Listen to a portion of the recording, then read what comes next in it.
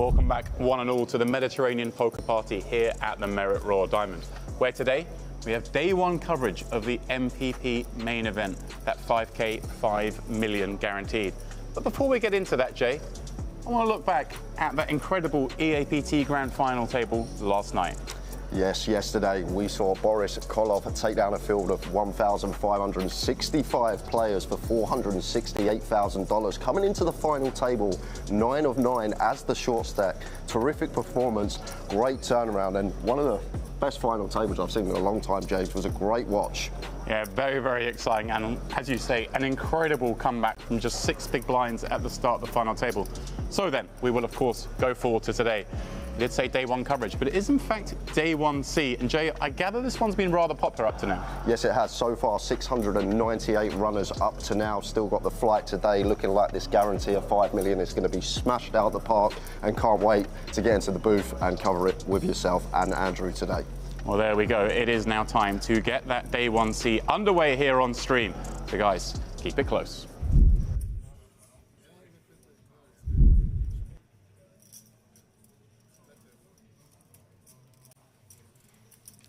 Here we are then, the Mediterranean Poker Party, in the event we've been looking forward to the most. It is, of course, the main event, that 5K, 5 mil guaranteed. Myself, James Dempsey, and the one and only Jay Harwood on the call for this. Jay, some deep stack poker ahead. Yeah, it's going to be nice. Not often you get to watch poker like 100 BBs deep, usually jumping into FTs day 2. So going to be nice to see and how these players navigate. We got a headliner of Mustafa Kanitz. It's going to be great to be able to watch him play at this stage of the tournament, see how he accumulates that stack, and going to be a fun watch. Certainly is. That is the plan of play today. As you see, we skip out the main event tomorrow. Going to pick up action at 10K high roller day 1, and then of course the final of that very same event the following day, and then we will return to the MPP, as you mentioned, as we often do, the final table. So this will be a little bit different to what we expect to see next time we pick up this event. But yeah, this is going to be fun, and a great name in Mustafa Kanitz. Obviously a guy synonymous perhaps more with the biggest buy-ins, the high rollers, and maybe someone who's not playing as much poker as he once did, but still going to be a fun watch here, coming in with 58 blinds. Yeah, exactly that. Not just for us, but for the viewers as well, because you're used to seeing him on final tables with stacks, but actually seeing how he gets to that point and how he navigates through all these players. Here we go. Look at this. Obviously, we're pretty deep. 300K being 60 blinds as we play the 5K big blind. But look at this. Simon Bujok with double starting, over double starting here with his 635K leading the way. Darko Persic with, what, 85 blinds in second. But really only Robert Schippauer with the short stack. Everyone else can kind of play freely. And, you know, there's no ICM consideration. We're in a re-entry period, not suggesting everyone's going to go blasting it in, but hands are going to play for their value, right? Yeah, I expect that, and just expect to see more multi-way pots at this stage of the tournament as well. Usually deeper, we're going heads up, and interested to see how it plays out over the next couple of hours. But you can say like here, the important is just you put your card. Mr. a veteran of the feature table, explaining the mechanics of it. Sometimes I know what is the board, sometimes I don't. And Mariam Mitra, the man on his right. But the man on his left, Henok Mariam, the man that we saw ever so briefly in the first event we covered here, the 1K Mystery Bounty, where he just, the best way to say it, Jay, would be, went for it. Went for it. A man with a lot of heart. I like that. Here he is then. Star attraction, perhaps. Musta, 2 frees from +1, letting us down on the action front. Exactly that, but he must have known, because right behind him, Mariam's got the 4s and leaves room for him to open. Open he will.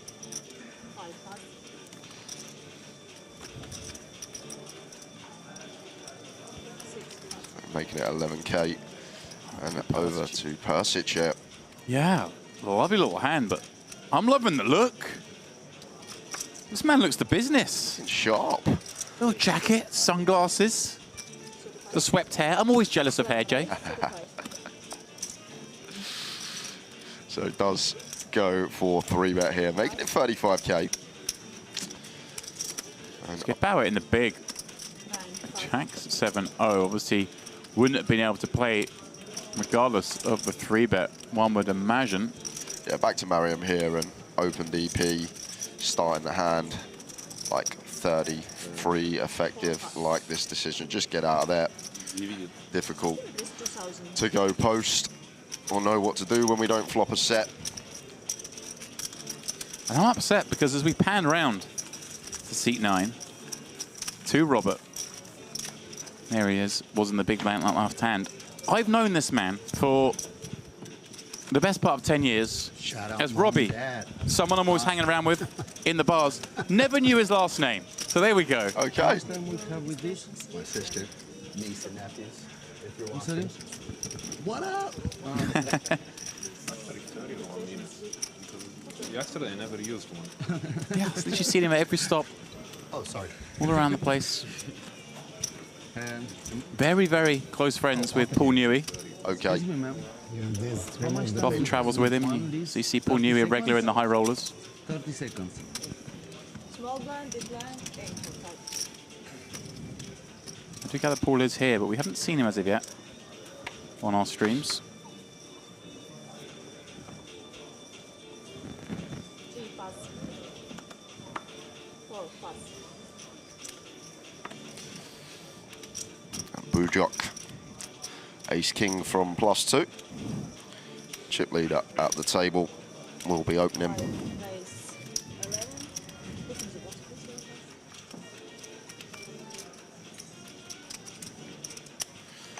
Can't see Faki doing anything here. 7 pass.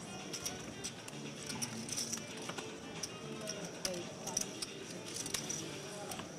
Looks like action going to be on the big, unless... Robbie's just giving him a little bit of TV time. Let the man have his moment. There we go then, as you mentioned. He's round to Mitran in the big with the horrible-looking deuce-4 offsuit. However... Yeah, we're at early stages of the tournament and probably one that still wants to get binned. But we're happy to defend like any suited 2. 4-3's probably in there. So fairly close, so he's going to have a look at the flop. So attractive, the price being laid, of course, from the big blind end, relatively deep. And I always caveat this, of course, we are joining this action after the second break of the day. This is level 5. We're not privy to what's gone on at this table up to now. We see Bujok with a pretty healthy stack. Maybe he's been in there splashing around. Maybe Mitran thinks, hey, I can get this guy. 7.5. Yeah, just going to go for caught up on the Jack 7-3 rainbow. Yeah, I was going to say, the graphics were suggesting a 75k bet, Jay, and I was going to question your mental arithmetic. But I know better than to do that. Yeah, nice little size, fairly dry texture. Gets it done. Mitran can't do anything with the 4 height. So, as we mentioned in that little intro, just shy of 700 entries on day 1A and day 1B combined. Small blind, 2.5. We are, according to our screen we have here in the booth, up to just shy of 290 today. So we're very close to hitting that guarantee with still entry available in this flight. And then, of course, a turbo flight this evening. So overlay vultures, you can fly off. Yeah, not happening. This one's hitting the guarantee. And that's great for everyone involved. People sometimes short-sighted wishing for overlays, but if you want the operators to keep putting on punchy guarantees, they need to hit. Of course they do. When they hit, you know what happens next time? They give you a bigger guarantee. And bit of action here. Got Mariam with the King Jack suited. And for key with the 9s. Not going to be folding. Probably versus gun, just going to play flat here. 6 fold. That's exactly what he lands on. It's just one, James, that's probably in there at the bottom if we 3-bet call against this stack size against Mariam, but we don't really love it, so... Feels a bit grim, doesn't yeah, it? it does. I think this is the best avenue to take. 9 plus.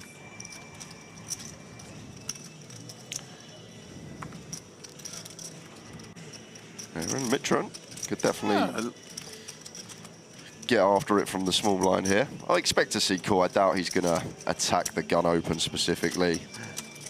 A little scary, as you mentioned, of course, because Faki can have these super strong hands here in the 2-9s, a cool +2 against that undergun open. So he does cool. Of course, This is one of the caveat merits. is it does allow Musta to come in at a high frequency. Now, A6 suited, not the worst hand to take four-way because, hey, we can make the nuts. Exactly. However, of course, anytime you invite a player of the caliber of Musta Kani in the pot, can be problematic. Let's see, as an ace in the window reveals what is the best hand for Mitran. Yeah, but should just be checking to the in-position player and open up as Mariam, and do have the ace high board as Mariam here, James, but difficult to continue into field once we go four-way. Like, likely there is an ace-x holding out there, which we're not going to fold out, but looks like still is going to go for the range bet four-way. 3 to a royal. Looking to perhaps barrel off down the streets. Should he pick up a spade? Interesting, no player in the spot actually has a diamond. Despite the 2 on the flop. I mean, obviously this bet should force 2 9s to have to relinquish. There's some benefit. We certainly can get bluffs through here. Yeah. We are in Mariam's spot. Does look strong. Just think when we go four-way, it's difficult to get this one through. Like, we tend to just tone that c-bet frequency down. But looks like he's going to come along here for Key with the 9s. Wow. Now, this is actually really weird for Mitran. Getting a really nice price, over 5 to 1 on a call. Going to have to stick around, but not loving it here. This is a spot where A6 is better than a hand like Ace-9, just because of that backdoor playability. Yeah, we've obviously got the backdoor straight draw, but once Mariam does continue, like, he's basically trying to say that he's got all the stronger ace-x as the open-up. Don't expect him to continue hands like 10 through kings. And speaking of backdoor equity, here we go. Mitran turning the open-ender on a card that should concern every hand in this pot. Exactly right, James. And difficult for any of these hands to do any betting on this street once the flush draw does complete. Yeah, Mariam concerned that either of these 2 players could have called diamonds. In fact, they're all concerned that any one of them could have diamonds. Everyone possible to have a flush here, the way this one's played out. Well, for Key's not insta-checked. And one thing I have learned the last couple of days, we are at Merit, James, and yeah, you see some stuff that... This is fun, but I kind of like it in the sense that, right, okay, ideally we want to have 9s with a diamond or something, but if we've somehow got here on the turn with these 2 9s, then this is kind of a good hand to bluff with in the sense that I guess in like... we're never going to win if we check, and... In the theory side, yeah, it's probably one of the worst hands we are going to get to the turn with no draw. Like, if we had 8s, I'd just assume we check. Now, I mean, what do you do? Shot. You've seen this action. Probably just fold, James. Mariam, yeah, Mariam's c-bet 4-way. You can still... He decided to call. That shows quite a lot of strength. Then gets overcall from Mitran. Then when it checks him, he still wishes to bet. Still has this 4s and 5s for sets for value, has the turn flushes. A lot out there as well when the ace of diamonds isn't on board. Right. We have all these ace-x of diamonds, so I think we have to let this one go as Mitran does exactly that. Mariam will do the same, and credit to Faki. Yeah, found the creative route. Picks up a pot. Nice, all right. It begins.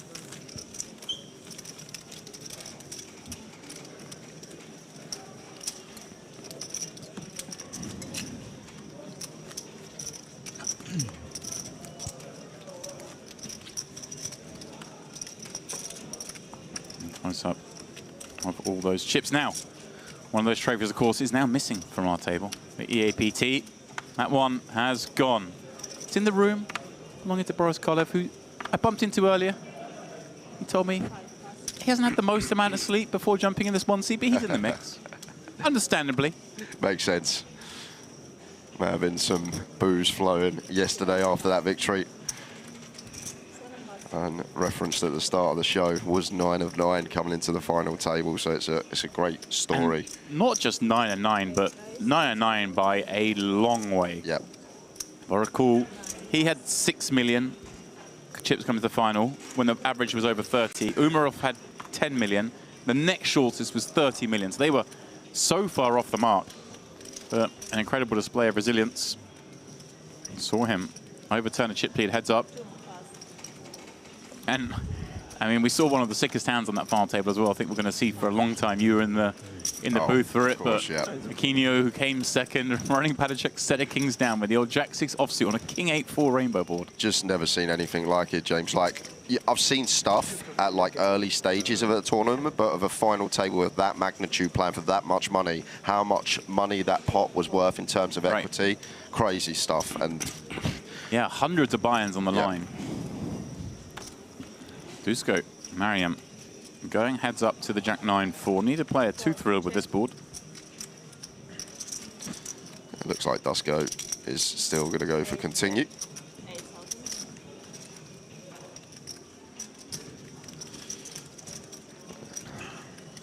Continuing for 8K.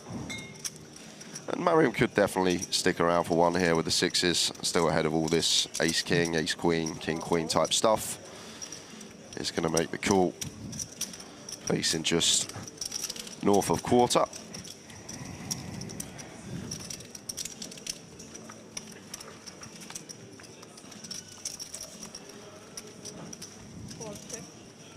King on the turn.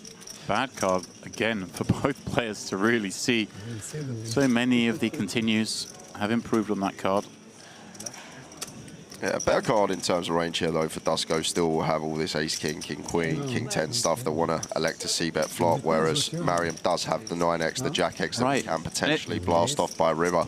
And is this, we're really going after, especially with that size, I guess the 9x, yeah. some of the weak jack X here. Exactly on that, yeah. Of course but with diamond. No spade in hand either, so potential to triple on non-spade rivers. The turn there are 3 diamonds and an ace, so it's a But when we had some ace-10 with 10 of diamonds, I don't think so that he fold. Maybe. Actually, 7 was wood, but not diamond. Okay. 7 of something. Really? Yeah, it was good. Also.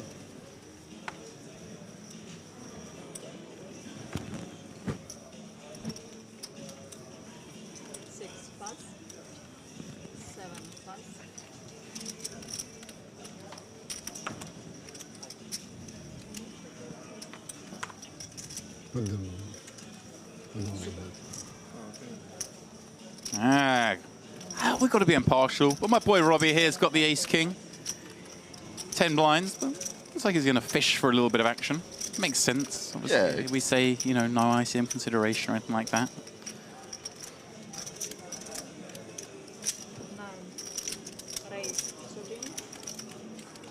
13K the bet. Trying to get some action, some sort of induce, like an ace-10 in the big blind to set us in. Mitran had his interest peaked with that ace-7, but thinks better of it.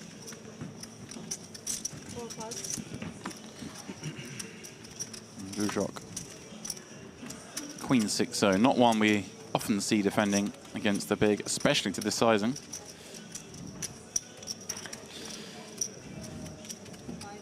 Does just choose to let it go. Not much to do there for Bujok. 300K starting stack in this MPP main event. We are now bringing you coverage from level 5. Players, I believe, Jay, are going to play 12 levels today on day 1. So we have hours upon hours of coverage for you guys as we play pretty deep stack poker, at least to start with. Late registration available for 10 levels. Gonna be a fun one.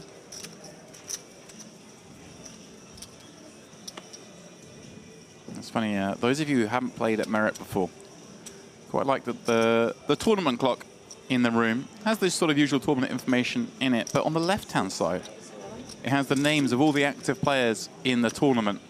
I'm just kind of like half gazing at that from time to time, Jay, and just getting a little glimpse of the sort of names that we see in the mix. I see Neil Farrell on that page. There we go, Ferrado in the mix. And just going to jump into this hand, Persic opening the 7s from under the gun, and over to Mitran here with the King Queen, and all options available really. This is the combo that everyone knows about these days, to go for a 3-bet bluff. We can call. We think our opponent opening from guns very tight, can opt for fold. Do we kind of lean more towards call if we're playing, when we're playing this kind of stage of the tournament where the under the gun open can be that little bit wider, so maybe we keep some of those dominated hands in? Yeah, I guess I like what you're saying actually. Like maybe King 10 off and King Jack off would open at this stage, but wouldn't open in 6-7 hours time. So maybe more merit to flatten. Like, because it does well 3-betting against the under the gun opens, because we do fold out the ace highs, like the ace jack, the ace 10, the suited ace X. But against an LP, when we're like on the button, it's good to flat, because as you mentioned, we keep a lot of these dominated holders in, the suited kings, the queen jack, the queen 10. Well, Bucky with Jack 6 suited in the big. He likes the price. Doesn't so much like the 9-3-4. Persic in the best of it, but perhaps recognizing there's not really supposed to be his board. I think these days as well, James, everyone's just aware you do a lot of check into the in-position player, and I think people have just caught on to that and recognising why you actually want to be checking it over. And Mitran actually with a nice one here to do some betting with, can fold out some ace highs, could already be thinking about a barrel down the line. 2 clean over cards, backdoor hearts and straight possibilities.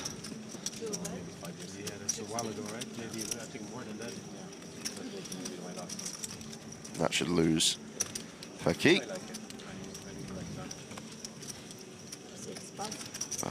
Expect Persic to be sticking along for another streak. Right, one of these, we're not necessarily like sort of trapping with the 2-7s, but we have somehow sort of undersold, I guess, the strength of the hand somewhat. It forces us to call at least one street, but let's see what Mitran does. If a heart were to roll off specifically, there we go, the jack or 10 of hearts. Gives him a gut shot draw to go with those 2 overs, and he's now flush draw. Is this the man that you mentioned was barreling in the 1K? Was it this man? It wasn't this man, okay. That was Mariam in seat 3. Okay. It's too damn cold in November. Yeah, it seems like too good a card here as Mitran not to continue getting after it.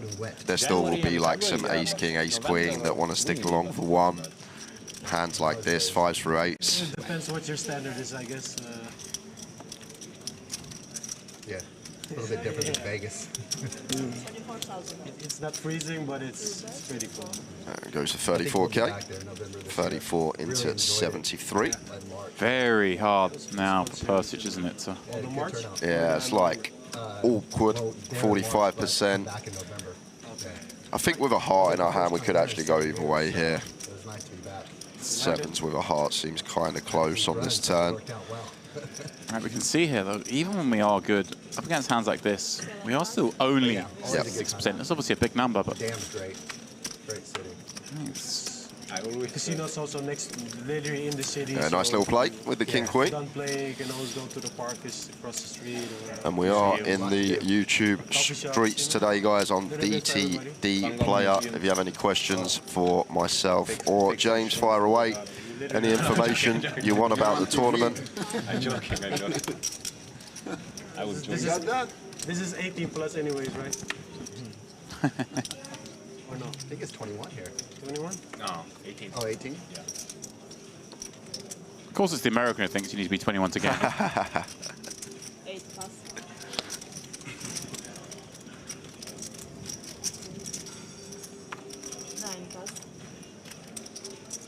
The only problem with Amsterdam is too many Italians and Moroccans. Joking. There's not too many Italians, a lot of A lot Moroccans. of Moroccans, yeah. Like, I would say, like, I didn't take many cabs, but probably 60% of the cabs I took were Moroccan from Tangier, not even Moroccans, Turkish, 2, Serbian. raise 11. Mitran going after it once more, ace 5-0. the Dutch you found. Brave man the with whole Mustafa Kanit on direct left. Yeah, but Musta's talking about Amsterdam. Yeah, that is true.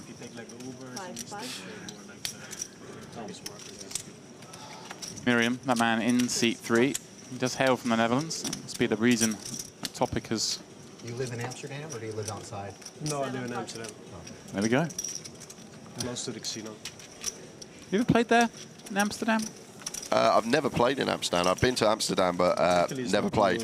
I was actually too young to play when I went to Amsterdam. I was on a football tour, so... oh, wow, there we go. So... I live in London. Okay. But would love to go and play poker out there. Yeah, it's weird. I've never been, but it's somewhere that Now I'm for a long time. Certainly in like the 2000s was one of the biggest spots for poker in Europe. Still is, but just a lot of places such as Merit have far exceeded it now. Back then it was one of the hotbeds. If you can afford London. The Master Classics in November was always the big festival there. Not too bad. Not much different weather than Amsterdam. Very similar. All right, Robbie, Ace Queen from Gun. I'm learning, Jay. That's the one. Down with it.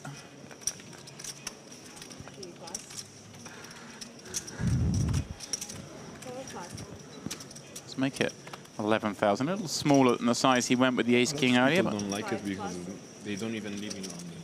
Like London is so big and like 1 hour. It's super huge, yeah. I remember when I was there, it's... And ace 4 off for Dusko here. But then from the airport, It can be in a dominated spot. As James mentioned earlier, at this stage, people still just tend to defend all aces, certainly wide up at this stage of the tournament. 25. you wouldn't know with the stairs that it's it's the early stages. Been put through it a little bit here. They give you security if you do them. Dusko doesn't play cool. It's clear. Oh, with the... Yeah. 10 deuce deuce. The only place that you file it. A board that, obviously, we always say that the pair between the big blind has more of the small cards, but hard to have too much deuce X against the under the gun open, right? There's actually like a lot of intricacies with this board, because if we change this board to 10-10 deuce, we're actually meant to slow down the c-bet frequency, because the big blind starts to peel like 10-7 off, 10-8 off, 10-9 off, whereas on the 10 deuce deuce we get a lot more c-bets because they fold all the like offsuit deuce X up to like ace deuce off is the only one they usually peel. Right. So it's something I see a lot of people just instantly continuing on like 10-10 brick, 9-9 brick, when we are actually meant to slow that c-bet frequency down for that reason versus big blind specifically. But on the deuce deuce, the 3-3, the 4-4, we get a lot more continues. Worldwide. I take it. Makes a lot of sense. Worldwide. Yeah, unless if a country has some special law that Go small, specific country taxes, takes it down. it's not the case yet. Maybe Spain wants to. Everywhere in Europe is also tax-free, just everywhere. That is Robbie Schiffbauer in seat 9. Am I pronouncing that correct, James? Schiffbauer, could be Skiffbauer, I'm not sure. I just know Robbie. I don't know him well enough to call him Robbie. This is the thing. Trust me, when you meet him, you'll be fast friends. One of the most personal people you'll meet. Very complicated. How does it work if you're Chip leader at the table, clear open for Bujok from the hijack. Like, or you have like study really good schools. Like for example, in Italy, only 2 qualify. to qualify out of how many people? No, only 2 schools. You get the degree that for UK is fine. Here we go. Like Yeah, nice little spot to jam for 14. Lovely timing. Or they set the bar very high. Work visa, almost impossible. To study is much easier, I would say. If you student visa, maybe easy. Very complicated. Robbie Having struggled to coming out with a non-all-in sizing. workforce in the UK was mainly South Europeans. That is effectively the jam. Yeah, nice. You know, the immigrants that work in the UK were Italian, Portuguese, Spanish. Like this was, you go coffee shop, you Spanish guy, coffee or Italian, whatever. Now since Brexit, What did you get up to today, James, with your few hours before we started? Anything nice? Yeah, left you at lunch and then I text you. moseyed on down to the beach, to the pier. Had a little swim. Lovely out there. Actually, at sort of lunch, I was positing that I might not do so because it had clouded over a little bit. By the time I got down there, the sun was out. Went for a little swim. Nice. He misses his watch. Look, With some of the boys who've bagged next chips time is your fault, okay? for day 2. They're nice ones. That's a nice Previous 2 feeling. days flight, they're loving life, days off. I just tell you.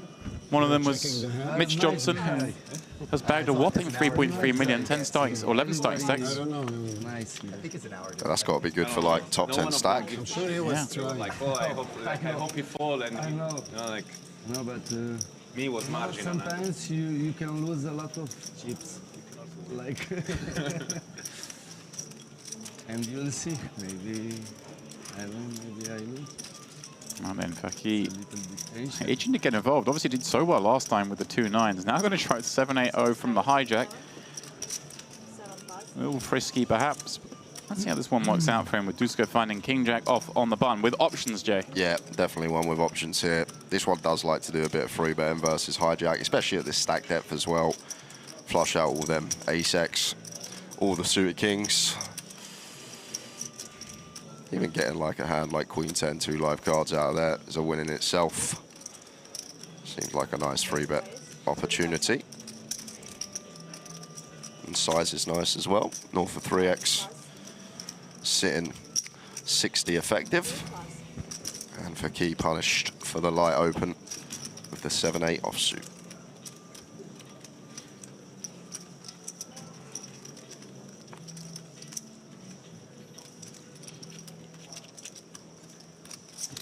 Yeah. Perhaps maybe just trying to save a little bit of face here. Of course, when I won out of 8.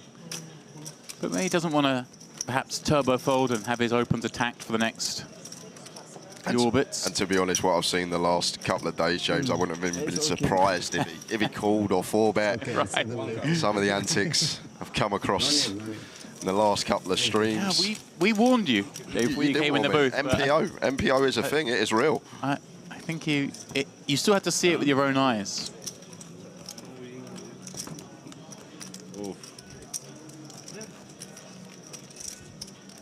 Small blind, big blind.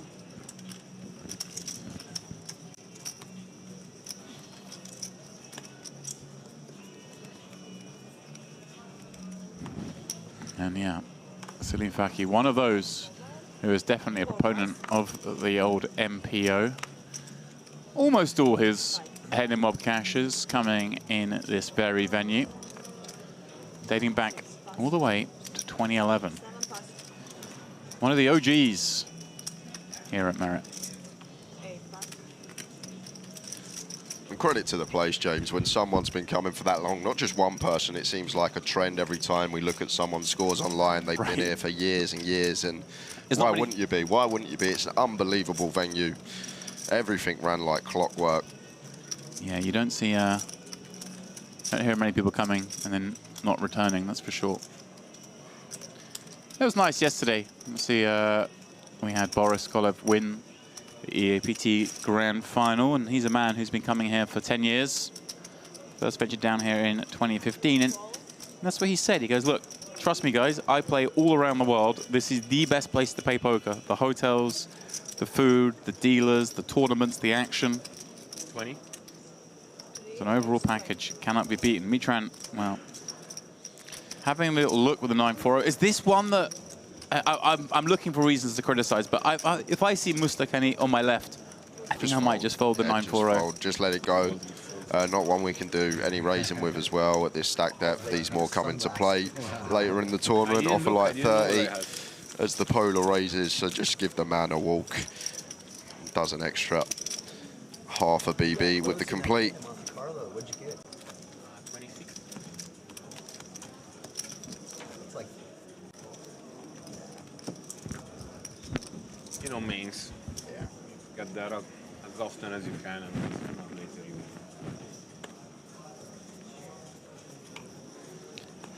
Musta discussing there, of course, the very recent EPT Monte Carlo.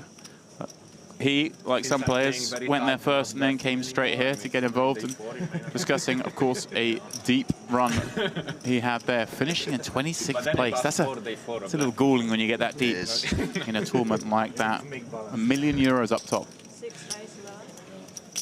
7 pass. They're playing also similar style. 8. Fakir in again. This time Jack-8 suited from +1.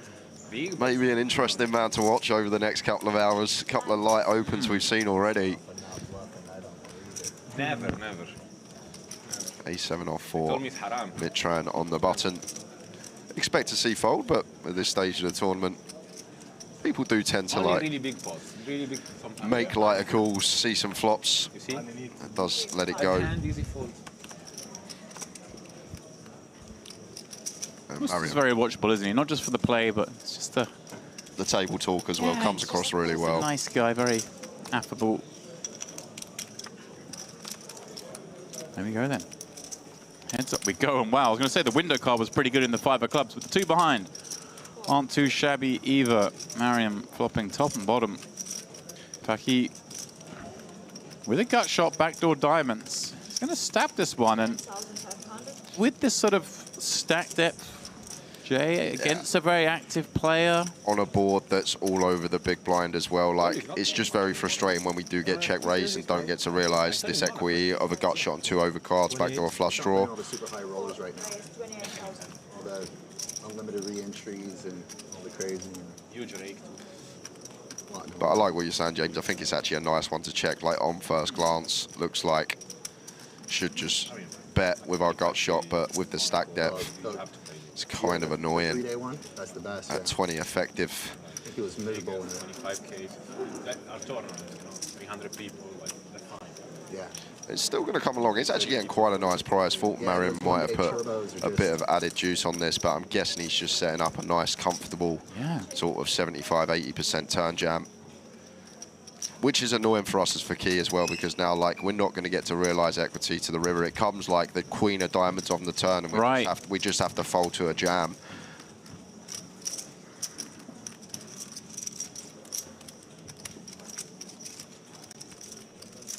Well, that's an ugly card if you're Mariam. Perhaps the ugliest in the deck. Counterfeiting his 2 pair. Obviously, praying he's up against overpairs on the flop. Now drawing very, very thin against those hands. Yeah, it's a really annoying one to see, James, because I'm going to expect Fakir to be weighted towards these overpairs, because you don't expect the ace highs to, like, get sticky facing the raise. Right. You really need it to... Oh. You really need it to be kind of somehow a hand like one of the A7 suited with a backdoor, exactly I guess, is... So we can see here the Jack-8 with a backdoor, but perhaps not expecting that to be in the open range. This happens to me all the time, Jay, when I got 2 pairs. Oh, does it? Yeah, every time.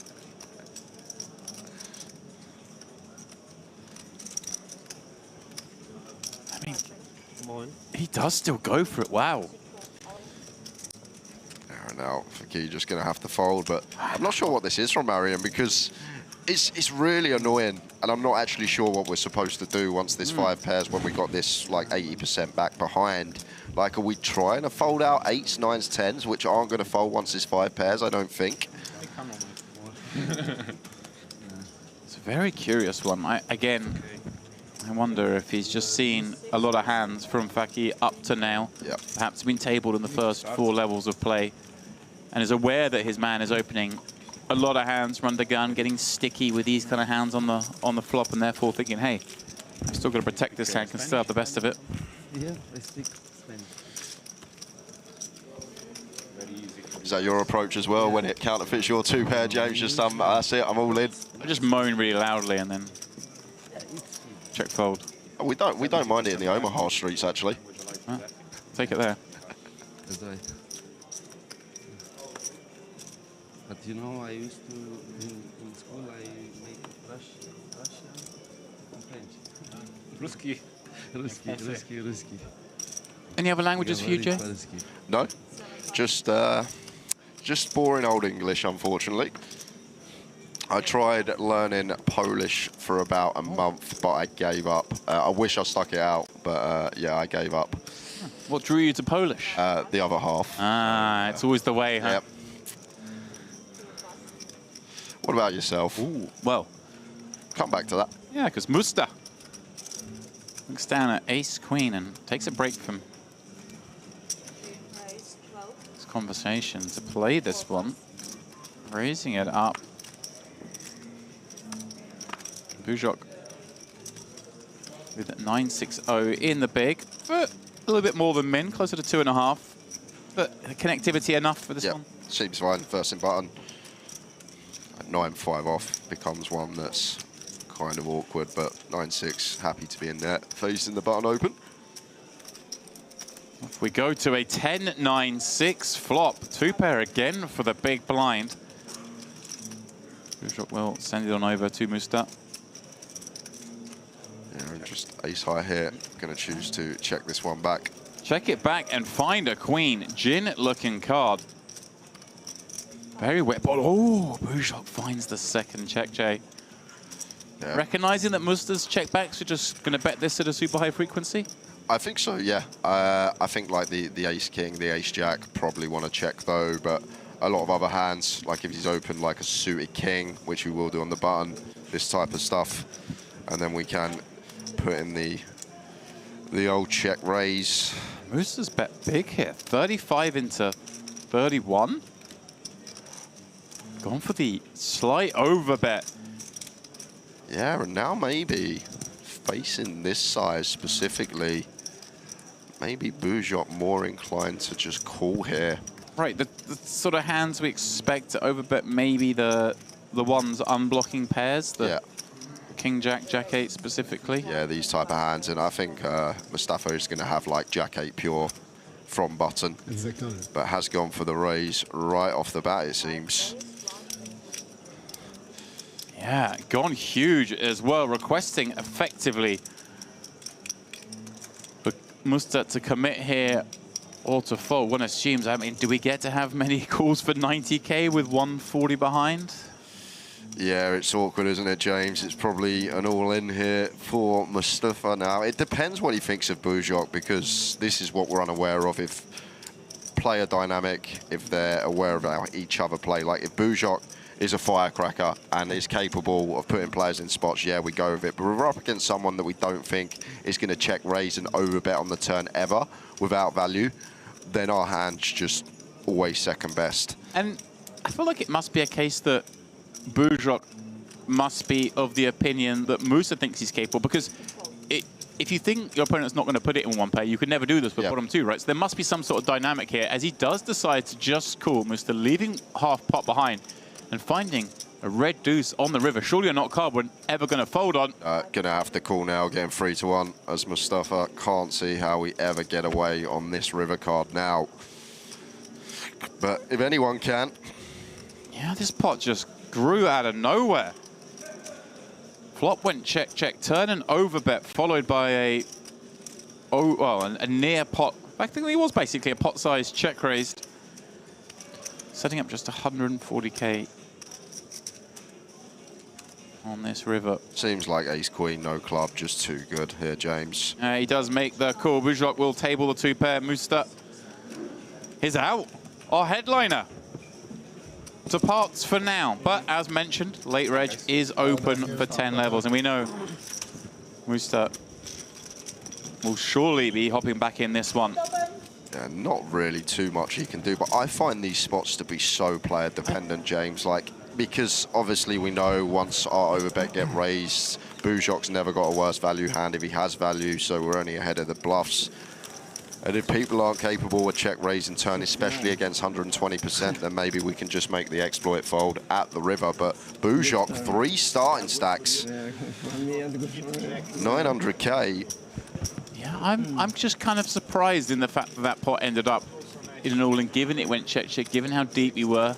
Yeah. Obviously, Musta finding that overbet, but then coming unstuck. Yeah. Check raise. That's what's on the line.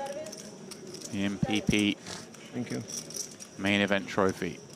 A pile of kryptonite.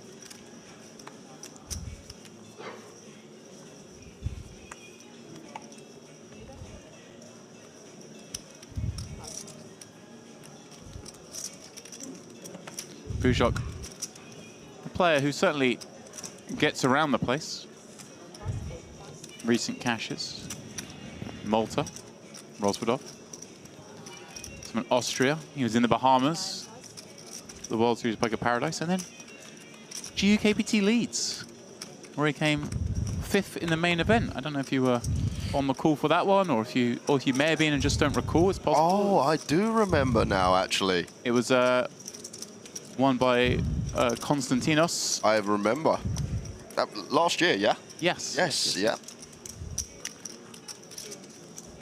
Yep. Bujok getting 5th place in that one for 14K.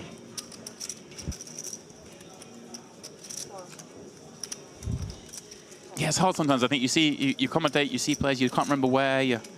Suddenly, these things come back to you at times. Mitran, ace-3 of spades from the cutoff. He's open. Mariam, they're starting to flat on the button with that king-jack. Kind of the spot we talked about earlier, where maybe you want to keep in some of the dominated hands, understandably. But it does open up, perhaps, squeeze opportunities and perhaps leveling walls that come with them, when Bujok is invariably going to go after them both here with his 2 queens. And I'm not crying out for action, but Mitran, ace-3 suited, it's one of those hands, right?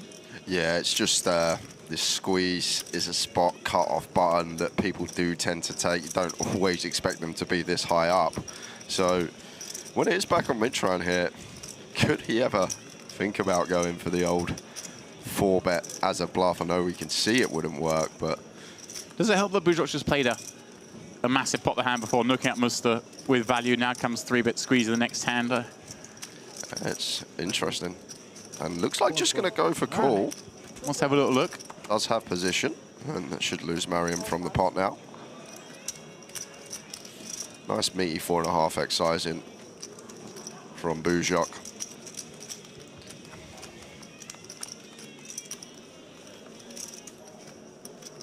King Jack 9. Couple of clubs.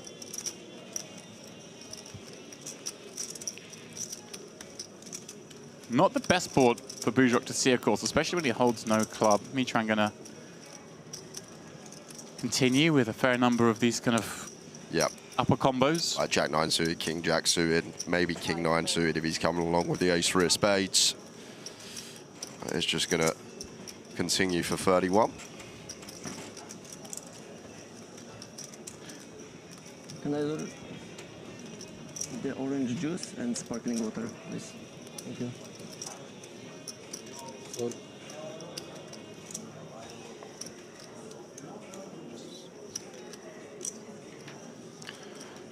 Yeah, surely not. Does let the ace high go, can't really do anything, and Bujok.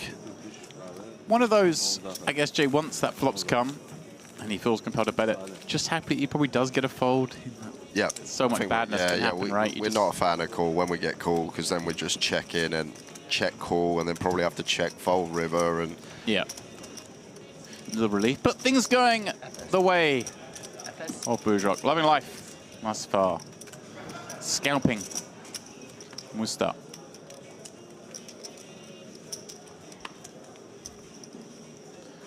Welcome along, everyone who is just joining us, wherever you are on the globe.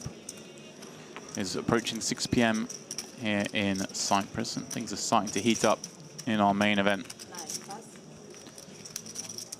If you do want to interact with myself and Jay, and of course Andrew, when he steps into the booth a little later this evening, then you need to head on over to the DTD Player YouTube channel. Shout out to those of you streaming us on other channels.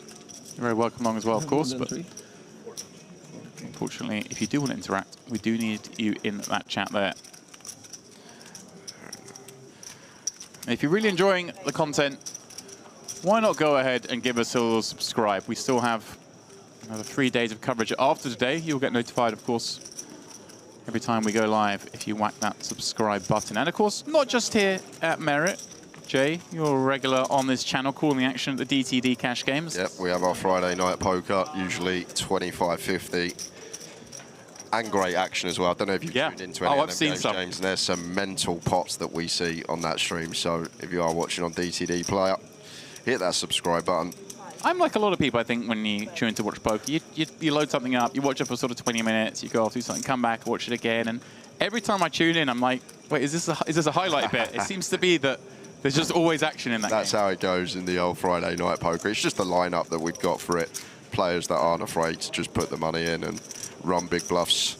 Back to this hand, because we've got Persic here with the deuces. And gonna call with heart in hand.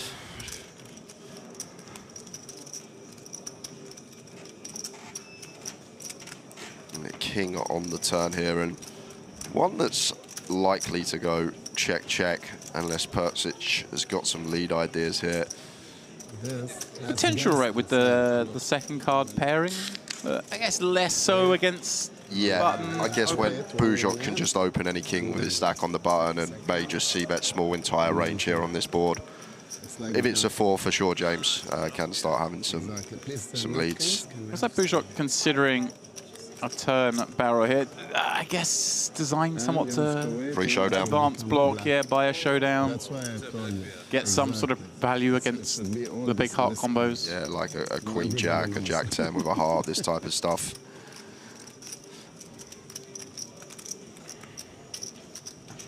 Persic.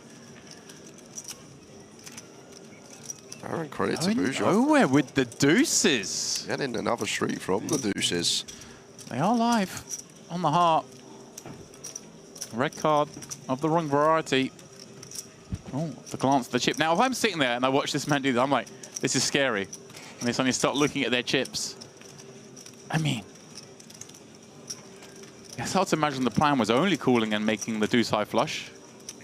Must be some. I'm guessing he thinks he's good enough for the time as well here. Right. I don't think Bujok's going to get to value bet. This one seems too thin.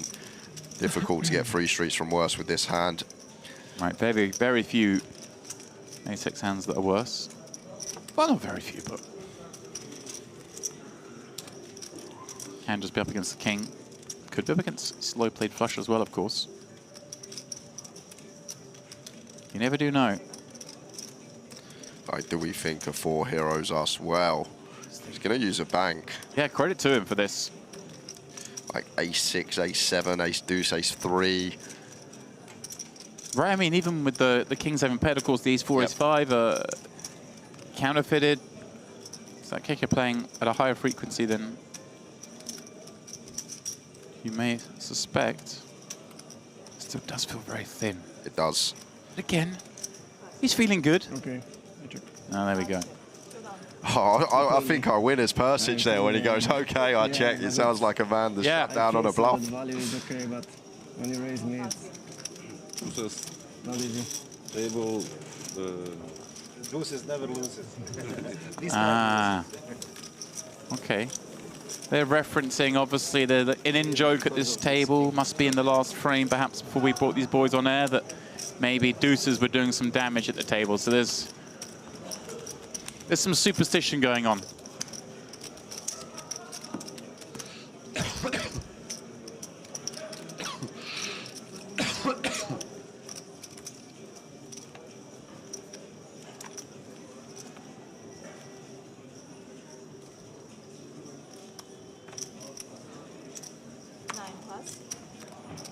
MPP main event, 5K, 5 mil guarantee. Do not worry about that guarantee. It is going to be hit.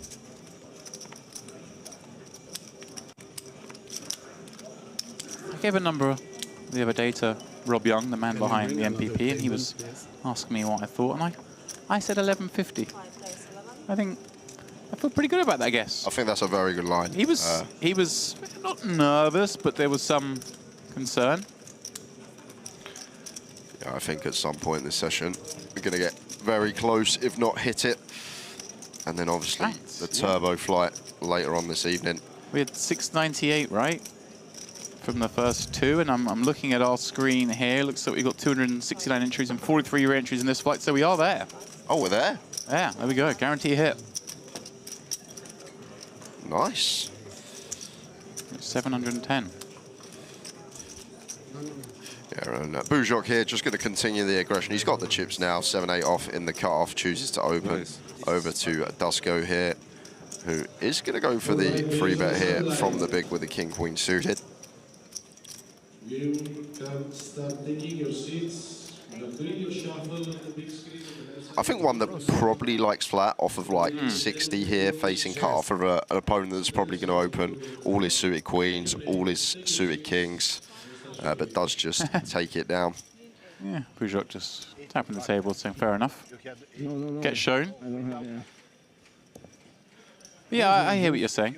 Yeah. Like He's thinking, hey, this guy's winning every pot post flop. I'm not going to let him get that far. Can you change it? Oh, okay. off of like 70 bigs, like from the big, we have a lot more condensed range of like 3-bet bluffs. It's like more around like the 7-8 suited, the 9-7 suited, the Jack-9 suited, 9-10 suited. This type of stuff becomes a lot more condensed with our bluffs from the big blind. Okay. A dealer push means, of course, blinds are going up. 3K, 6K. Then I have chance. Yeah, to change. We also have a table here. It's better for you, the other table. Thank you. Here we go. Quick look at the And counts sparkling- as we move those blinds up. Is, of course, Simon Bujok with that monstrous million chips, courtesy mostly of sending Mustafa Kanit to the rail, playing his hand very deliciously, getting Musa to stack off with one pair when he had bottom two in a pot that didn't look like it was brewing to be a big one. Yeah, it's just that queen on the turn, and as mentioned in the pot, is Mustafa Kanit thinks that Bujak's capable. Don't think we could have been folding that combo. And to be fair, James, I think it's a bit of a respectful call. Like, really is. You're good enough to bluff here, so right. I'm going to call. I think you will find the correct bluffs. Certainly is. I mean, very respectful. I promise you, Musta's going to fold that to large parts of this field.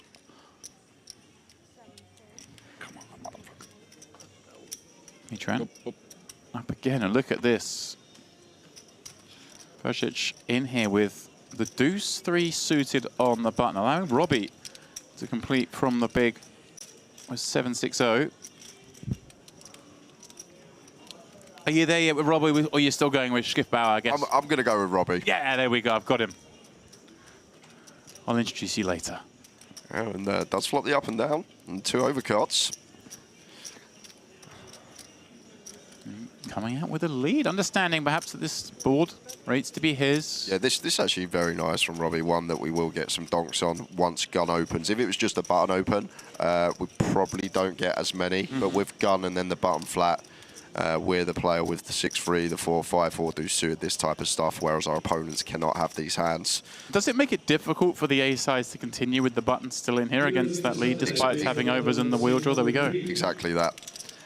And ironically, obviously, Persic in here with a hand that can continue in a pair of deuces and the open-ender, even backdoor hearts. The 2 powerhouse hands Yeah.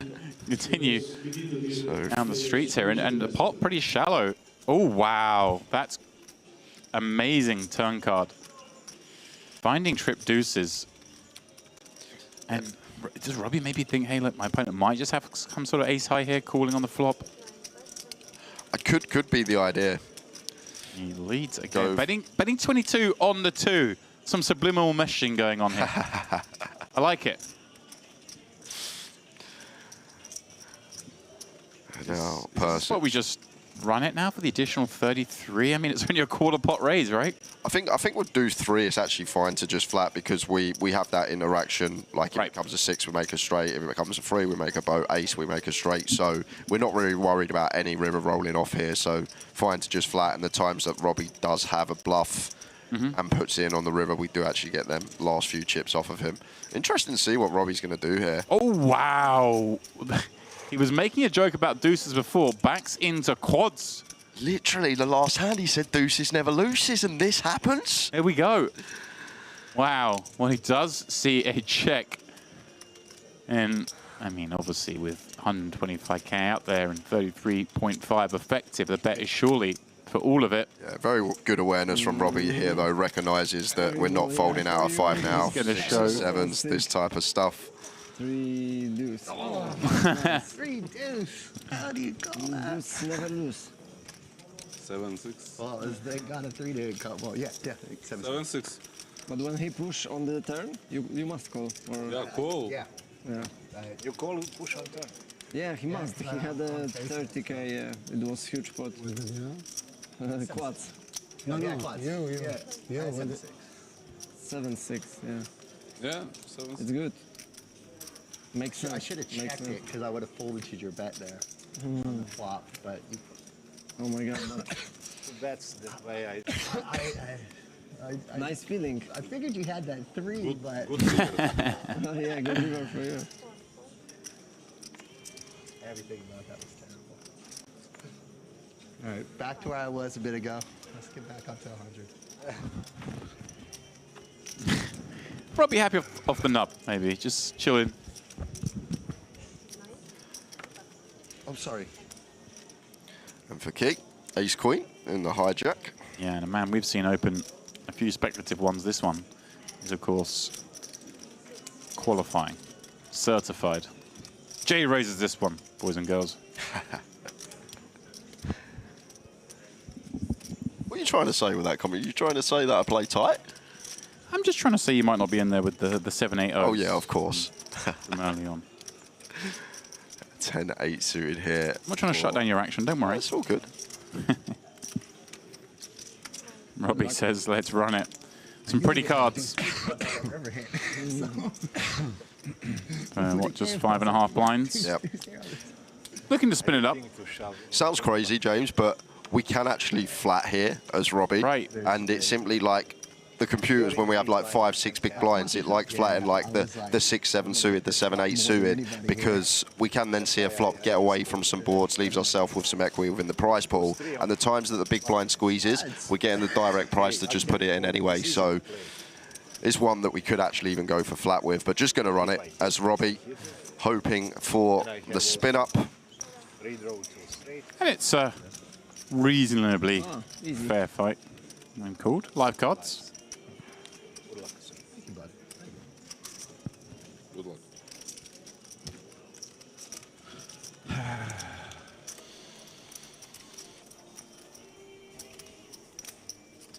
Jack 8. There it is on the flop. Not bad for start. Schifbauer taking the lead.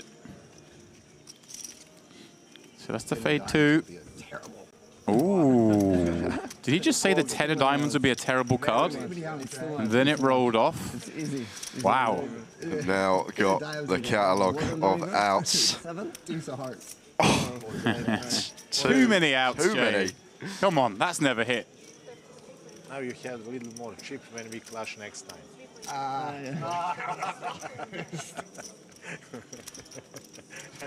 It's all good.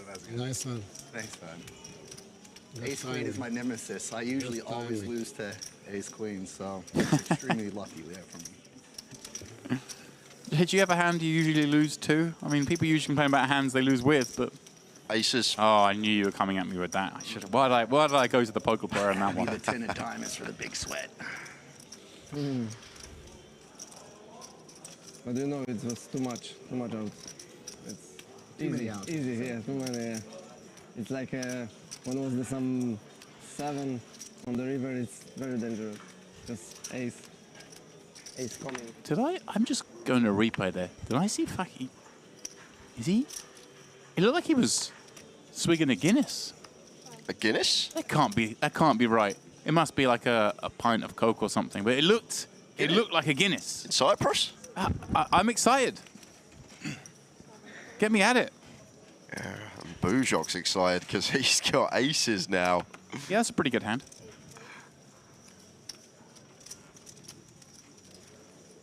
Slight simulation confirmed this table.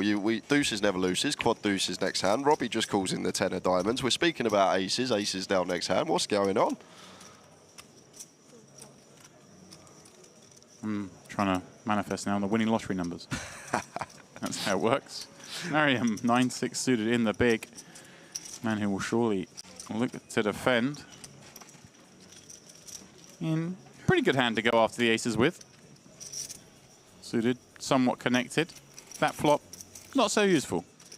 Yeah, nothing going on. So probably just going to be check, bet, fold. With Mariam with 21 bigs here, probably be looking to go small here. Such a strong hand as Bujok. Get this over 3 streets rather than 2. Yeah, 11's nice. 30% up, does the job.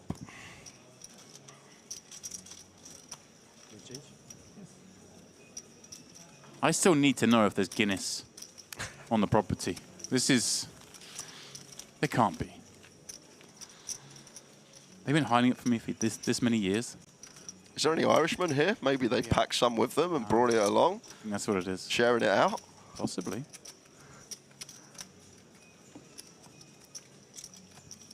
You had 7-6 there. I'm sorry? You had As the names rip through on the tournament clock I mentioned earlier. I see two of them on this little portion of the board. Boris Golov, Christopher Purtz, first and third last night in that EAPT Grand Final. They're back in the action today. You take the... Yes, but you had then just 2 overs. It's definitely a poker party here, Straight draw. with the I can bluff you with emphasis on the word poker.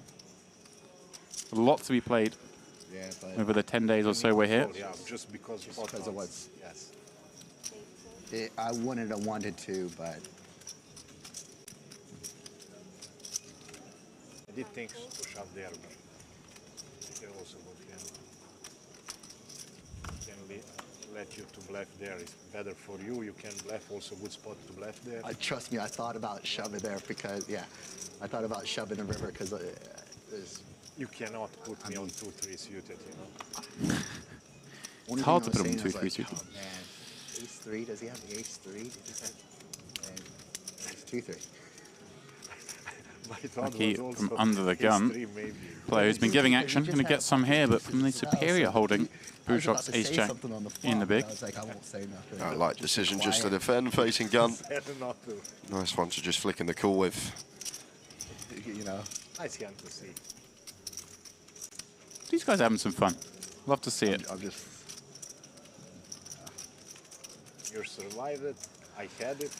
Aaron, and Buzok potentially thinking about a donk here. Is a board that we will have some donks on facing gun, but I'm not sure about the hand selection here.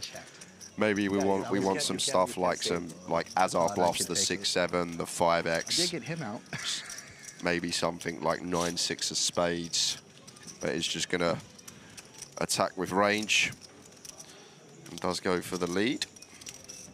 Well, you suggested he may, and I'm starting to believe that you and Buzok are one and the same, because you've called every one of his actions thus far.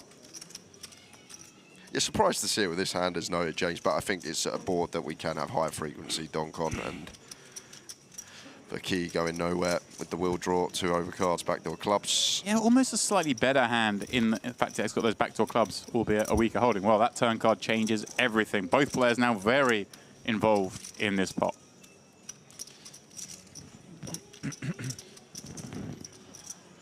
And now we have the betting leaders, Buzok. I guess we just get to go bet now. Right, really hope you're up against the sort of the 7s, 8s, 9s, 10s type holdings. Goes for 41. Into 68, just shy of 60%. And SJ Faki with no decision with that many chips behind. Having turned nut clubs, or is he perhaps ever considering moving this upstairs?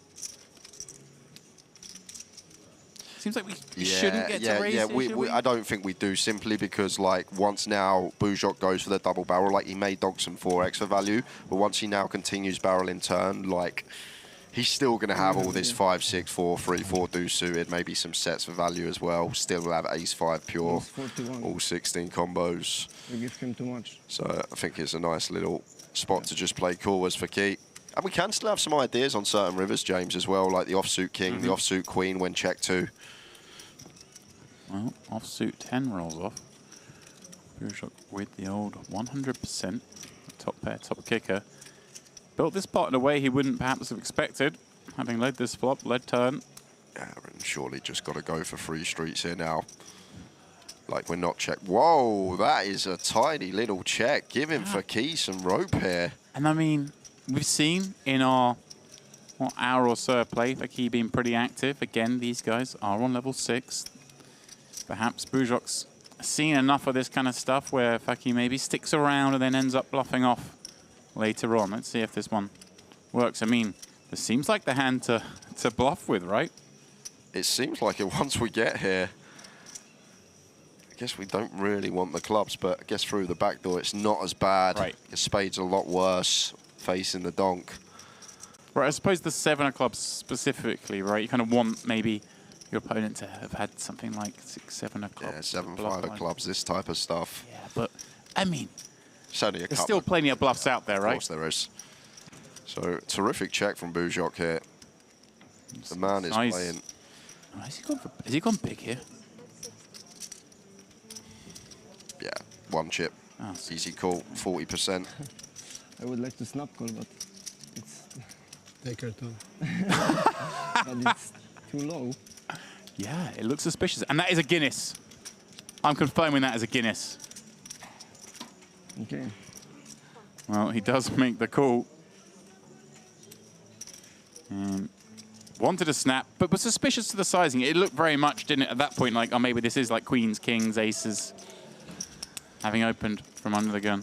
Yeah, man playing great. What a check on the river there, James. It does now make sense once you actually delve back and think about it, unblocking the clubs and the spades and maybe trying to give our opponent, who can have this ace-x of spades, ace-x of clubs, a chance to bluff. 125. Bujok on form. 60, I think so. Maybe sometimes you have a king. I was thinking about But I had that too strong. I tricked Fold. Yeah. Almost. you. I did like that. I want a snap call. Good dealer. Take your time. Maria. This guy's a cool customer. No, Maria. Maria. Seems like I got a really nice bunch. Yeah.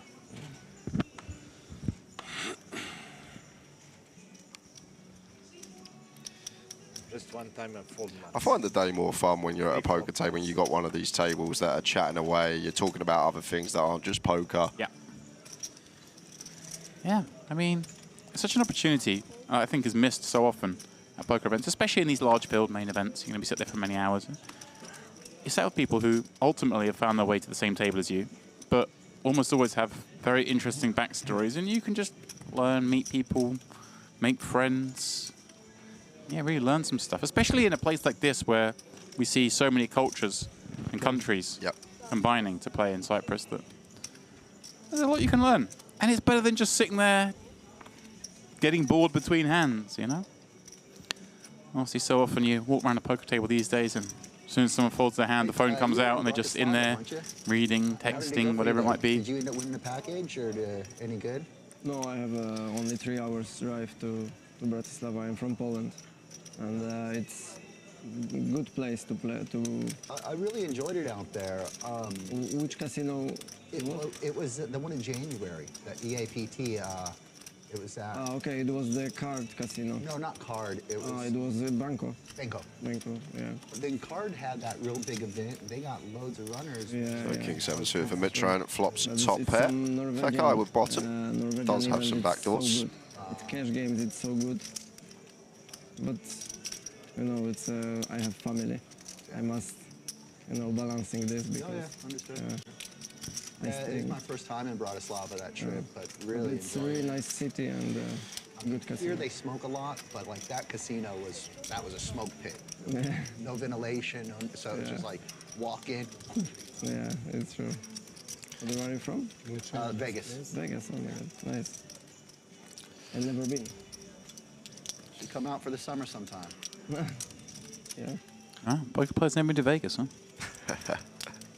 Or is it the tax bad with Poland? Yeah. Yeah. Yeah. I have my own business and I have a huge tax. When I am played in London, I must pay for the tax. Yeah. That's. Being U.S., I'm taxed all over the world. It's terrible. Yeah, it's so stupid. Yeah, but what we must doing? We must choose some better place like Bratislava or Cyprus. Yeah. Very nice. Yeah, just letting the guys chat there. First time here, but. Letting you guys listen into the table talk. I hope so a lot of time because it's a great place. Yeah, We're coming here for a little while and everything is good. The casino takes fantastic care of you. Yeah. The poker takes fantastic care. Yeah, and the beach and the hotel, everything is good. Unmatched. Yeah, the service, the people, just it's tremendous. Service is amazing. King's Casino in Czechia is also good, but not like this. No, I've been to Rozvadov, and you know when they did the Prague and changed it. I mean, yeah, it's great. The service, they treat you fantastic, but King's Casino special. Yeah. In Rozvadov. Yeah. There should be an end of hand here. Anything else to do there?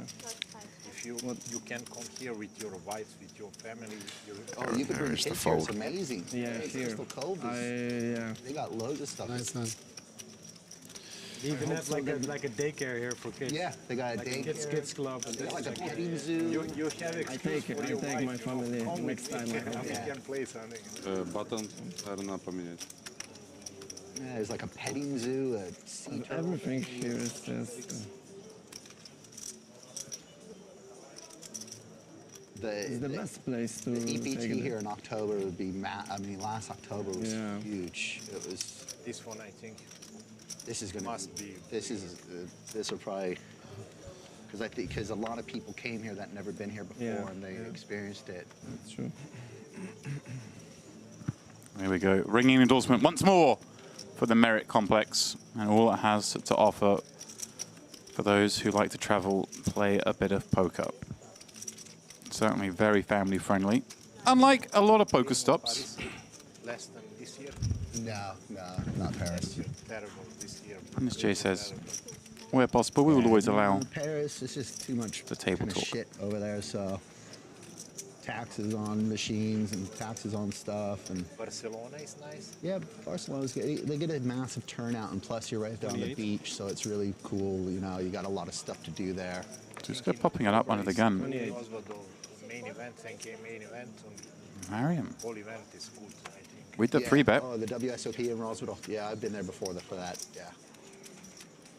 I have ticket. I'm playing there, but I feel every. I mean, that cold free bet But you are in with friends here? comes around to You Persich. are with friends Yeah. here? Yeah. Oh, Got okay. a buddy here, yeah. Yeah. Plus, I've been coming here so much. I know a lot of people in the casino now. And sometimes they're like, "Do you live here?" I'm like, "No." Those are getting a nice Do you price. fly here? Or only Well, you must fly to London? 96, 5 behind. I do London Larnaca, but this route I came from Larnaca. Yeah, very to, nice, James. Istanbul. So I did okay. Istanbul Just to Erchan. and then Over on 3.5 to 1. That is going to let it go. Yes. I was in Bahamas with my family, and it was so expensive, and nothing to nothing to a kids club or something like that. It was only the biggest sliders, and They, it was they so charge you. expensive. They charge you insane prices there in the Bahamas. You're Yeah. stuck there, so you got to pay it. Yeah. And the We service don't- is horrible. Yeah, so yeah, it's true. And the ice cream, I paid for the one cup, $11, something like that. It was so sick. I can confirm, Jay, that in Merit, the ice cream is free. And I've tested a lot of it. I've tested a bit as well. I've only been here 2 days, James, and I've had a bit already as well. But the lad's talking about how great this place is and just everywhere you go, talking about the service. Everyone gets looked after. The tournaments are run like clockwork. Great guarantees as well. If you've not been to Merit before, why wouldn't you get yourself out here? It's just like, as you mentioned before, you see people's tender mobs. Once they've been once, they come a bunch. Exactly that. You're going to be hard-pressed to find someone who came 3 years ago, had a couple of cashes and hasn't been back. Yeah. They don't exist. Yeah, I paid for the hamburger and the fries, like $387,000. Yeah, and Revolut agree about that, without PIN, without confirmation, 387K. It was like 1.5 million Polish zloty. Yeah. And it was so huge problem because, you know, they said me it was mistake. I said, okay, but give me my money. Yeah. And it's the first mistake why Revolut agree about this transaction. It was too huge. I would like to talk with them, but they said, no, your balance is like a minus, and you must have a pro business club, and now we can call you. And when you have a plus on your balance, we can call you. And I don't have it. And it was so huge problem. Yeah. It's a nightmare. They gave me money back, but without the conversation, it was like a $6,000. Yeah. It was mistake, yeah. And some girls from GG helped me, and it was close to zero, but seriously, it was sick situation. Yeah. I was about to say. I said when was mom doing this, I don't know, maybe she die because it's very nervous situation. I was about to say it was a sick brag that he had $387,000 in his Revolut for it to go out, but clearly implying that he did go into debt. Where's he buying that burger from? That's what I want to know. Someone just tapped the wrong numbers on the pad, but... Silence, though, as he looks down at 2 I can tens. say that I don't like Bahamas. He calls... The islands are pretty, but... Yeah, but it was shit. so Overrated. It's overrated. Yeah. Extremely. Well, I have to say, they had the World Series of Poker Europe, I believe, at the Baja Mar Resort. Somewhere I was fortunate enough to go to a couple of times with the Party Poker Live Tour. And it is a beautiful place, a lovely resort, but I do understand that it is certainly on the pricey side, especially when you compare it to someone like Merit that is equally beautiful and everything is free. Yeah, somewhere I've never been, the Bahamas. Never really interested me, that stop, to be fair. No, it's beautiful. And at a beautiful time of the year. You know, they had the World Series of Poker Paradise there in December when, you know, most of North America is a little unpleasant. Europe, the same. And Bujok should just be getting this one through with the tens with his overpair. Continues. Sorry? You're playing exclusively tournaments or are you playing cash? I don't play cash games, yeah. I play in the casino. I don't like cash games that much. Just tournaments. Try to win something big. And go spin it in the casino. Maybe it's now it's... And there is You the don't fold. wanna help, but it can happen. It Chip can on the happen. chair, you have lots of more. It can happen. Lots more than chip and chair. This man has got a lot of chips Yeah. and a chair. Jay, you got your first taste of the feature table today. Oh, yeah, We don't want to spoil it. I don't want to spoil it. We don't want to spoil the result, but it was nice. You, myself, and Andrew played a form of poker. On the A fun form of poker as well. It was it got the brain racking. I'll tell you that. You did actually have to think quite a bit. You really did. It weren't like cruise control decisions. Yeah, we played some format of poker that you guys will get to see a clip of at some point during today's stream. We'll play during one of our breaks. One of our challenges. For those of you who haven't been familiar, we have the three of us have been competing in a string of challenges throughout our time here. And This buffet is nice touch. the big one is tomorrow. We're going to play a little sit and go, the three of us. You can Looking forward to that. Every time something, every pulse is... I like here. Yeah. I think Andrew mentioned about the a Jack 6 off bounty if you win. If you win with the old Jack suit offsuit after In honor of Aquino. Aquino's antics yesterday. The casino's so small, so he can't do anything in there, you know. But he tries. He has his little restaurant, but it's you're stuck there with the hotel food and that crap. Monte Carlo, almost the same situation and a lot more expensive.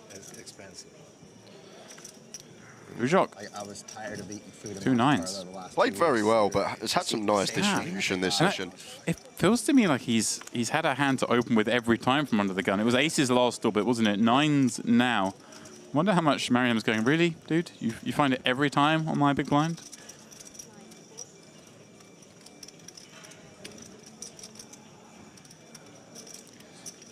Can be a little frustrating at times. I think it's someone like Mitran here, kind of fancy your chances on the table, and then you just see this guy somewhat sunrun. You can't get involved. When you do, he 3-bets you, you peel, you miss. We saw that with the King Jack 9 ball when he had the Ace 3 spades. Yeah, four starting stacks now for Bujok. Oh. Well, look at this. Ah. Has he not realized there's a... Is this called 10,000? Oh, no, maybe he has realized. Yeah, he's just getting involved. Pardon me. 10,000 more, of course.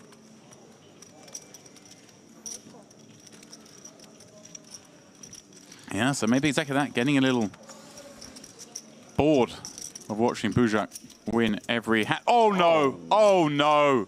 Oh, no. King 9 tray. Set over set. Jay just called it. Bujok is running hot, but this is ludicrous. This is crazy. Just this setup. Everything's going his way. These sessions don't come around very often. Look at Mariam. trying not to give anything off. He's watching those chips go in the pot thinking, those are mine. Thank you very much.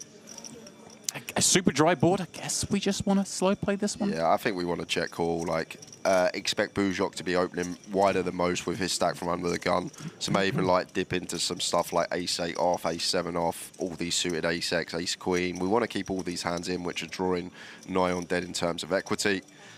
Right, but reason to believe, I guess, Imarian is given that he bet this three-way with the small blind calling, that he is going to have something a lot of the times. Therefore, just maybe let your opponent value bet themselves to death as well. Let's see. Somewhat of a filling card in the 10 of spades. Of course, Queen Jack getting that. Yeah, both players can have the Queen Jack here. Let me just look down at my cards again. Do I really have a set? Second barrel coming in from Bujok. And 45k. Now, maybe a decision for Mariam, whether he wants to go with this one here or not. Is there any part of him that'd be worried if he went for it here, he could ever make a strong one-pair hand fold? Is that... Do we think, yeah, that Bujok would fold king, queen, king, jack, ace, king? I guess a question we got to ask ourselves. But it's just going to continue setting the trap, playing it slow. Like, we're going to get the money from ace, king, king, queen anyway on rivers, on like the brick rivers. Oh, wow. That's no brick. Fills up. Yeah, I was thinking, yeah. We also want to protect, I guess, when we got like the 3x of spades combos, maybe the king x of spades with poor kickers. And so look at this. They both improve to a boat. With only 90k back, 161 in the pot. No wonder Bujok loves merit so much. He's moving in. He has moved in here. Mariam snapping him off and tables his hand first, only to get the bad news that he was set oversetted.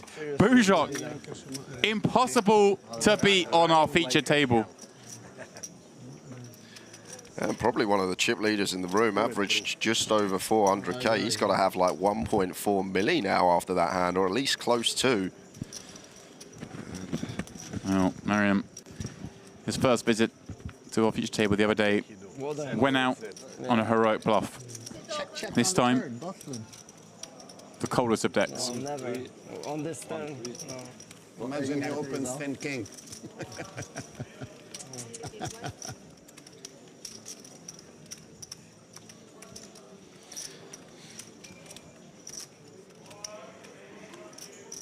On the big.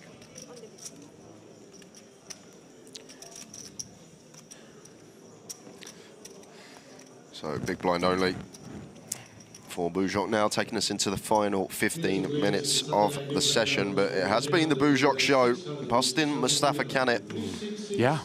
And now busting Mariam. With plenty of chips to work with for the rest of the day. For Key, going to open from gun. Makes it 15k, goes for the 2.5xer. Well, look who's in the big blind. Want to get him out the pot. He's unbeatable. And it does go with the ace-8 suited here. I think one that could definitely just play cool. But looks like is going to go for the 3-bet here. Goes to 37. Yeah. Kind of a smallish 3-bet given the under the gun open. Yeah, it does seem really small. And now this is really annoying. Yeah. For Robbie. Oh. But he is going to stick it in. Let's go, Robbie. How's he sniffed this one out, James? Because Dusko's going to have to cool off. Right? We've seen Robbie double up once already. And set for another one if he can hold. It's 58. Well, of course, going nowhere for 20,000 more. A chuckle as he sees it is the 2-8 he's up against. Figured he'd probably have 3 outs, though, given the way the action went, so not really that surprising. Spades are an ace. Robbie looking to get back to half a starting stack. Good fold. Green 3 deuce. When he don't 3-betting, yeah. Under the gun, 3 bets. Running wheel, the additional outs. And he goes all in. Yeah, you must. Here we go.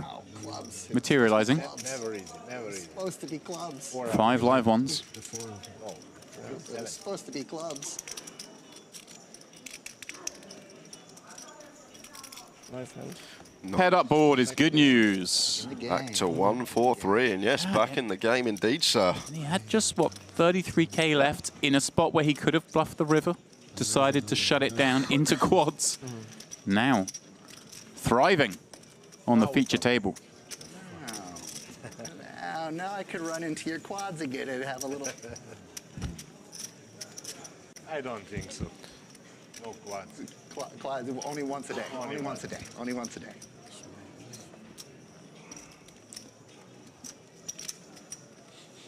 I'm glad when I have in one day 1 pair of aces. I'm glad. Don't need to have quads. You just like to get some cards, be able to play a little bit. It's, Yes. it's never fun when you're just so card dead and it's... Oh, that's cool. I think you was. Yeah, I know. Your start was under He busted your... destroy. Yeah. Yeah. Oh, it went bad. It was terrible over there. I was actually getting a lot of cards over there, but the boards were horrible. Bujok, another playable one for the man with the big momentum. That's the problem when you're getting good cards and then you're missing other people are hitting. You're just... They're always continuing here as Bujok. Think we just start with complete the suited hand. And not one that's going to be able to... I think our opponent's got about 20 now after that hand. Oh, no, a lot more, actually. Got 30. Yeah, and a very strong hand. Yeah, but this just becomes annoying now. I think it's why we like to complete. Wow. Because, well, just goes with jam, okay. Might have gone for the Maybe not all-in sizing as for key, but... Oh. Only call, I call you when you raise. Ace jack.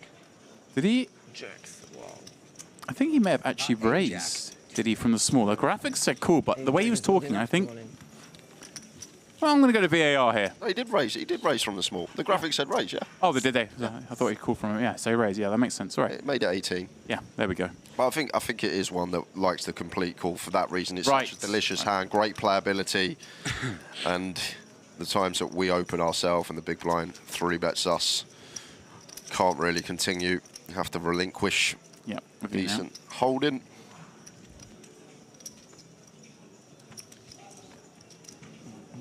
As is usually the case, I misfollowed the action.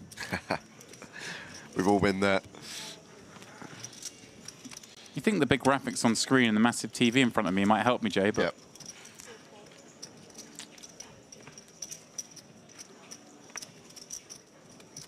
Yep. Bujok, another playable hand. He must be like V-pipping like 50% plus this session, surely. Like every other hand he's in. And not one of them has been out of line.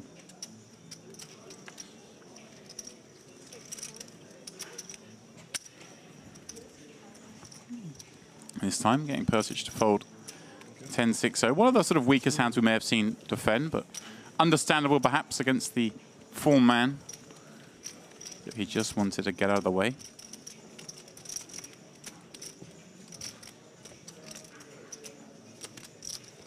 Every time I look at this tournament clock, I mentioned it before, left-hand side of the tournament clock here at Merit, there's a list of the names of the players that are active in the field, and I just see another nice name that I may or may not have seen already this trip. There's just such a mix here of big names, or big-ish names, I should say. Familiar faces from around Europe here for the MPP main event. And then a whole host of names you only ever see here at Merit. Yeah, they got someone coming in. Yeah. And we got Mitran with the ladies in the hijack. Been a steady session for this man. Hoping to add some chips to his stack with the queens.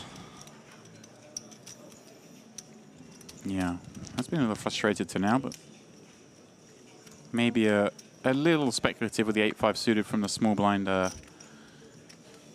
in this orbit. But queens. Certainly enough kit.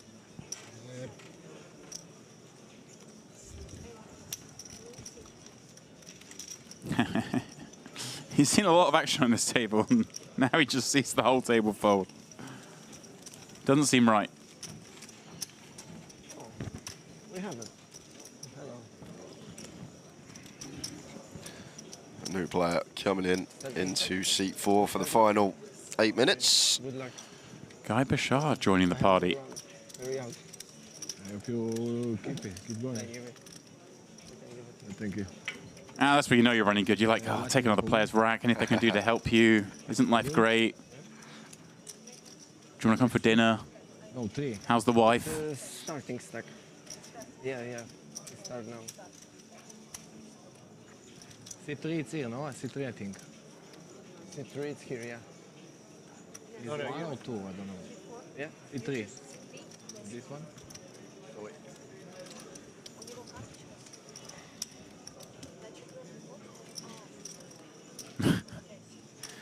C3 is there. There's space on this table with the RFID readers for another seat for the 10-handed play.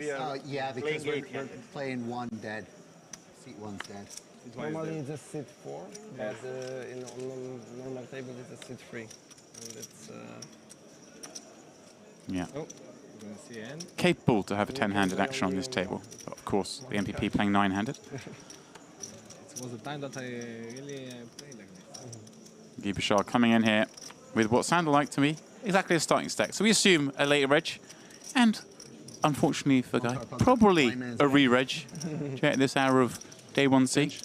Yeah, don't expect people to be on their unique and day 1 seat when it's been running for a few days. This is 100.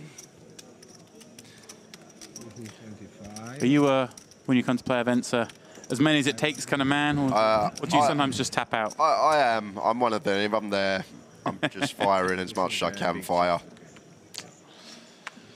But sometimes there is a situation where you don't feel it, or you feel like you're not playing your best and you're tired, and then you just got to step away from it and just go back to the hotel, get a good night's sleep and go again the next day. Mitran. Popping his head above the wall once again, this time ace-8 suited. Obviously nowhere near the strength of the last hand, but reasonable nonetheless. And play so long. It's getting action Last time I played from a man who, well, last time we saw him pull the button was deuce 3 suited.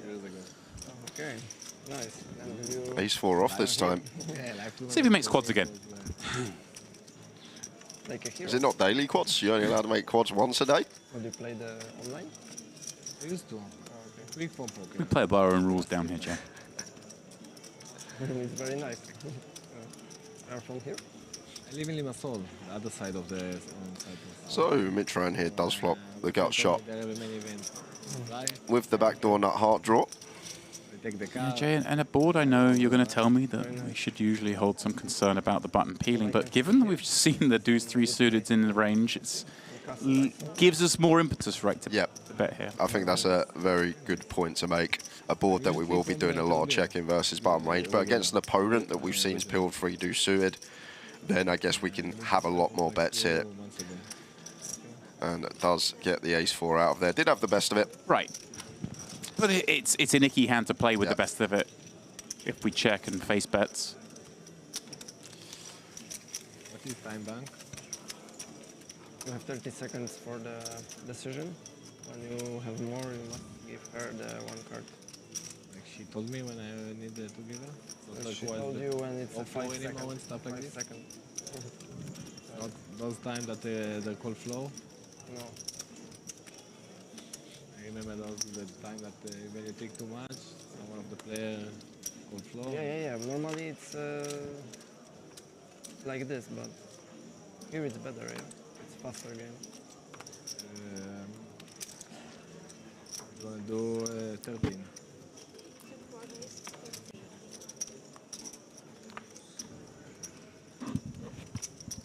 Bashar on that fresh stack, opening up his first hand, and well, be careful because Bujok's behind with suited Broadway.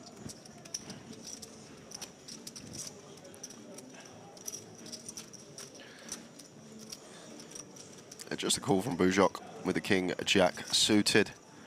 Seems nice. at 50 effective to start the hand with Bashar. Do it in the first. Dusko got a nice one to just peel here on the button with the sixes. Last 4 minutes, I think so.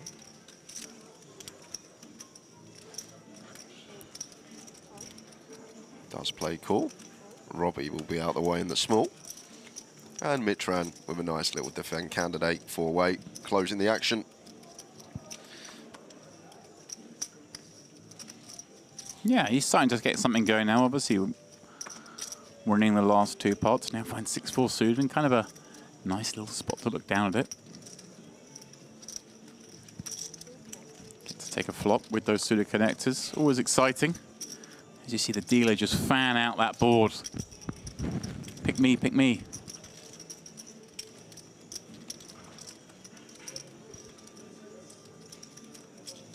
And King Jack 8.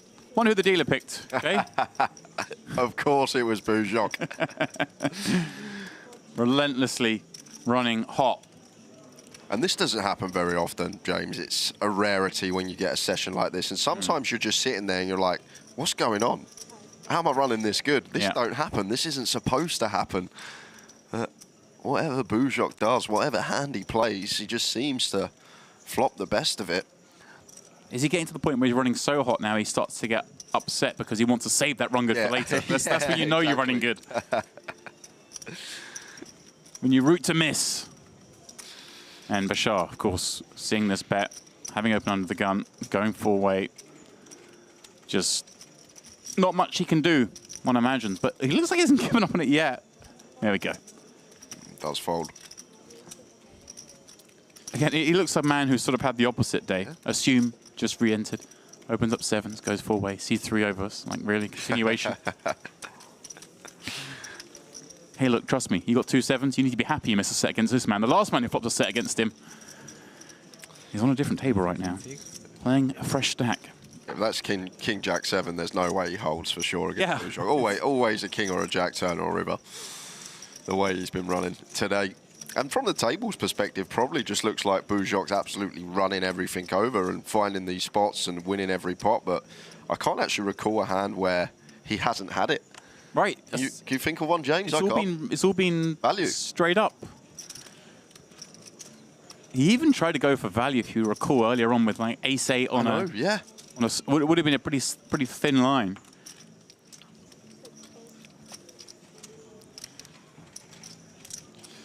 So Persic was just in with the ace-4 off, peeled on the button, but not going to open ace-7. Maybe wants to take the full 15-minute break with 30 seconds left on the clock. Live pro moves, okay. As Jay mentions, we are heading up to our first break of the stream. Third break for the players, as they're just reaching the halfway point here of day 1C in this, the MPP main event. Complete from Mitran and Bashar with the King 8. Is going to go for the ISO here, making it 16K just to go. Yeah, only 10. I don't think so that maybe we can change the table. I don't think so that we will be playing this table like 6 hours or something like that. And of course, players are quite correct. We will freshen up the featured table as we go through the day. So it will be a new lineup after the break, but for now, an ace-jack-5 ball between these two. Do expect this just to go Bashar's way. Check, c-bet small on the ace-high board. Good for our range and hand over. And as this hand peters out, and an interest to keep your attention, those of you viewing here on YouTube, let me tell you that a couple of players we have coming up after the break.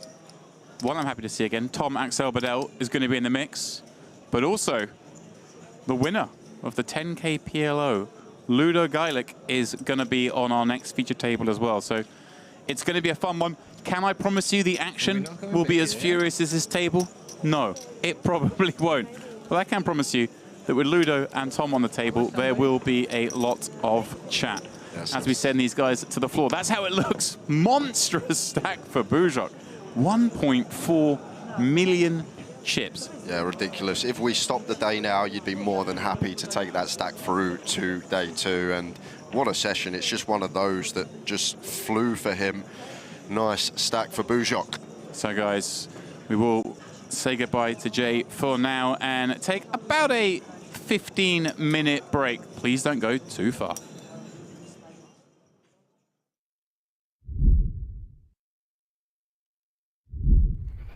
On top of the morning, on top of the wave, on top of the team, on top of the day, on top of my purpose. I do, I create. Y'all wanna copy, but we're not the same.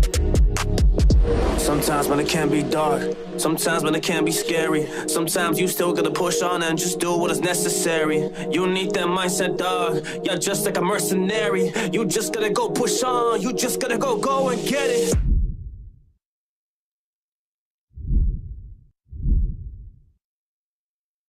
Right, welcome back, guys. Merit Olympics. The next challenge, we're ready to go. Current scores on the doors. James has won 2 of the challenges. I've won 1. And Jay, you've won 0 so far. Hold on a minute, I've played 1. You boys have played 3 each. You've got to remember that right now. You should have been here. Well, I was working.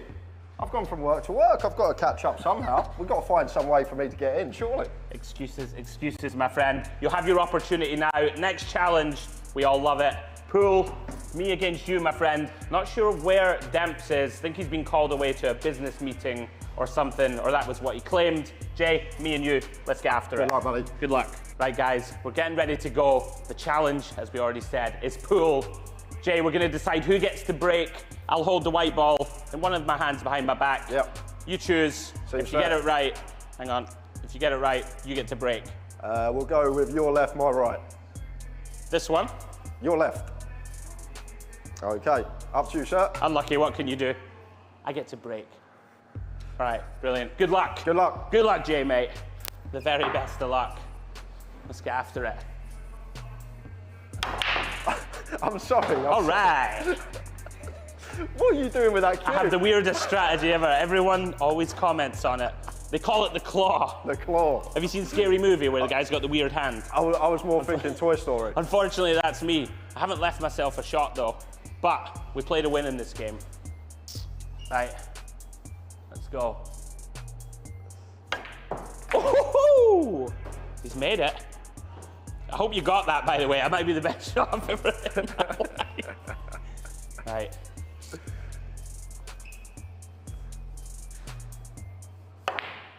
Ooh. All right, you're in, Harwood. Let's Show me what you got. Let's see. Not much. Show me what you got, bro. Not much, I don't think. Etiquette. I won't stand in the way. Very nice. Oh, get there! No chance. I might be in a little bit of trouble. Are you hustling me, Harwood? I would never do that, Andrew. I don't know, like. There you okay. go. There's a no hustle.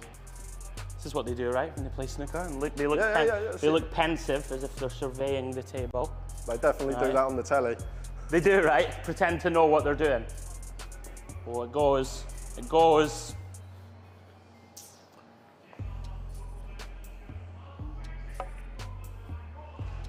Ooh. Bit of finesse, Jay. All right, I guess we have to take it now.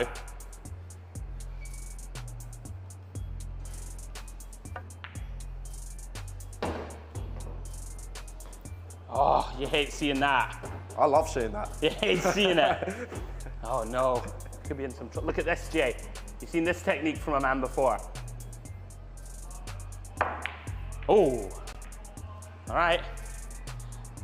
It's a pretty good game, this.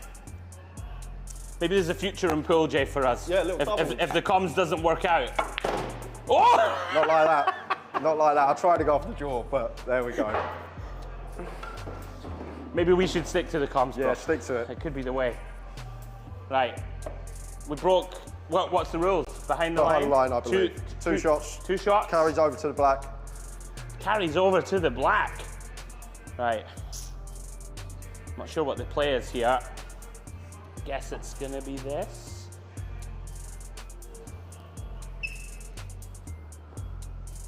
And I know, I'm gonna struggle to get up there, but whatever, we're gonna go with this.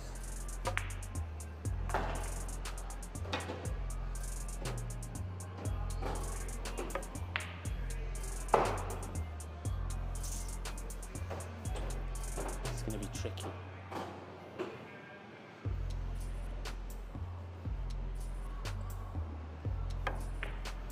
Gotta get it out of there. Okay. Over to you, Harwood. Do you not have 2 shots? What? Nah, it doesn't carry. I'm a fair man. We're not doing fine. none of that. I wouldn't Two-shot carry, fancy this know. cut into the middle either, to be fair. Oh! Whoa, whoa, whoa! That's being a gentleman. No, good. If I'd known that you were weak mentally and that you do 2-shot carry, you know, I'd have gone for it.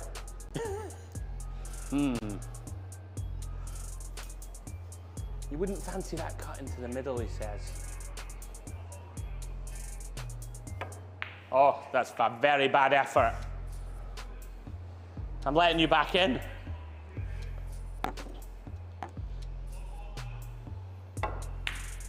Shot. Shot. He's all business stamps. Oh. Is there a little nick on that? I don't know. I heard a little nick. Can we get a sound test? You heard a nick. You heard a little nick. No, here it comes. There, boom. There's the nick. Oh yeah. A little nick. Controvert. Where's the rest? Your little finger's the rest. From what have you seen? Have you seen? That's my rest. All right, whatever. Oh Jesus. Little finger gets the job done, just like in Game of Thrones. Do you like that pun? I've never seen it. Oh, for God's sake, Jay. Right, I don't think this can go in, can it? Up and down. You reckon? Yeah. Oh, the little what? The little doubler? Yeah. Yeah, you might be right. All right then, let's try.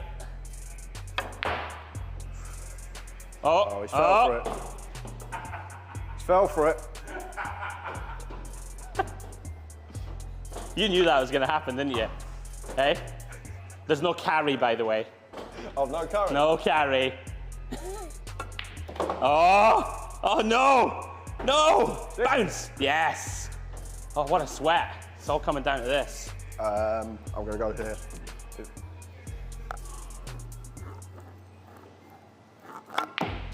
Back down. That'll do. That'll do. Oh, oh. Stop. Stop. Keep rolling. Stop. Keep rolling. Stop. All right, we've got a chance. It's not an easy shot, Jay, is it? Let's be honest. It's not on the cushion. We're not loving it.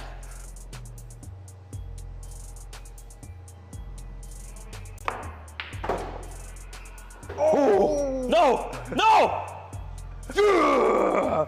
All right. That was a good game. Really good game. GG. Good game, mate. Okay.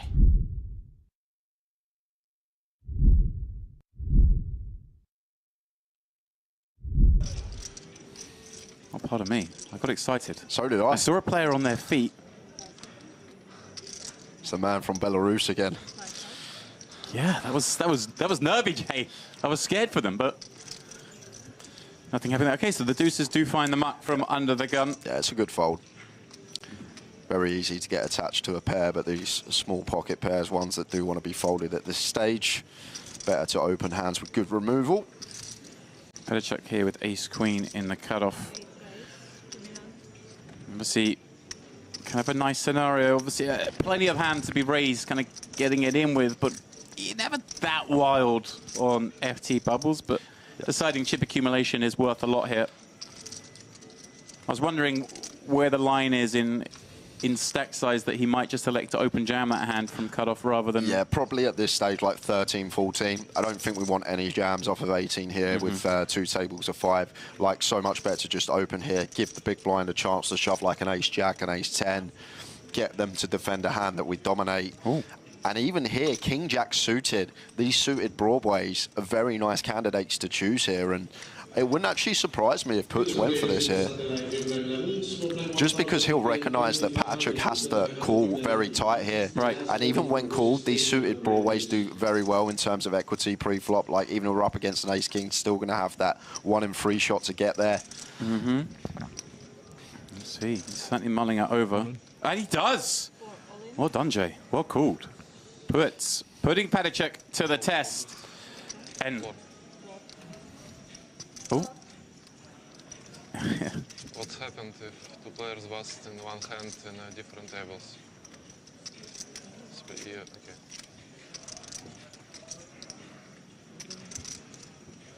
Well, we aren't currently playing hand for hand. We can be 99% sure he's going nowhere with his hand. Right, Jay, but he just wanted to know if it's worth burning time banks, was checking the other table. They're not playing a hand currently. I guess cards are being shuffled there. So he does make the call. No need to burn those time chips. And here we go. A monstrous pot. Padicek just doubled up a moment ago, and a chance to basically tie the table chip lead if his ace-queen can hold on here. But as you mentioned, these suited broadways, they do all right when called. Yes, they do. 36%. Not the hand he wanted to see, like you mentioned. No, he wants to see an ace-jack, an ace-10, an ace-5 suited kind of holding. 9-4 deuce. Clean for Padicek. But needs lightning. No real backdoor equity. Well, the outs change. Loses the jacks, but picks up the 10s, all of which are live. Finally. Yeah, improved.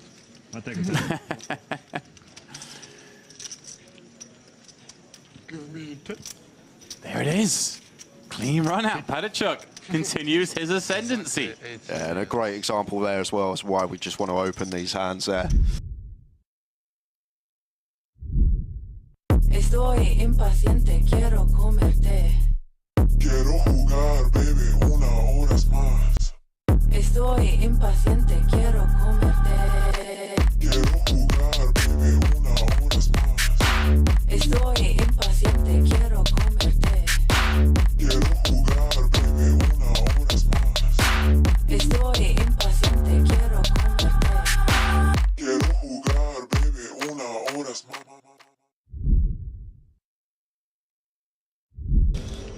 Lasowski is going to have nightmares tonight about this man.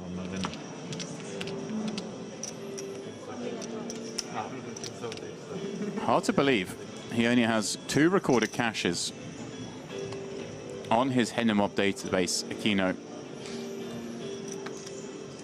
The first of which coming back in March, it was 3rd place in a high roller in his native Brazil in Sao Paulo for $41,000.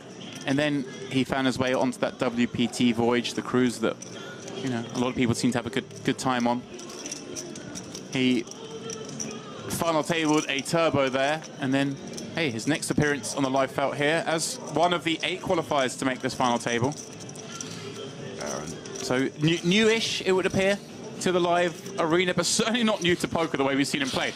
This is a man who's done some stuff. He's got some scarring. Honestly, he has just been getting after it and finding pots that others wouldn't find. And very interesting one here for Strobel, James. Like, in theory, I think the computers like to do some jamming with these sort of suited broadways facing the button open.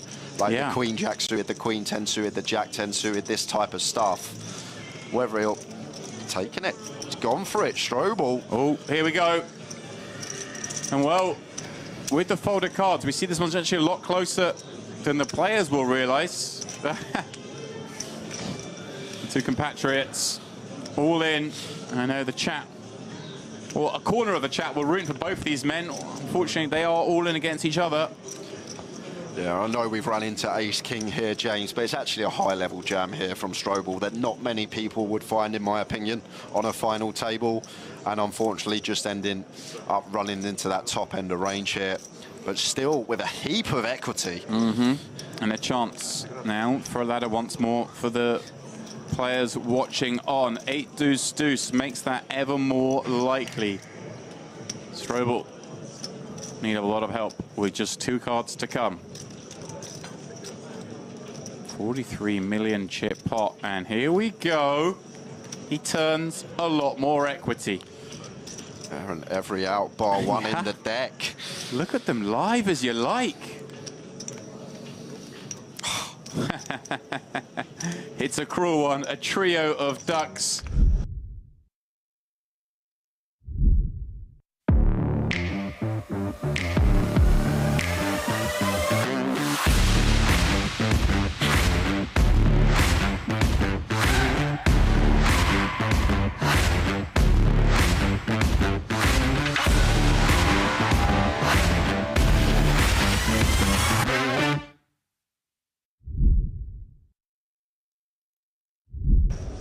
For those who like what they see, get after it. And I believe, as is usual in these tours, you know, if you were to be fortuitous at one of these EAPT stops, it would mean that, hey, next year this could be you at the grand final. And Brechalov opens to 2.4, and wow, puts... How's your timing? With the ace-king here. And these two, just a quick point to note, sitting second and third in chips, wouldn't be surprised if puts did find a flat here from time to time, James. Like, on first glance, looks like ace-king, we need to 3-bet, but with these ICM intricacies, maybe we do play some flats facing EP against a stack size that can do a lot of damage to us, but does just go with the general approach. I was going to ask as well, with Strobel, like, so short behind, if we flat and he decides to jam, does reopen the action. You have another short stack in here as well that would reopen the action where they couldn't to a 3-bet. So yeah, another reason perhaps to throw into the camp you suggest. Yeah, he takes the more obvious route. Yeah, and probably just going to proceed with call here as Brechalov.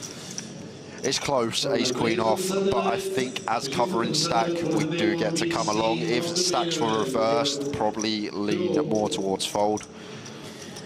On that decision point for Christopher pre-flop as well, do we ever see perhaps just a 3-bet pile for this many chips as well with the ace-king, or is that too much given there are 9 left? I think it's too much, just for the time that we do run into. Has he gone for 4-bet? Ah, clicky 4-bet. Let's have a look. He put in a heap of chips. Looked to be around... I mean, a stack of those greens is, what, 10 million? Yeah, here we go, 4-bet to 15 million. Dreamy scenario for Puets, in that he set up his stall to 3-bet and then have to 5-bet jam. Obviously, right now, worried he could be moving into the nuttiest of ranges, but understandable, Brechalov, with this ace-queen, you advocate flat, but it does lend itself quite nicely, doesn't it, to a 4-bet fold potentially? Yeah, it's what are we trying to fold out though? Do we think that we get some jacks 10s to fold some of the time? Maybe 10s does go into the muck, but is ace-king ever going to let it go? Right. You feel like it's wasting a strong hand perhaps, but the counter argument is, hey, I don't want to play out of position against this extremely competent opponent. And here we go with 5-bet jam. This final table continues to deliver fast-paced action. Yeah, and huge pot going to go puts his way here. Brechalov just has to fold now, and that's a big, big pickup for the German, uncontested. Another 18 million chips to go with the sort of, well, about 18 million chips he won in the last pot. Now up to 61 million, clear second stack.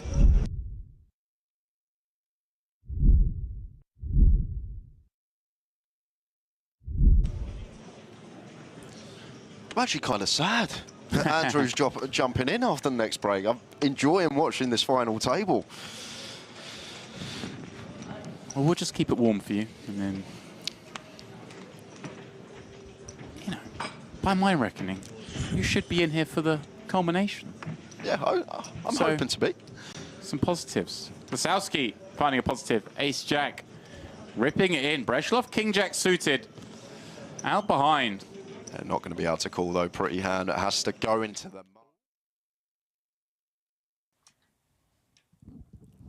And a very warm welcome back to the very warm Mediterranean, where it is, of course, the MPP main event here at Merit. It is day 1C, and the action has been furious. Jay Harwood stepping aside, taking a break, and I will be very happy to bring Andrew Headley back into the mix as we look down. Kind of a fun table here, Andy. Yeah, good evening, James. Good evening, everybody. Hope you're enjoying the coverage. Loving this. Enzo. So good they named him twice. Bit of the Jembas coming to my mind there. 1.18 million, 150 bigs. He's loving life. Hedi El Asmar, 92 bigs. Andras Matre also closely behind with 90. And there's a name we know very well, Mr. Ludovic Geilich, joining us on the feature. Of course, won the 10K PLO High Roller earlier this week, James. He did, and won it in style, did our man, in a very long war of attrition, but he persevered. And it's somewhat of an outlasting affair, just in the terms of energy levels in that one late on the night. But here he is, now fully fresh, playing some Hold'em. There he is in your shot. Good bit of banter earlier in the week there, James. Ludo wore his beloved Rangers top on stream when he won that PLO. Lucky Rangers top. And there was some comments saying, another sensational display from the Rangers in Europe. There you go. I mean, you don't really like the Rangers-Celtic banter, do you? So I'm probably talking to the wrong guy. Hey, it's nice when the minor leagues have that little rivalry. Oh, there he is. Bazinga. So we see Matrai limping here from the small with 5-6 suited. Flops best against Izar, deciding not to ISO the Junkie 9 deuce. Should be hand over very quickly. What a cool looking character we have here as well. Right. I'm all about the fashion. I believe the youngsters call it a vibe, James. Much like the shirt you're wearing. I quite like that. A little funky number. There we go. Yeah. Thought it was penguins, but it turns out it's skiers. Yeah, we're in audio format, but yeah, a nice little overshirt number going on here. Yeah, very nice. One of my favorites. Had it for a long time. It gets a lot of outings. Conversation piece. It is. But nothing compares to the level of Yusuf Tek in there. Look at he looks that. the biz. That is suave. First look here at Chun under the gun. Blinds 4 and 8K, so working with around about 35 blinds or so. Going to come in for a raise. From the one seat. We've seen El Asmar. I've seen him a bunch of times on the merit streams that we do, Demp, so he's a regular here. Hedi El Asmar, hailing from Lebanon. You see a lot of Lebanese players here at Merit. I mean, that is a short hop across the sea. We can't get much closer to another country than Lebanon. Well, here is our resident fashion icon, Tekken. Going to defend here, Demps. Very reasonable. 9-7 of clubs. Shade north of 20 blinds. Look to flop something. Do you think I could pull those shades off? I mean, you need a supreme level of confidence to pull off that look. So, having known you very well for many years, an elevated level of self-importance, you would crush it. You know, I've got such an ego that I'm going to take that as a compliment. Yeah, there you go. It was intended as such. Coming up empty, though, Tekken. Nowhere to go, Demps, with this one, you would suspect. Into the muck they go. Oh, there's Tom Bedell. My man. What a legend, I have to say. Demps gave him the box office build-up the other day. Just, I was saying to you on break, excited to cover Tom, Ludo on the table. Just gave you 500. Just very charming man, isn't he? Just.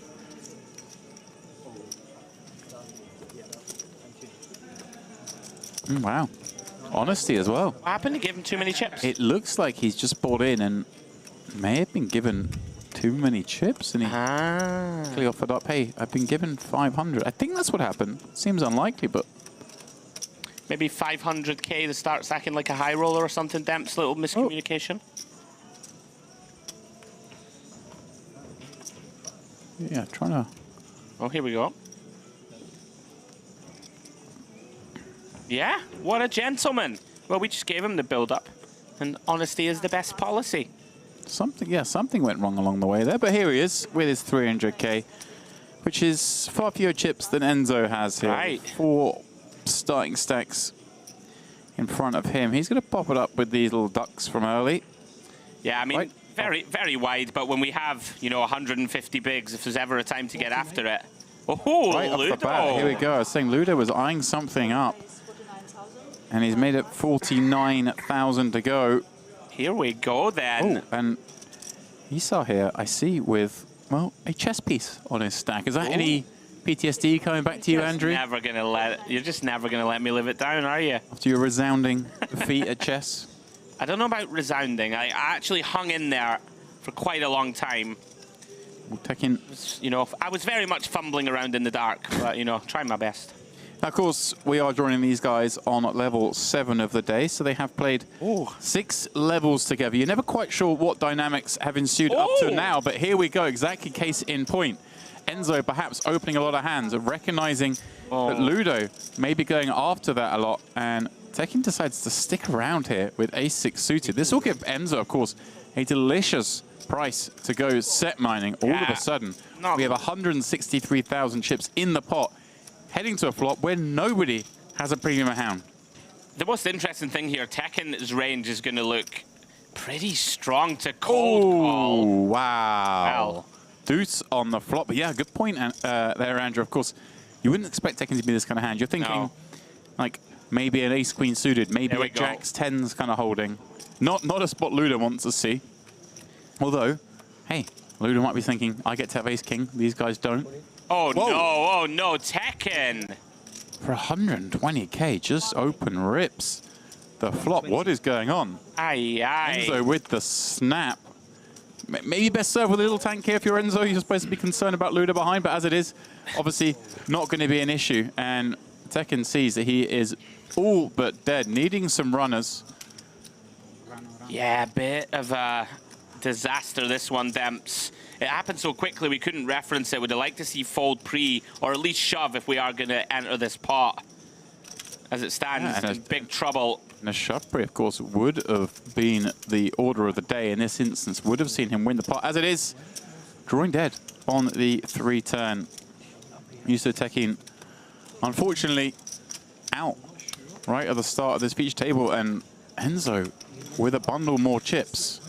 Guess that's how it goes sometimes. You catch a bit of heat, you see there Ludo creates his action, get the cold call behind. Yeah. Opposite, you think, right, how am I going to get paid here? And someone just jams into you. Life is good. Yusuf Tekken, no, not for him. Now, re-entry, still available until 10 levels. And of course, there is a turbo flight later. Not suggesting Yusuf should go jump and do that right now, but the option is there for him. Maybe after that one, spot a dinner first. I think that would be the order of business. Demps. Little walk. Maybe go find you in the shisha bar for a game of pool. There you go. You said you played table tennis there whilst you were waiting to come in, did you? Just resounding victories against the other British boys. Now, that's what I got to ask you. Did you use your cheat method again? The old top spin survey. Hard to get a handle on that bad boy. The freakish serve. Scary. For those of you wondering what we're talking about, we have been competing in a number of tasks. Yep. Whilst we've not been in the booth, myself, Andrew, and Jay. One of which was table tennis. If you stuck around during the last break, you would have seen the big pool match that went down between the two of you. I graciously backed out of that one because I've seen you both play pool. I'm no match. I could be in there trying to get lucky, but your table tennis, I thought I might have a chance here against Andrew. I might have a chance, and I got through. Jay, no worries. Poor kid. Yeah, that was easy. And then the first point against you, you kind of gave me just like a little soft serve. Got me excited. I thought, oh, I could beat him. And then next thing I know, much like your pool grip, some wizardry happened with the paddle in your hand. I'm a deceptively quick man, fast on my feet. Look at the respect shown here to Tom. He's still here. He's gone very small, Demps. Oh, yeah. Kind of sick. He didn't know he was in the pot. Yeah, I didn't see it. Well then, very favourable board for Tom. Yeah. It's good, about as good as it gets, Demps, without a 10 on the board. 30,000. I flop well as well. It's going to continue for that small size. And it's still my last time. Oh. What is going on, Andrew? Now we do have 2 overcards, some backdoor straight and flush draws. El Asmar deciding the price is right. Do you read anything into the fact that Tom didn't realise that El Asmar had flat the open pre, so therefore maybe just going after the undergun open. Or was the undergun open still such a strong range that it doesn't really change the hands he'd squeeze with from the big? Oh, and look at this. Yeah, I mean, it is going to change things. You're likely to tread a bit more cautiously with your overall range, I think, with an under the gun open and a +1 call in terms of light squeezes. So if he thinks it's heads up, he can have some more of these kind of marginal hands. As it stands, deuce of spades turn. 65. Yeah, pretty ambitious flop peel from El Asmar. You would imagine he's going to be done with his stamps unless he wants to run something I was sweating. outside the box. Pocket kings. Aces. But I didn't see his... Tom, it's on stream. He's claimed aces. Minutes, half an hour? I think it's 1 hour. 1 hour. It's quite a long delay, yeah. Loving that from Mr. Bedell. What do you make of the fold from Enzo there? Like, getting a ridiculously good price, really. Guy behind likely to complete. I mean, just like worried that we're really crushed against. That's the thing, and again, I hate to say it, obviously we know Tom's just joined the table, but unfamiliar with the dynamic of the table, the way it's gone. Maybe he's just playing a game where he likes to lead from the front foot. Maybe he feels like he's got a table that he can kind of pick up a lot of chips he wouldn't normally be allowed, so doesn't want to jeopardize by playing big pots on the back foot. Yeah, that's fair enough. It's an argument for sure. Yeah, I thought he might just be feeling the momentum with the old 1.4 mil in front of him, if that was all. And I mean, I don't think I've actually ever played with Enzo, but I've seen him play on a number of occasions. He doesn't tend to be one who normally shies away. He is willing to fight, isn't he? I don't know if you've got much history with him. No. I think it's my first look at Enzo. Okay. He's got a lot of artillery to work with. Yeah, he's somewhat of a swashbuckler. That's another thing, you know, a guy with a backward cap. That also takes confidence. We were referencing Yusuk's outfit before he departed. A lot of cool customers here out at the Mediterranean Poker Party. And guys, if you are just joining, this is coverage of day 1C of the MPP main event. We're going to be covering more action tomorrow, Demps. We have the confirmation, 10K high roller tomorrow, I believe, on stream. That is indeed the plan of play. You're just looking through here. Enzo, only the one cash so far in 2024. It was the 2K EPT Paris, which he won for 100K. Nice. Man on a little bit of form, you would say. Yeah, as we see Matrai here, takes the 3-bet +1 against Ludo.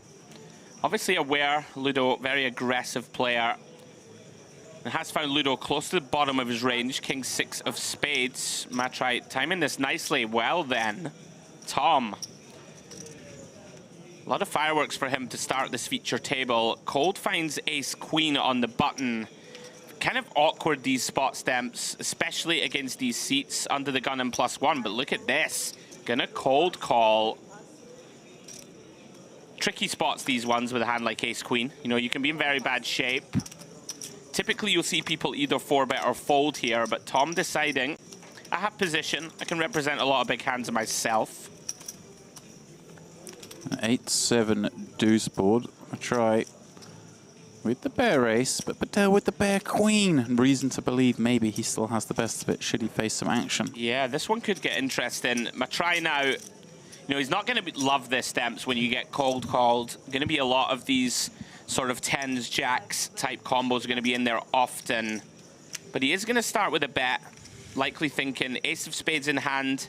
Does block a pair of jacks, something to consider. And also a backdoor straight draw to go with it. And you called it, Tom. Still happy to stick around here with 2 overs and the queen of spades himself. Board pairs the 8 of clubs, no change. And now this is the first real big decision point for Matrai. Are we going to try and blast our man off his holding? You're going to think you're up against a lot of pairs, Demps, and potentially some hands like this one. Maybe an ace-queen of clubs or something right in there. So we're not thrilled about this situation, but here he comes. Wow, look at this. It does, like I say, it gets a little scary. It does. Not a great sort of situation to be in when your opponent just has, I guess, the the 9s and 10s at a decent frequency, like you mentioned, maybe some spade combos. Obviously, against spade combos, would still have the best hand of the ace of spades, but you, like you point out, got to be worried about maybe some club combos as well. Even though you've got the best hand here some of the time, it's very hard, isn't it, for him to win this on the river. Absolutely. Let's see how it goes, though. I'm kind of intrigued by the size and choice on turn, like quarter pot. So what value hands do we have that choose a quarter? Like, you're kind of saying that you're really invulnerable, I think, when you choose this size. I think it's fair to say. So, like, are we repping aces here exactly, you know? Or are we just looking to deny, like, draws and some floats? But what a start for Tom. Talking of tough spots, Andrew, I'm going to put you in one now. Go on.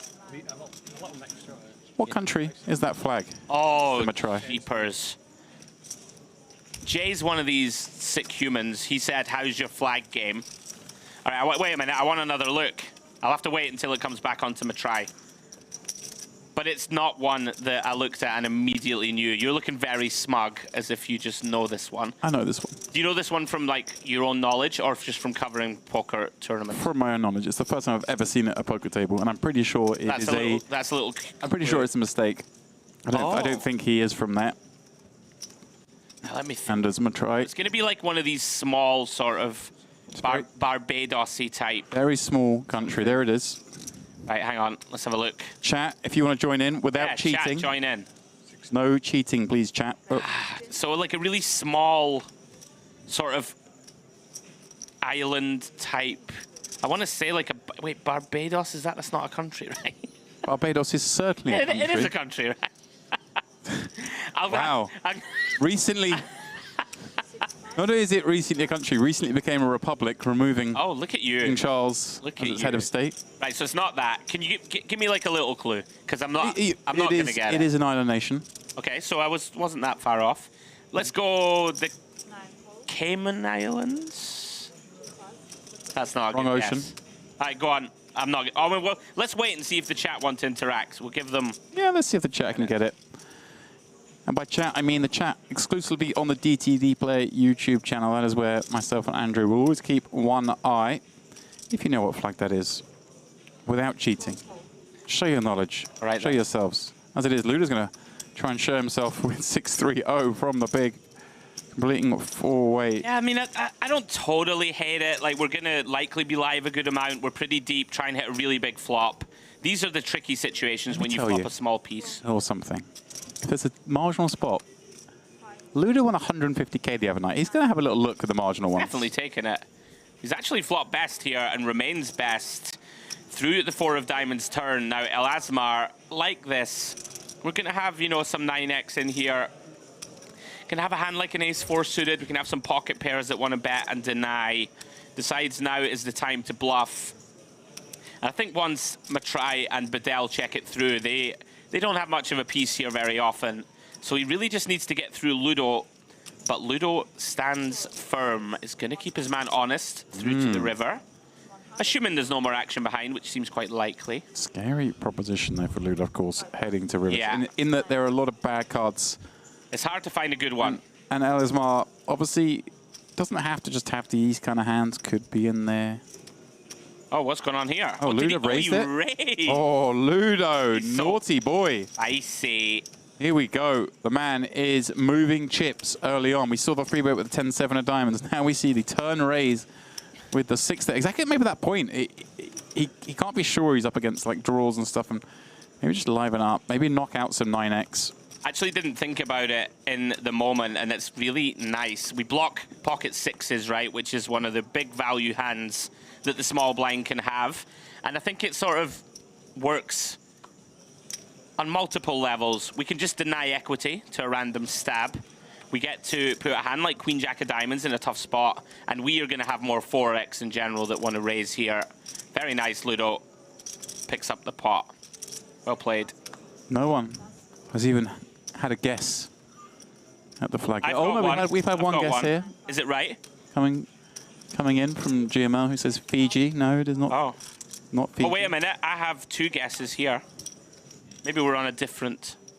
Oh, maybe I'm a little bit behind you. I'll have Cape Verde is one guess. And Nauru. Ah. Nauru. Nauru. That is the answer. I mean, what? That is tough. There's no way he's got that without Googling, surely. Wow. Well done, Freedom Burrows. Freedom Burrows. Andrew's calling out your I'm only joking. I'm sure you knew. integrity. Never. Enzo, opening here, cut off. King Queen, through to the Jack 4 deuce. Matry, going to keep him honest for at least one street. Turn is a Jack of...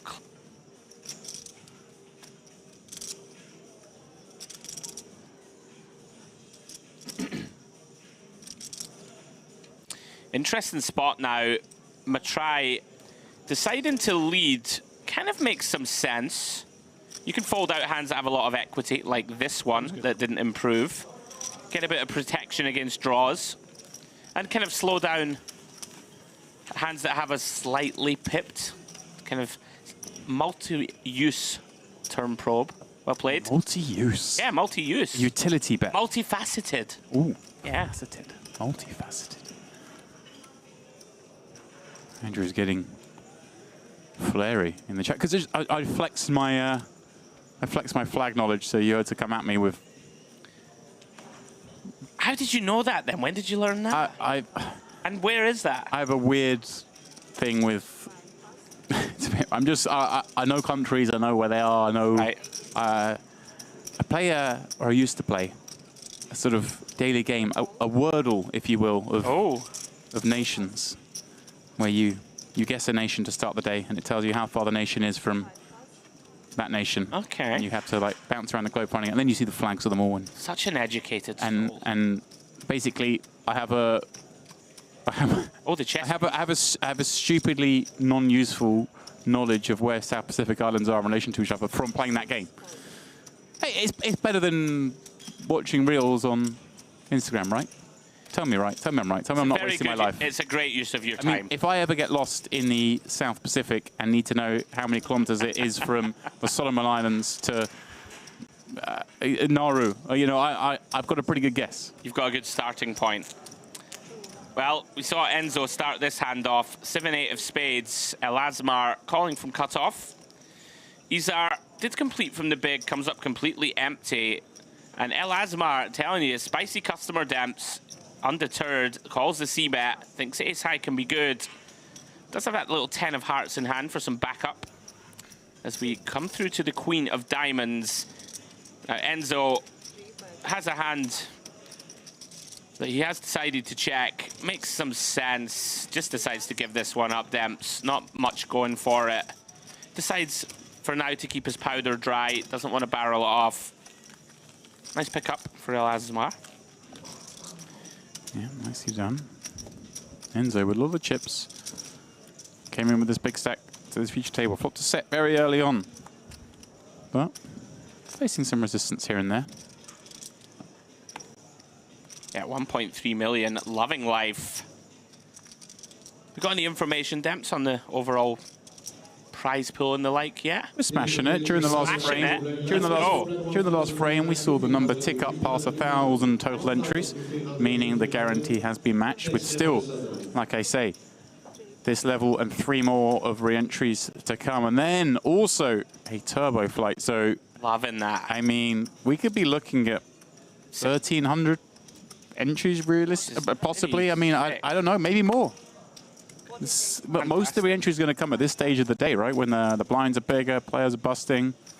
Obviously, a starting stack now is nearly 40 blinds. Right, so still plenty of time. Ludo deciding here to take the aggressive action once again against Enzo. Yeah, I mean, this must have been a theme that's developed so far. We see Ludo going after Enzo for the second time. This one a little bit more reasonable, but still the King-Jack suited from the cutoff against +1 a hand we often see. Exactly. Leaning towards call. Yeah, you can go either way. Wow, Ludo.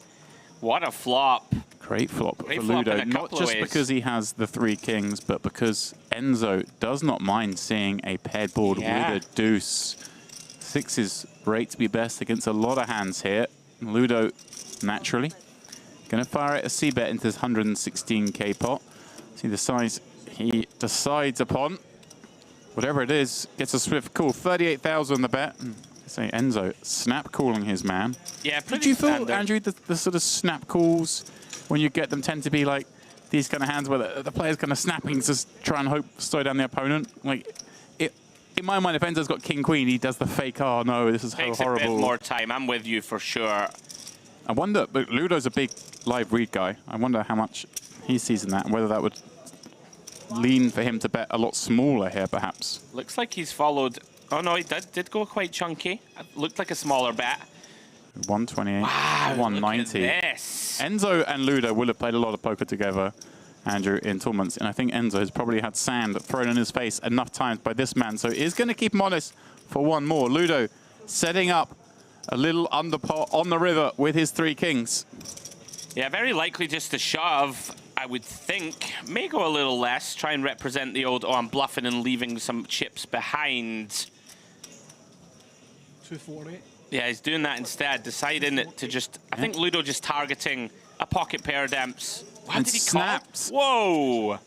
Snapped by Enzo, and look at this, out of nowhere. Bang, bang, Ludo up to 1.1 million. Enzo taking a heavy, heavy beat to his stack there. But Andrew, he needs to settle, realize still has 850K. Nearly 3 starting stacks at the midpoint of day one. I mean, that happened fast, Demps. We were struggling even to keep up with the pace of play. Absolute fist pump call by Enzo on the river. Well done, Ludo. Big pot. Yeah, there must be some history there, Demps, because it's quite rare. You know, playing devil's advocate in general for someone to 3-bet there and just go 3 on the King X board. Obviously, he's going to have some bluffs. I mean, if there's a man who does it, then it is probably Ludo. That is correct. Yes, I'm with you. Look, I never mind people making these calls because there are dynamics established and there are histories, but I would like to see more thought in it. More time, right? Like, that's not insignificant. Basically, a starting stack went into the middle on the river. A little bit under. Esau on the button. Ace, Jack, seeing carnage ensue all around him. Yeah, that went very quickly. Ace, Jack. Pretty big hand, Freezer. Round to Tom Bedell. Great start for him so far. Wakes up with a dominated ace, unfortunately for him, Demps. We'll see how he chooses to proceed. Likely going to be a call. Does indeed commit calling chips. Now then, James, trouble ahead. Ace, king, king. Tom's certainly going to lose some more chips in this pot.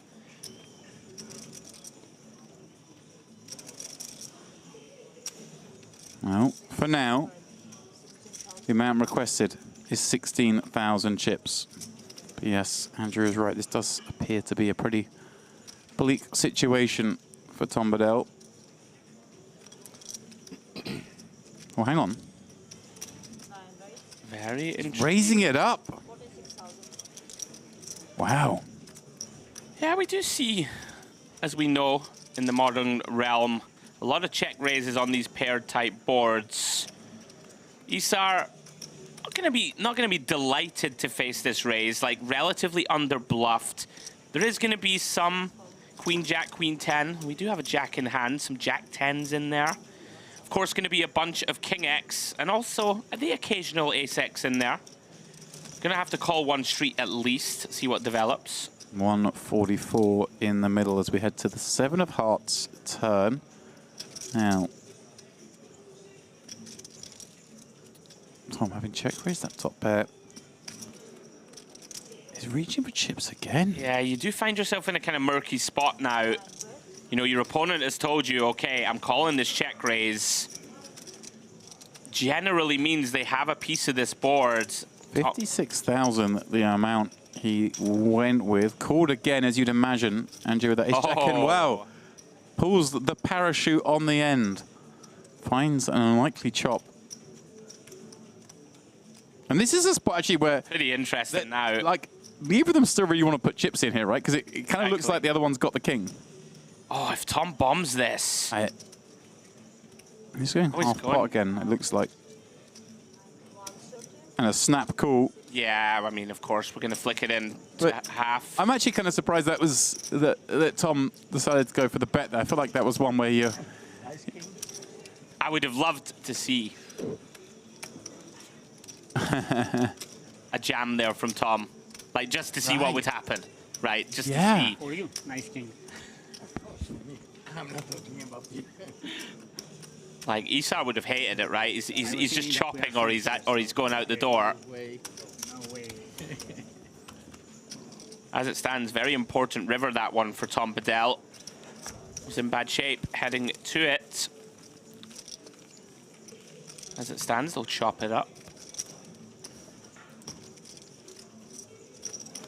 Amazing stuff, though, James, that we've already busted the guarantee. Like, kind of level 5 of 1C, still with half of that day to go, and the turbo flight that you referenced to are very popular at these stops. You know, people trying to last gasp attempt to get through to day 2. Yep, and of course, alongside these day 1s have been satellites running. For those who maybe busted an earlier flight, maybe you play the satellites. So there's some players who could still qualify into this from inside the room. Love it. It's a $5,000 buy, Andrew. This is not to be sniffed at. We're not playing the nightly 100 here. This is you know, like I talk freely of people firing off re-entries, but $5,000. You love to see it. Poker, especially live, is alive and kicking.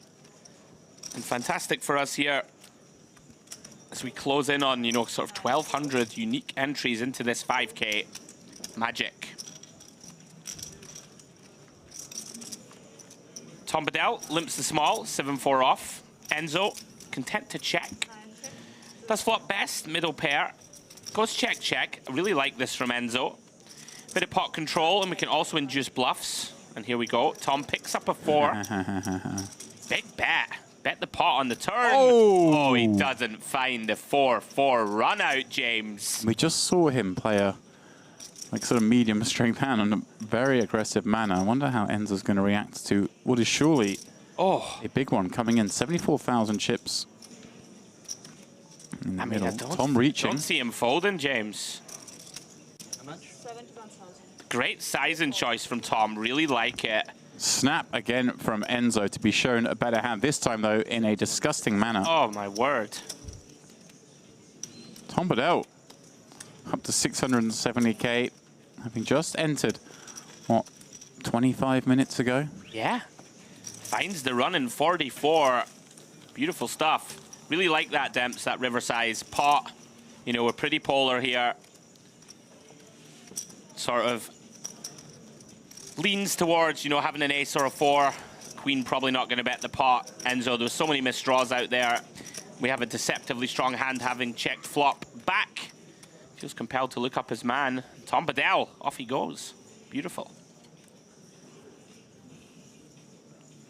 With perhaps the fanciest bucket hat in the room. I can't pull off a bucket hat, mate. Me and you have been talking about fashion. I have the wrong shaped head for such attire.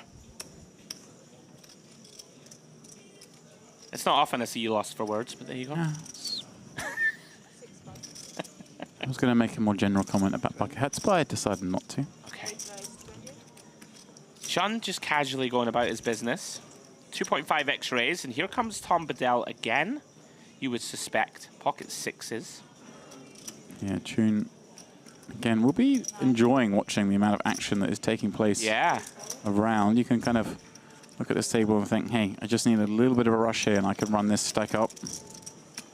Yeah, there's a lot of action. Right, Tom's in there blasting away. Enzo's made 2 like sort of snap calls, been shown better. Ludo's been in there messing around. Oh, hello. That's a flop and a half. And look at this. Enzo, trouble. Enzo with the bottom pair open and deciding to lead the Queen, Jack 9. Yeah. And shouldn't, I guess, Andrew, would just an easy call, right? For sure.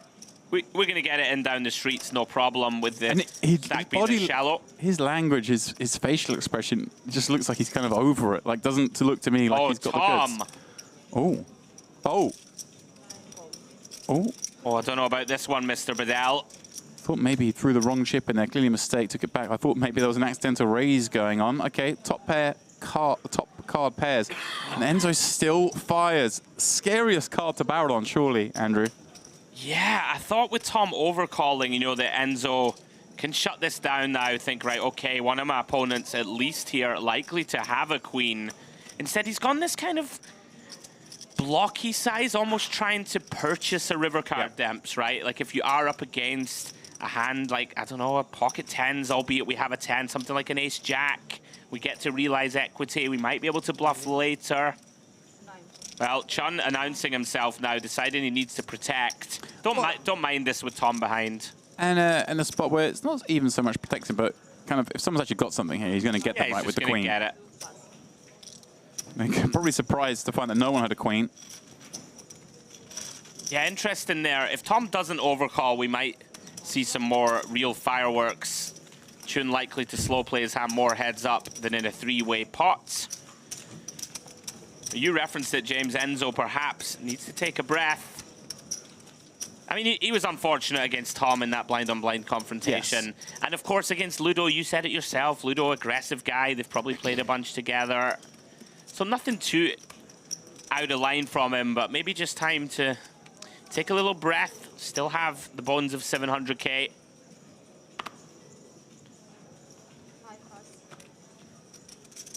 Round 2, Isar. Ace-7 of hearts. Would imagine he's going to venture forward some chips. He does proffer them up. 6 raise 16. Just for the min. 9 pass. 2 pass. Now, El Asmar, spicy customer, James. I've played with him a lot. Went deep with him when I had the privilege of playing the Merit main last time we were here. He's so spicy, you never know what he's got. You see this peel, pretty out of line. 5-6 offsuit. And Ludo compelled to flick in one chip with the deuce 3 suited, getting the right price, multi-weight. Yeah, Ludo doesn't need a second invitation. Finds a piece of the 8-6-3, but it's not the best piece. El Asmar, one with that honor. Yeah. See what Isar do here. Pretty ugly looking ball, but he does have that 7 working, and against maybe perceived 2 very wide ranges. Looks like he has had a stab, because I've seen El Asmar throw a chip out. There we go, 15K, snap cool. Ludo with that bottom pair backdoor clubs. Now, I don't want to advocate for Ludo making raises, but I know this is sort of a hand that sometimes does like to raise, isn't it? But I wouldn't hate it. Just maybe in the flow, though, that he's been so active, albeit showing down 3 kings in one of the spots. Does elect just a flat turn, queen of spades. Yeah, this is going to be intriguing. Isar going to have to shut down. Now, I was going to say, if El Asmar checks, Ludo might turn this one into a bluff. And look at this, El Asmar bets big, 75K into 100 with that pair. Kind of spicy bet here. Is this? Repping a flush, essentially. Right. And he did it very quickly. Kind of tough to find pure bluffs. It's an interesting board in that respect. I mean, he is going to have some sort of 9-10 suited stamps, I guess, something like this. I was about to Natural say, bluff. I don't know if Ludo knows this, but if El Asmar's in there with 6-5 off from the small, then there's going to be some 7-9s, some 10-9s. Yeah. Plenty of hands that could be bluffing here. Way more than Ludo would imagine at this stage. Agreed. Much easier for us seeing that the range is that wide from the small. So let's see. I mean, it's still just hard when you river 2 pair to ever fold, right? It is hard. We don't close the action, but you would imagine Isar never checks a flush 3 ways on the turn, so you won't be worried about him. Right. If Isar overcalls, you're pretty confident you've got him beat. He might have a hand like aces or kings that could still overcall here. I think Ludo will flick this in, and he does. And I'm going to be intrigued to see how this reaction of these players on this showdown. I quite like the ambition from El Asmar, kind of recognizing that a 6 isn't going to win them, so we can, you know, try and bluff out an 8, right? Or a better 6, yeah. Yeah, I actually don't hate it at all. He's been unlucky here to run into the river 2 pair. Ludo tables it. Frustration for El Asmar. Yeah, seeing that obviously might have worked had Ludo had a different hand. Of course, was actually ahead going to the river. Yeah, Ludo continues to build a big stack. Obviously decided Dems, we've seen already the way he's approaching this feature. He's going to get in there. Wants to navigate post-flop. Knows these guys are playing wide ranges. And the Scotsman continues to build. Kind of like that from Elasmar, though, showing that willingness, Demps, you know, to recognize my hand's not going to win here very often.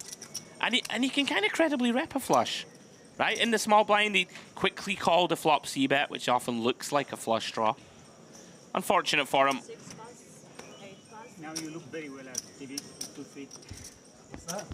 With that 2 pairs, now you look very well at TV.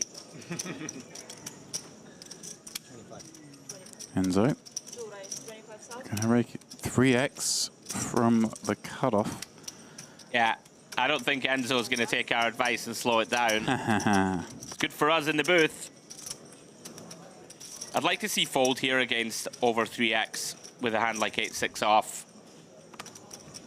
But Matrai disagrees, perhaps thinks Demps if he flops a big piece against someone as aggressive as Enzo. Well, he's got to pop a mediocre piece here. Trouble. In the form of second pair, whilst Enzo has found the highest pair available on this Jack 6-4 flop. This is the problem. Checks and faces that bet from Enzo of 35,000. And now then, Andrew, as you say, a problem perhaps. I mean, if we are defending, then we have to check call flop. We do have that backdoor straight draw to go with the 6. This is very uncomfortable, though, unimproved. Well, he does make the call, as you suggest. We head to one more card. An overcard may have things slow down, but from what I've seen so far, I don't think Enzo slows down. I don't see Enzo checking. Yeah, this is the issue when you defend. It's kind of a brick, isn't it, as an overcard? Okay, it brings some hands can continue now because they pick up club draws, but ultimately the queen doesn't really interfere with the board. It's not like someone's calling with queen 8 on the flop, is it? So, yeah, almost a brick. One thing I will say is you can kind of value town yourself a good amount of the time here as Enzo if you are up against a hand that has you pipped. And I wonder, Matrai. Yeah. Maybe thinking he might normally fold this, but perhaps perceiving that Enzo could well be steaming. Agreed. This is the issue when you defend wide, all of a sudden, big portion of your stack is committed. Oh, and that's a nice looking run out, I guess, if you're Enzo just... And if you're Matrai, right? Right. Obviously, Matrai perhaps concerned that Enzo had picked up a queen barreling the flop, but... I wonder if Enzo ever goes for thin value. I mean, it would be too thin, I think. Right, because of the 5 kicker. Yeah. Yeah, you just end up value touting yourself against like a Jack 10. Jack 10 of clubs or something like that is going to look you up. Well done. Gets 2 barrels paid off. Easy to say from the booth, but it's one of the problems when you defend the hand like this. I guess if you're willing to get in there and not be afraid, you know, to continue, by all means. Nice pickup, Enzo. All right. Something goes his way. I try the victim of a small Enzo recovery.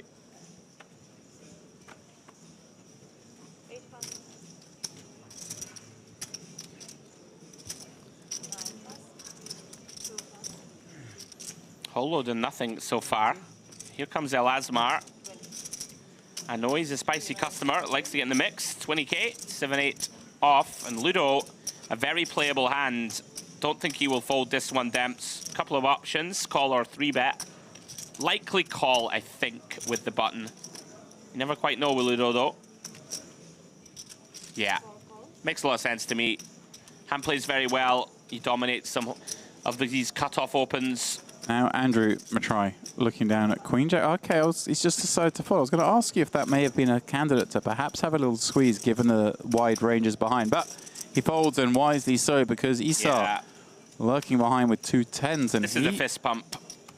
He certainly has a chance to come out with this 3-bet here. Obviously, you know, 50 blinds. We're never wild about getting these kind of hands in. However, on a table this actiony, kind of have to throw caution out the window a tad. I mean, this is just a bit of a fist pump. Like, Ludo is just always going to 3-bet better value. Wow, Elasmar. Yeah, he's spicy.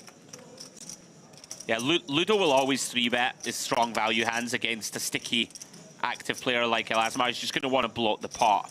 So in general, Ludo's going to have a somewhat weak range. There will be some playable hands in there, of course. 300 Well, Ludo does make way, 180,000 chip pot. We have a SPR of 2, as the kids like to say, and an all-diamond board with an ace and a king. Not what Isar's looking for, but Elasmar, of course, with the 8 of diamonds working, but he's going to face a C-bet, which kind of makes sense, right, Andrew? I mean, you're absolutely hating life, of course, with pocket 10s, no diamond, but as the aggressor, you do typically feel compelled to put in a small C-bet, but now we are in the weeds, so to speak. Gonna think that we're never good on this board.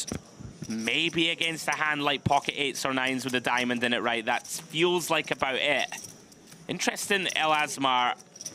Gonna try and represent sort of thin value on the river instead of bet turn and have to barrel it off. Don't mind it. I like this, right? Can rep some sort of ace-queen, flat pre, maybe some ace-10. But perhaps like a king-jack suited type of hand that maybe turn 2-pair. And this is just horrible if you're Esau, right? I just don't think you can call. I mean, this would be sick if he finds it. Right, what can Elasmar have when he's peeled a 3-bet pre-flop? We can see 7-8 offsuit. Pocket 7s with a diamond in it or something like that. The problem is if Elasmar turns a hand like Jack 10 into a bluff, decides to bluff with it, we can even lose very occasionally to a bluff. I think we just have to fold this one, Demps. It's one of these. If your opponent finds a bluff with 7s with a diamond, well done. Yeah, I find it hard to put him on a hand I could beat. Yeah. I'm with you. Little do we know, 7-8 O's in the range. Like, credit to Elasmar, right? He's in there, he's deciding, right, I'm going to splash around, but I'm going to go after it when I need to bluff. Nice hand. And wow, every pot so far here has been bigger than we predicted. Yeah. How long can that continue? Chun just chilling. Played one hand, flopped the nuts, got 3-way action. Elasmar, this one way better than the last. Yeah, Chun seems to be the one who's going to be content to sit back and wait and hope to be delivered a gift or two. Let me try. Let's see if he wants to go after the Elasmar Open. Alex, not to. I mean, I would be terrified to 3-bet him. Like, it just seems inherently pointless. He's going to come along. Here is Chun. Option. Oh, pardon me, there's a limp from Elasmar. Oh. I misread the action. Okay. Don't mind sprinkling one in. Chun, therefore checking to see a free flop and finding a gut shot draw on the Queen, Queen 10 with that solitary club on board, piquing the interest of both. Check from Chun. And now, Andrew, I guess Elasmar with the ace-high just decided to check back. I was going to ask if you thought he might find a bet. Yeah, you can probably just go very small or check. Both seem to be quite viable. Here comes Chun, going to semi-bluff now. Wow, big bet. Very nice. Recognizing, you know, like a queen's going to want to bet large, a flush is going to want to bet large. A 10's going to need protection. Not sure if it goes pot, but well done. Yep, maybe trying to price out some of those solitary hearts. Make an ace-high fold if it is in there. I'm not sure how much ace-high he may have expected. Look at that hat, Demps. And I know you love a bit of cap apparel. Don't forget me. It's apt given this table, the action around him, but here he is. Mention him at the top of the hand. Yeah, you did. Plays the nuts and he plays Jack High. Yeah, really nice pickup on the turn. Ludo. Never seen a suited connector he doesn't like, especially with 1.2 million in front of him. Makes it 16K. Very profitable feature table for my fellow countrymen thus far. Well then, Tom Bedell, pocket 9s in the big blind. It's a big one. Yeah, see how he chooses to proceed here. I think either way would be fine, Demps. Call or 3-bet, both viable. Yeah, and Tom. Now, Ludo's going to call this, I would say, very often in position. You know, we have a cracker hand, so to speak, Demps. Tom there, 70 bigs deep or so, even more. 6-7 suited in position. Gonna see a flop. Oh, here we go, James. Trouble ahead for Ludo. So far, at least, 7 deuce 3.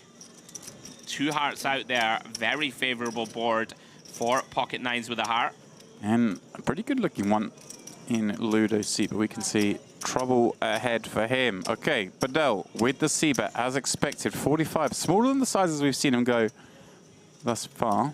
Ludo Andrew, I guess no real option. Just always call, yeah. Yeah, Tom did have an option to juice this one a little more, kind of discourage the overcard floats and the like. Does have that 9 of spades, which is nice, blocking some backdoor flush draws. And now we see another nice looking card from him in the form of that 3. No overcard materializing. We saw him get kind of funky with the 2 10s from the big blind when he first sat down, kind of keeping things live. And here he fires again. 67,000. And it's another sort of size that makes it very hard for Ludo again, doesn't it? We are getting the kind of price here where I think we just have to call again, Demps. You know, it's the 3rd pot. There are going to be some double barrels that just we still have beat. Ludo just has to call. It's one of those. And here Looking and see what happens. Here we go then to the river. Overcard falls. Fidel will check. Ludo happy to check back and take that 7 of showdown. Try and run down maybe the ace king, ace queen part of the range. Some give ups. But no. 9 to win. Yeah, Ludo's saying it wasn't a good turn. That's an understatement. Yep, forced to commit more money. Andrew, I heard something there. What did you hear, my friend? I heard the heels. You're just like, you're like Rain Man with this stuff. Did you really? Heels across the floor, which means only one thing, a dealer push and a level change.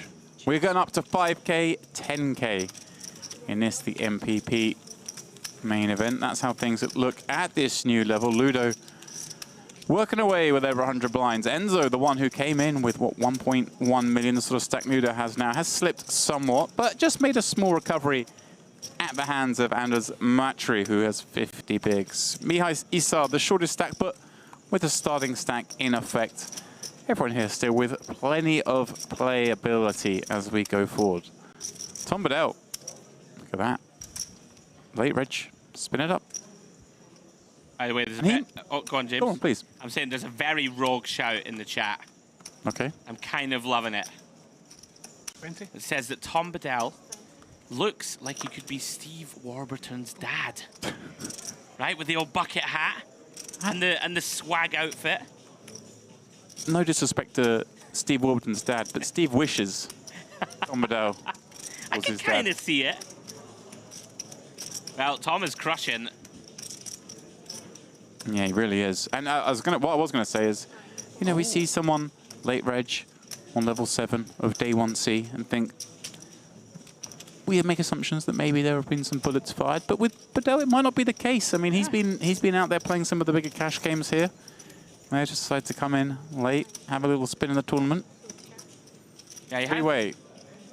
Sorry, James. Yeah, well, Ludo, I was going to say, like he's continuing to sort of force the issue, isn't he, Ludo? Jack 10-0 from +1 and picks up 2 customers. Enzo with 7 deuce off in the big. Tom with ace-7 in the small. And, well, this bet, especially at that size, Andrew, 3-way, may produce the result he's after. Yeah. Nice recognition from Ludo, I think. Decides just to go ahead and juice this one multi-way. Get rid of some of these weaker holdings, the ace-highs, king-highs of the world. Picks that one up. The PLO high roller champion continuing to thrive here at the Marriott Royal Diamond. Yeah, looking to make another run. Another poker luminary joins in the chat. Go on, I'm going to give you a clue. Let's see. Let's check your knowledge. Okay, I'm going to cheat because I already saw him in the chat. I just didn't bother, you know, saying he was there. Oh, that sucks. I was going to say he's Bolton Wanderers FC's biggest fan. And we just seen if you could. I wouldn't have cracked the code. But right, and well, Andy Wilson, hello, mate. Good to see you as always, buddy. Ludo back at it. 7-8 of hearts from under the gun. I've already seen Matrai come from 1 stamps in these seats. 3 bets. Ah, this one. A little bit more reasonable. Ace-King coming after Ludo. And like exactly that. I think this is one of these spots where you almost suspected it might be light or lighter. So reasonable to believe that he'll get more action than he should here, given the dynamic of this table. And it has been very quick. Exciting. Early Smart just snap folds the ace-queen to the raise and the 3-bet. Curious, given that we've seen him in there with some really weak holdings. But credit to him. Again, just one of these guys doesn't like it when other players are making the action. Obviously, has Ludo behind her. Seems reasonable to fold, but just maybe surprising given how much action he's previously given. Ludo does flick it in, and the 5-5 deuce is no good for him. I try one of these spots when you specifically got ace king, isn't it, where you're almost always good, and betting just stops some good stuff happening, but at the same time maybe thinking, hey, look, there's 2 spades on the board, I can get called by some worse here, especially for this sizing. Yeah. Small bet, order of the day, see what happens down the streets, and proceed from there. Ludo comes up, stone empty. Yeah, credit to it, El Answar. I'm with you. I mean, he's just been very happy, right? Very splash happy to get chips in the pot. Snap folded that one. It's just one of these spots, isn't it, Demps? +1 versus under the gun. Yeah. People just don't tend to find the sort of right frequency of bluffs, right? Just 3-bet bluffs. Recognizing ace-queen, not going to do very well. Bravo to him. Saved his money. Let's see if this pace can continue here at this feature table. It has been fast and furious thus far. It's been very quick, actually. Quite nice for us. Yeah, refreshing. Yeah. Can't really recall any hands taking a long time. Bedell, ace queen. A lovely little come up for him. Yeah, very strong hand from the cutoff. Going to be perceived to be wider. Oh, Enzo. Hello. Yeah, Bedell raising up Enzo with the 3-bet, and when action gets back round to Bedell, Andrew, just given how deep these are, I mean, is he just incentivized to just play as a call? I think normally we just peel here. Hand feels a little too strong to 4-bet bluff in these exact seats. I think you're going to catch a lot of worse hands getting out of line.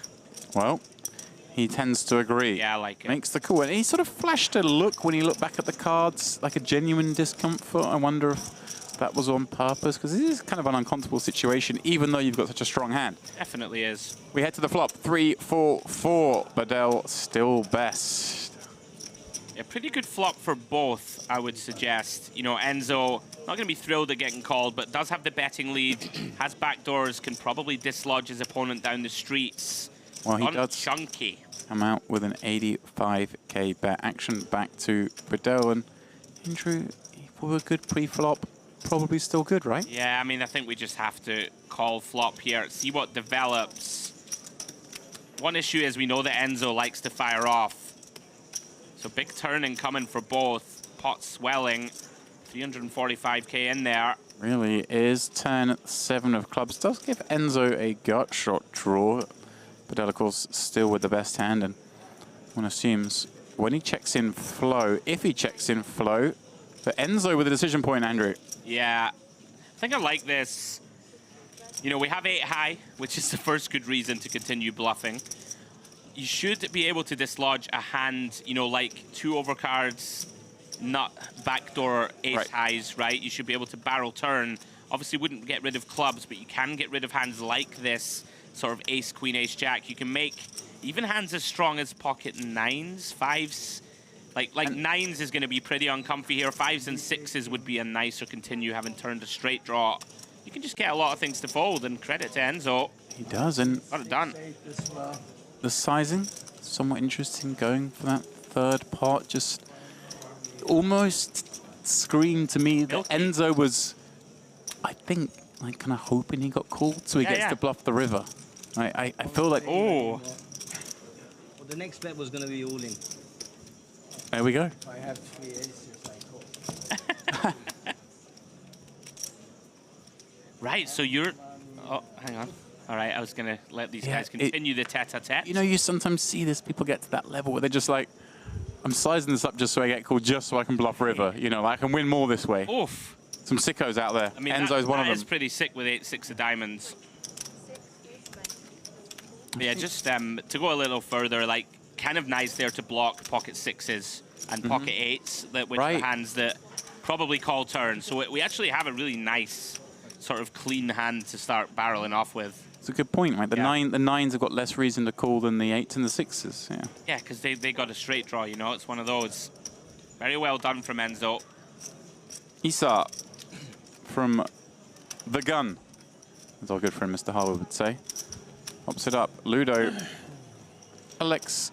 Yeah. Call from the small with this suited ace. And Matrai from the big calls with queen 6 and finds the goods on this queen 10-5, but in a form of a rather vulnerable hand, given that Isar's in here with king jack.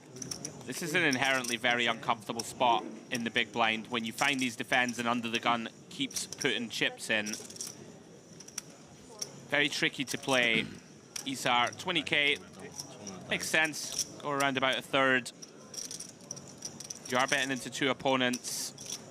And Matrai reaches for chips, flicks in one of those 25k chips as would be expected of him. We head to the turn. Pairing the bottom card, bringing clubs in. Kind of an ugly card for both to see. Agreed. I think this is really tough to fire off as Isar. You know, big blind gonna have a lot of flushes, gonna have a lot of queen X that can still get sticky. I think I like this shutdown. Doesn't mean we can't bluff river or get there. Well, he does shut down river pairing the queen. Matrai may not have liked the turn, but he's got to love that river. Making the boat. Now, though, question of how to get action. It stands to reason that Isar can still have some hands, right? Because all the reasons you gave us on the turn for checking back. Yeah, I mean, Isar can check a bunch of queen X of his own, kings and aces without a club, even kings and aces with a club, right? Just sort of decide I'm probably not going to get 3 streets, and my range wants to check a good amount. 110,000 in the middle. That is the number Matrai has landed upon. So he's going for that, just hoping his opponent has checked back one of these monster hands, right? Or heroes off a 10. Yes. I thought maybe options to bet kind of small or even still check. I'm not a massive fan of pot, I don't think. Like now, Demps, we're basically repping like a king jack, jack 9 type holding. Like there aren't too many pure bluffs, I don't think, that will go full pot here. Yeah. Sort of polarizes himself to a bolt now, though. Like a flush probably doesn't go full pot either. So basically, king jack, jack 9. Like ace jack's not gonna bluff, right? Might see like one of those little funky, a little 10% bets, and then just induce some bluffs, and even some value raises. Yeah, I'm with you. Fun nonetheless. Of course, if he was up against those aces or kings that check back, maybe the full pot does get the cry call. So that's the flip side of the argument, definitely. And then you do put a hand like ace 10, for example, in a pretty grim spot.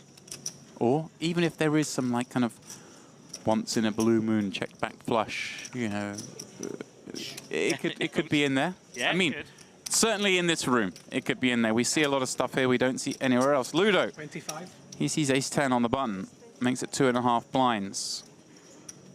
Seems like a reasonable affair thus far. And Isar with the dominated ace 9, 25 blinds.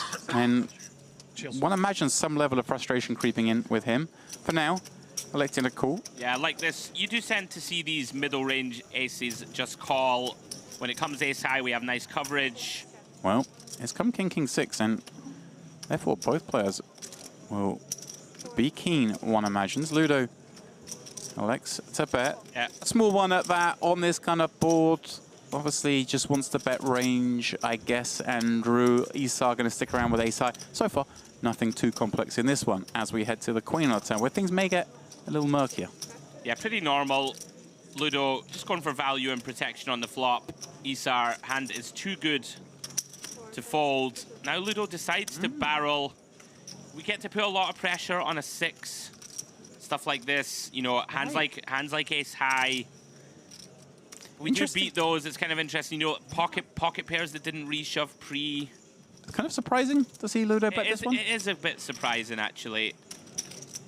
I guess targeting exactly a 6 when he decides to bet, I think, is. And that's a substantial part of the range. Absolutely.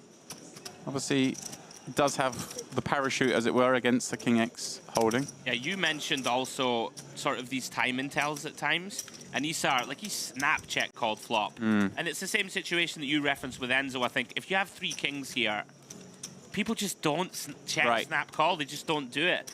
Like, it's something that we should maybe start doing, James. You know? It's one of these. He looked pretty weak. I'm just thinking, like, this entire table is playing at breakneck speed. I mean, we're sitting here in the booth, and I'm finding it hard to just catch my breath. And even for a chance to discuss the action. It happens so quickly on this table. It's just refreshing to see.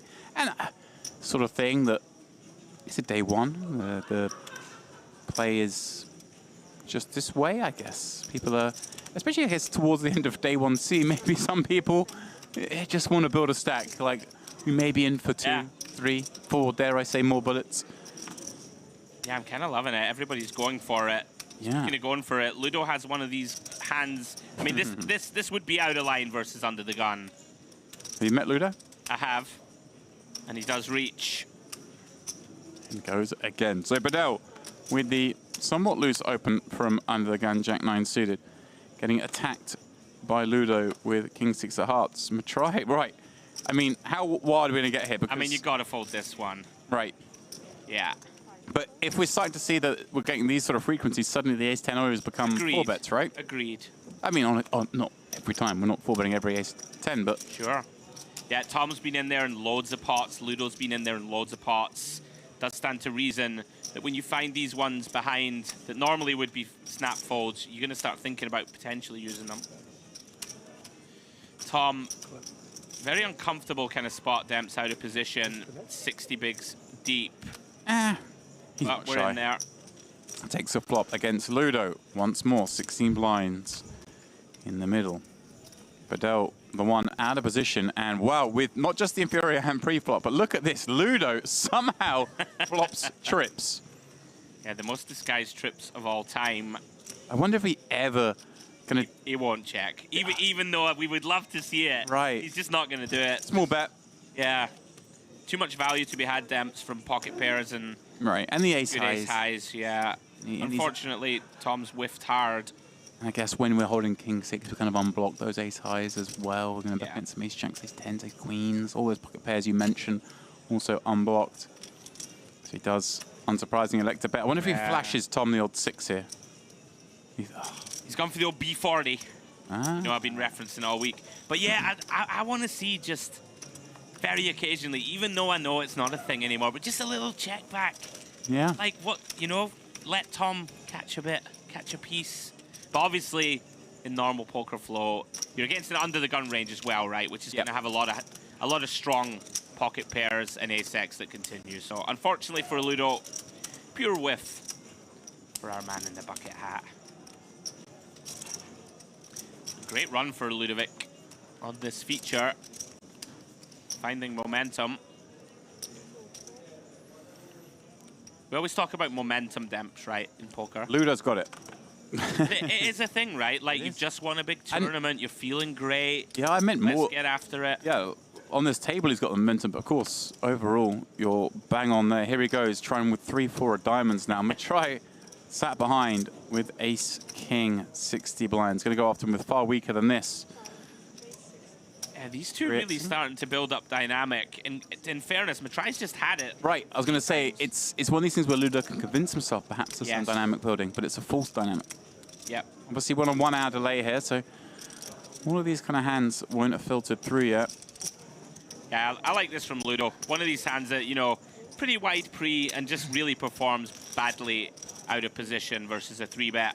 I'm sure he would have peeled slightly higher connectors. Let's that one go. He is getting attacked semi-regularly now by Matrai. Man who I strongly suspect is not from Nauru. Ooh. But he's rocking the flag anyway. Well, you're the big genius that knows that sometimes they search a country, it normally starts with the same letter, and they pick the wrong flag. So what's it going to be? Netherlands? No. No. I think Norway? he's Hungarian. Oh. So. All right, well, I'm miles off then. But yeah. Look at this from El Asmar Demps. We're in the streets, limping 3-5 of hearts under the gun. Ludo, yeah. Gotta go after it. This makes some sense. Knowing what we know that El Asmar's range is super wide.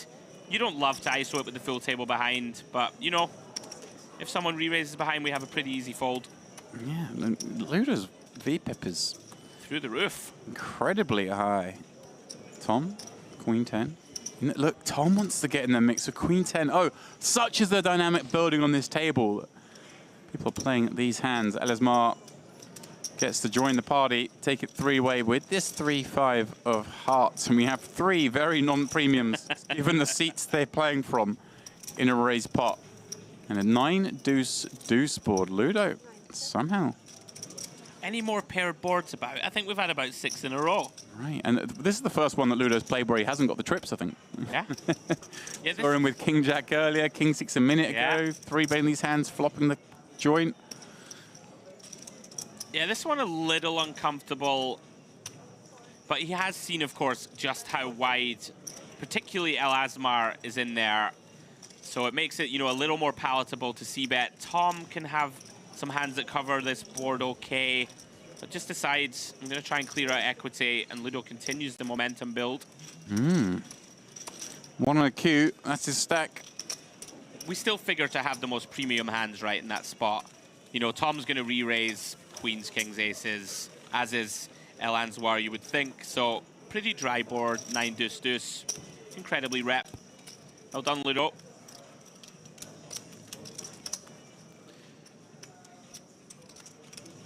So, we carry on what has been a hectic table. Action has been relentless. The card's not necessarily predicating it, though, as opposed to the frame we had before where there were a lot of collisions. And Ludo dealt another hand to play, Ace-3 of hearts from number 1. Up she goes. Where does action come from this time? Badel won't be playing, but he has 2 action men in the blinds. Yeah, it's interesting. Everyone's going to be thinking that Ludo is just getting wildly out of line. He hasn't got insanely so. But he's still been opening like the 3-4s. Yeah, that one. He is playing open, but yeah, certainly not as open as it would appear at this table. Yeah. Right, here we go. Let's see. Can Enzo get something going? A great flop for his king-queen on the queen, deuce 4. And Asmar catching a piece himself, having peeled 9-deuce from the big, and it looks like he's thinking about betting, but no, he does check to Ludo, who, again, himself has reason to bet, Andrew. Absolutely. We have that very nicely disguised wheel draw.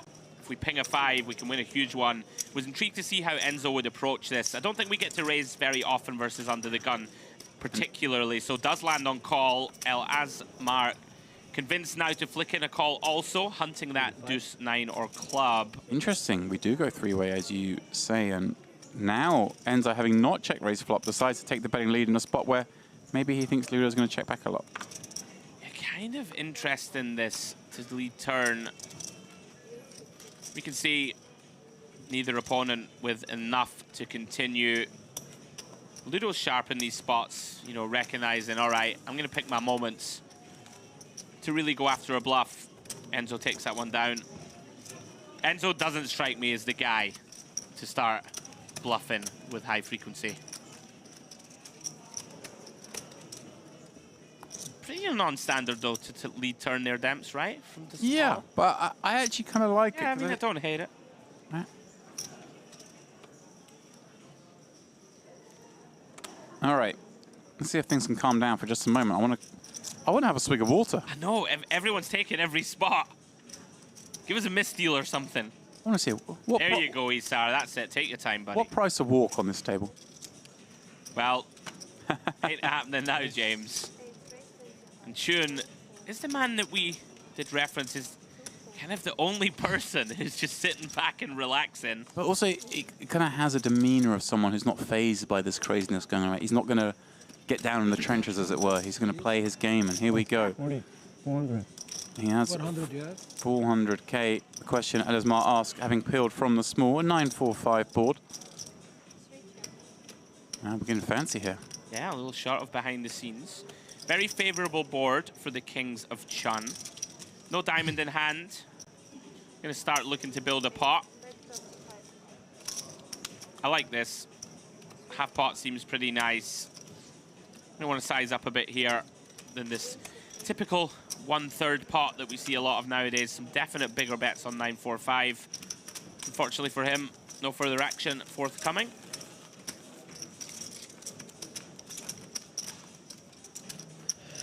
Now, if you are enjoying this stream, and how could you not be? I'm going for the big one, Andrew. Oh, here we go. Why not? hit that little subscribe button, because these streams are going up on the regular, obviously the next few days. But of course, at DTD Player, some might be wondering, what's DTD Player doing in the Mediterranean? Well, of course, lots of the time, action is coming from DTD. Well, you have crazy action cash games with Andrew Hadley and Jay Harwood on the comms. And if you want to be notified when those are going off, then, hey, press that subscribe button.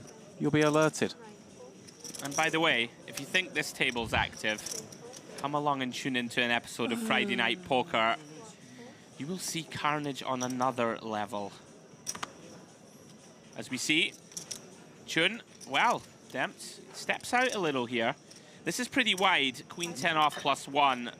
I'm not a huge fan of it, but maybe I got that in the mix. Maybe I got that perception wrong. Maybe he is starting to get a little bit frustrated at seeing everyone else have the fun and wants to get in the party. Another paired board. Mm. This is a good flop for Chun. You know, we are going to be able to just bet and take it a lot. We have a lot of playability down the streets here. Got some nice blockers to the best king highs. We've got that 10 of hearts in hand, wrapping around that board in terms of straights and flushes nicely. Let's go for min bet, which I'm a big fan of. Matrai is going to have a lot of immediate check folds. Chun now improves to the best hand. Probably just go for value, Demps. Now, our opponent, you know, when they just check call this one big blind, 10 figures to be the best hand a lot. Yeah, I really like this from Chun. To the river we go. Oh, no, I don't think we're getting that far. Matrai. Pardon me. Yeah, you're all right. He's debating turn. Our hand has nowhere to go, I don't think. I was a little distracted because I was looking through Chun's recent caches on Enbob. And let me tell you, this man has been racking up some air miles. Okay. So, in January, he was in Busan.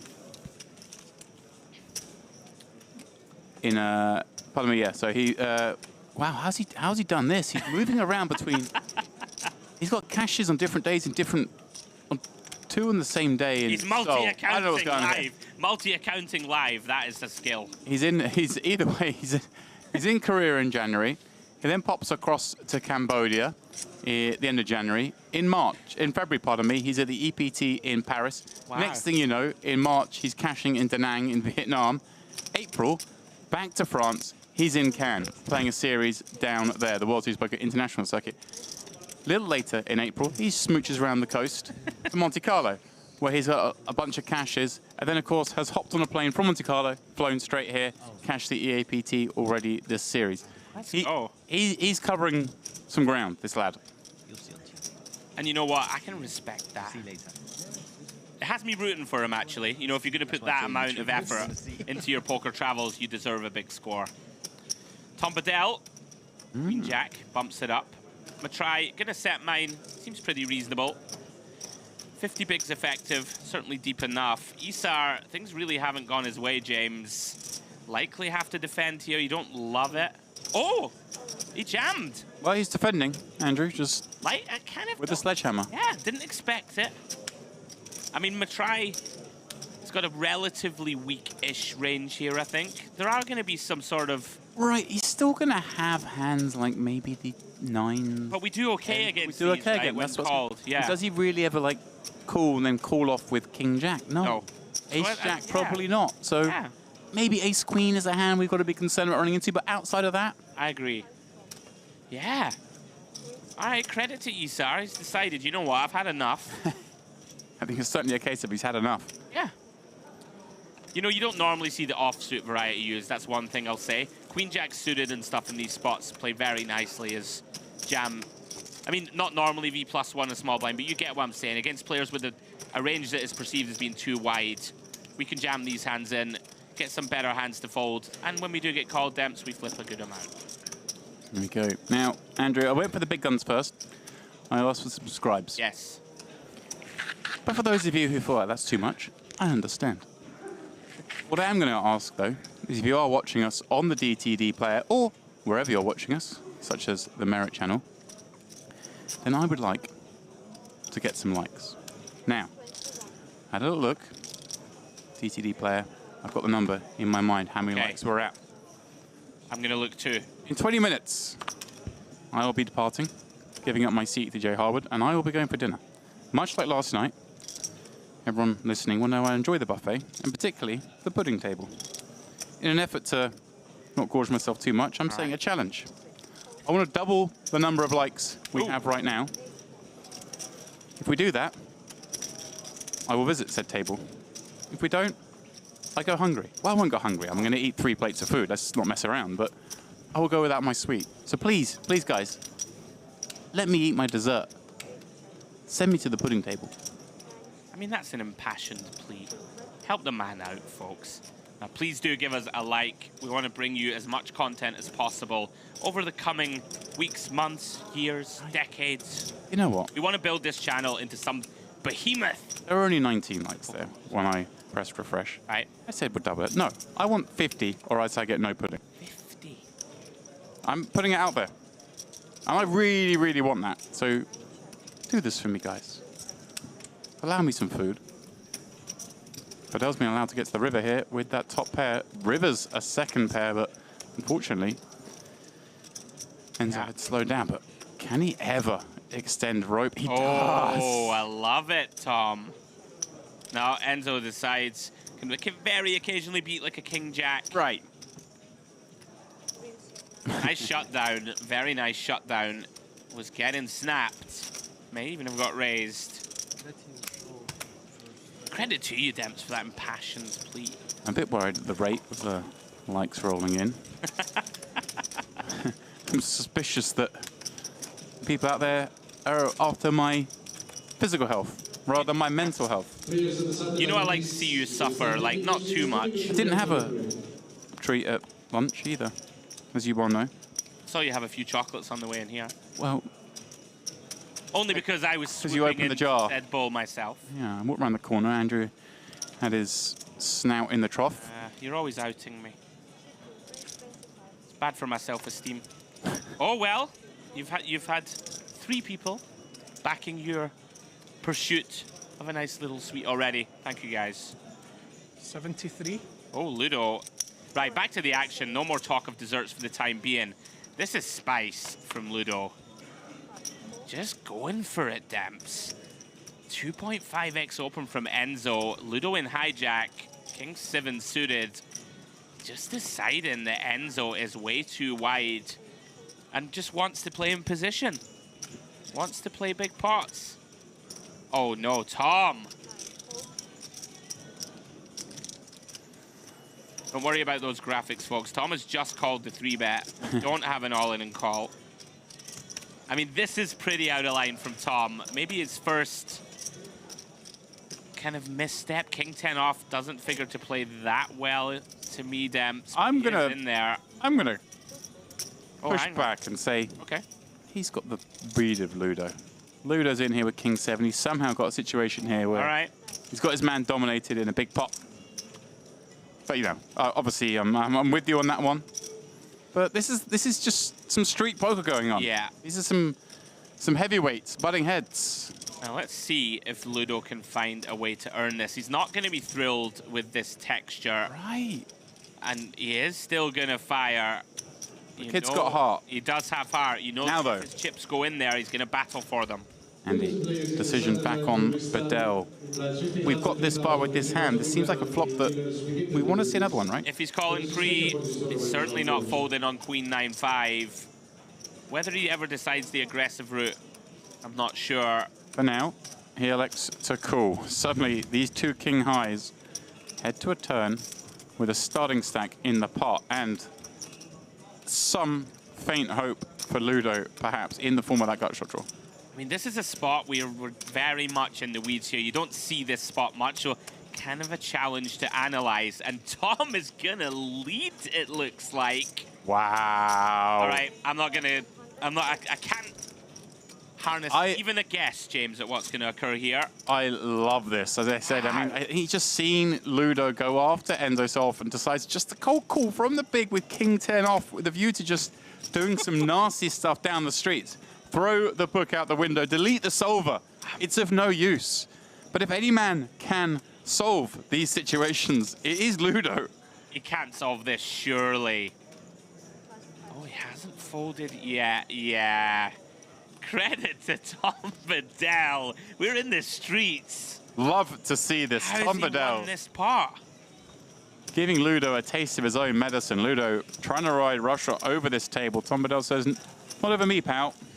You see the Gucci bucket hat? My You think I'm worried about you? What a hand. How's he found that? Incredible stuff. Well done, Tom.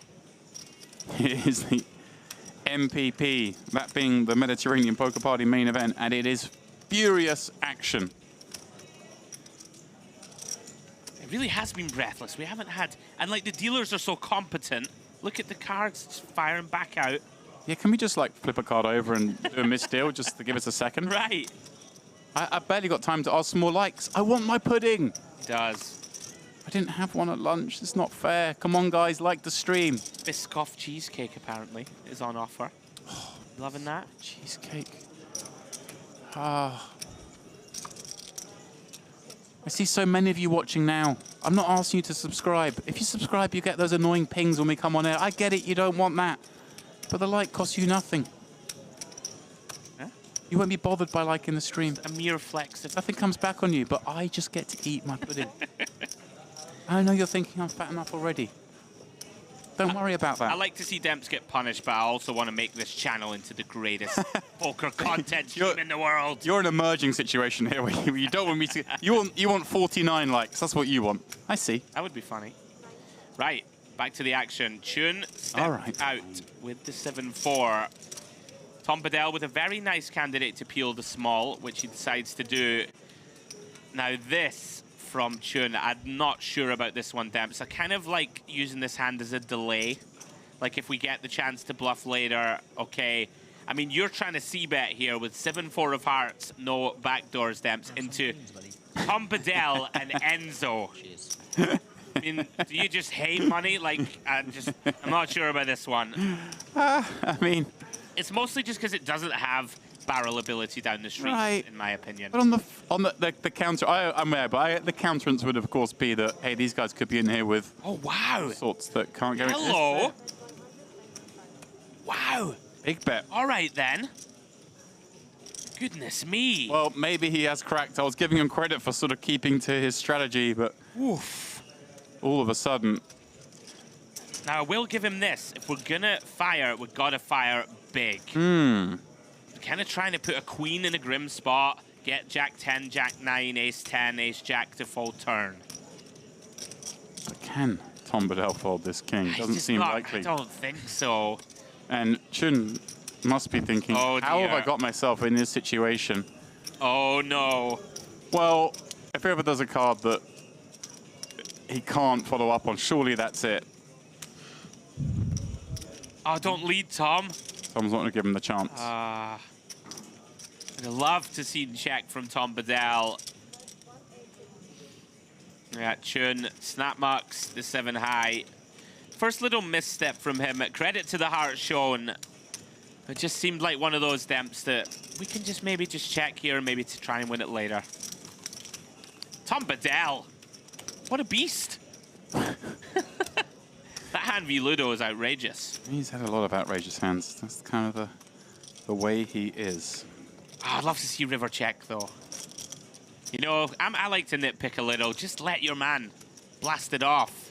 I guess doesn't want a hand like aces to check back. Pocket queens that had a boat. Oh, yeah. Right. That'd be a fun one. He's the man that's probably been driving most of the action at this table, Ludo, but maybe good for his heart that he's had a few hands he gets to fold. I don't know if you can pick one person who's driven it most. There's about 5 candidates. We love it. Really are. Match right, back after it. Ace 10 of spades. Very nice looking hand, +1. All of a sudden, Tom closing in on $1 million Demps. Very profitable, like 90 minutes or so. No way. The late reg. He's riding the wave. 10-7. Oh, Tom. That's right. Little does he know what great shape he's in. See, the ace-10 suited plays very nicely. And on a king-10-5 board, he may see a little increase to his fortunes. It's funny, isn't it? Because you're sat here tapping the table in front of me, and I like check. And you're like kind of running ranges, but everything you've seen, it kind of just, like, this feels like the nuts at this point with the frequency at which people are playing Yeah, I hands. suppose so. But I'm with you. I'm with you, Andrew. That makes sense, to be Check. fair. But get that book of yours. Throw it out and the honestly, window. Let's torch the thing, because the book's absolutely useless on this table. That's true. You're right. Okay. We'll get into the merit analysis streets. There we go. You know, you've seen it. I mean, this is... Launch it. I'm gonna 100K. I'm going to throw it out there. This table has made MPO look like the most boring version of poker. This is MPPO. You know what, though? You're not wrong. And that being said, let's just seek more value on the turn. Yeah, like a kind of middling size. Is he going pretty small, but... It's one of these. You don't want to value town yourself against the king is, of course, a concern. But there are infinite draws out there. Look at this. He's coming out with a raise. Wow, Tom Bedell, man. And now you're just in the mud. This is why we shouldn't bet, Andrew. You were right. I told you, check.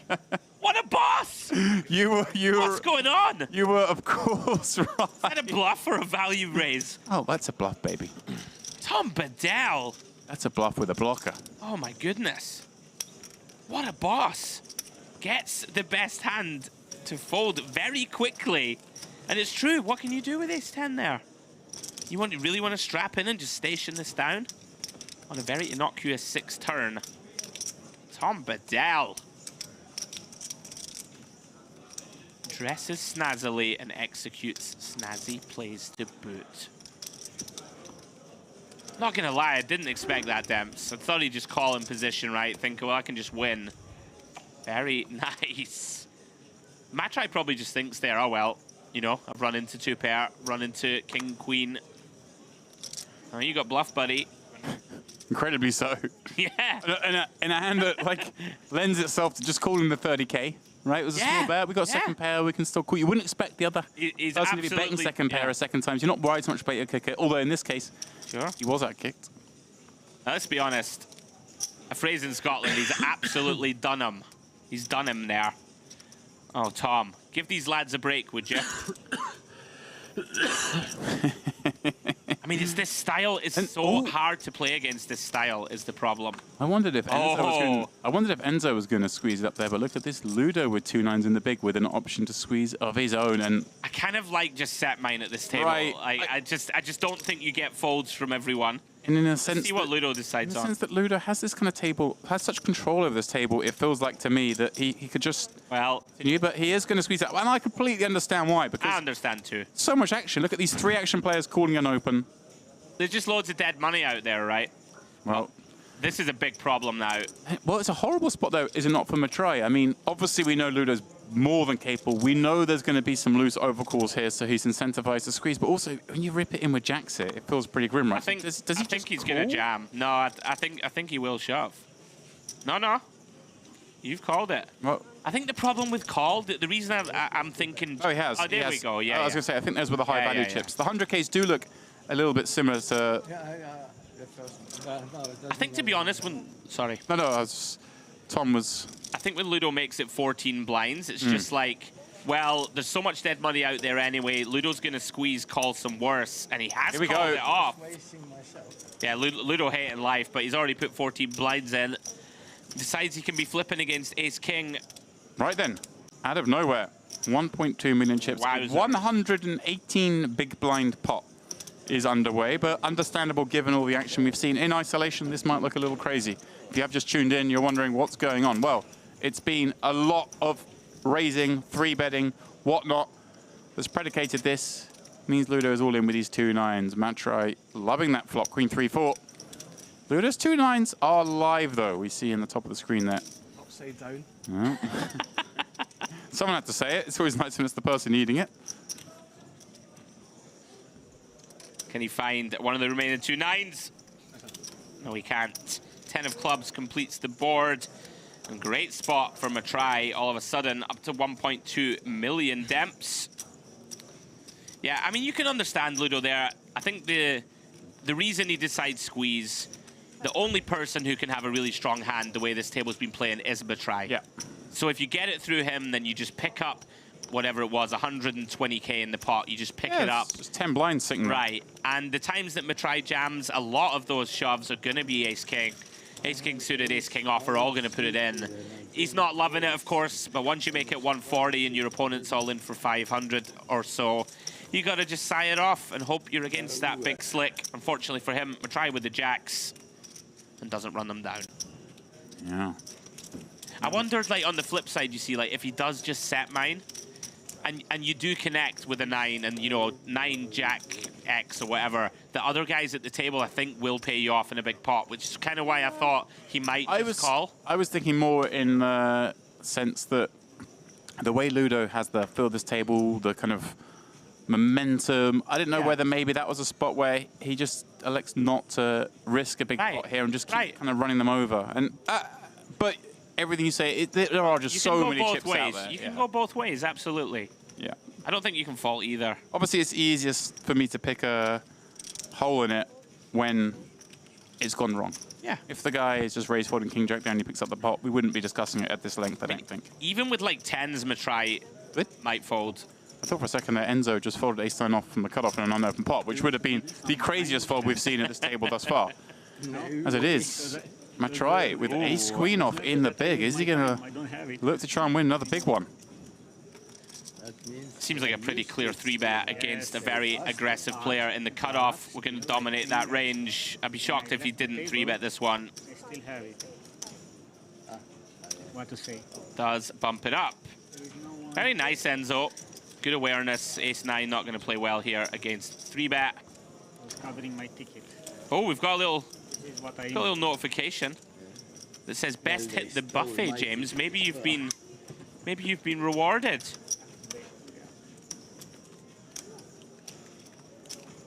Let's have a look here again. If you have just tuned in the last 15 minutes and aren't aware of how desperate I am for my pudding, you've teased me. We are at a paltry, disappointing 28 likes. Yeah, but it's 10 more than when you put the plea out. I needed 50. Pudding. There's still a few minutes left before myself and the players go on the dinner break. Now, for those watching, don't worry, the dinner break will be reduced through the magic of television. We are going to fast forward our delay. El Azmar, so tricky. Right. And Ludo. Now, once bitten, twice shy, slowing things down somewhat. This is why I might have just erred on the side of caution because I don't want to have to slow down in these spots, right? I would have just flatted, but it's... But then Ludo got those chips by... Exactly. Going ballist with the King 6 suiteds of the world and whatnot. Action on Isar, surely not. And actually, thinking about it more, what would Matrai have done with, like, 8s there when Ludo squeezed, right? It's possible he might have just gone, have that. I don't know. It is a good spot for Ludo to be light, so it's one of these. You never know, devil's advocate and all that. We are going 4 ways here. El Azmar, such a tough guy to range, you know. Seems like a fist pump open. As it stands, this limp could win him a lot of chips. And look at this connectivity wow. here. We got top pair, v top pair, the opener straight draw that if it completes, gives someone else 2 pair. Here we go. The 5 is the car crash card. But it depends how much money goes in from the other seats. 5, an ace, a 3.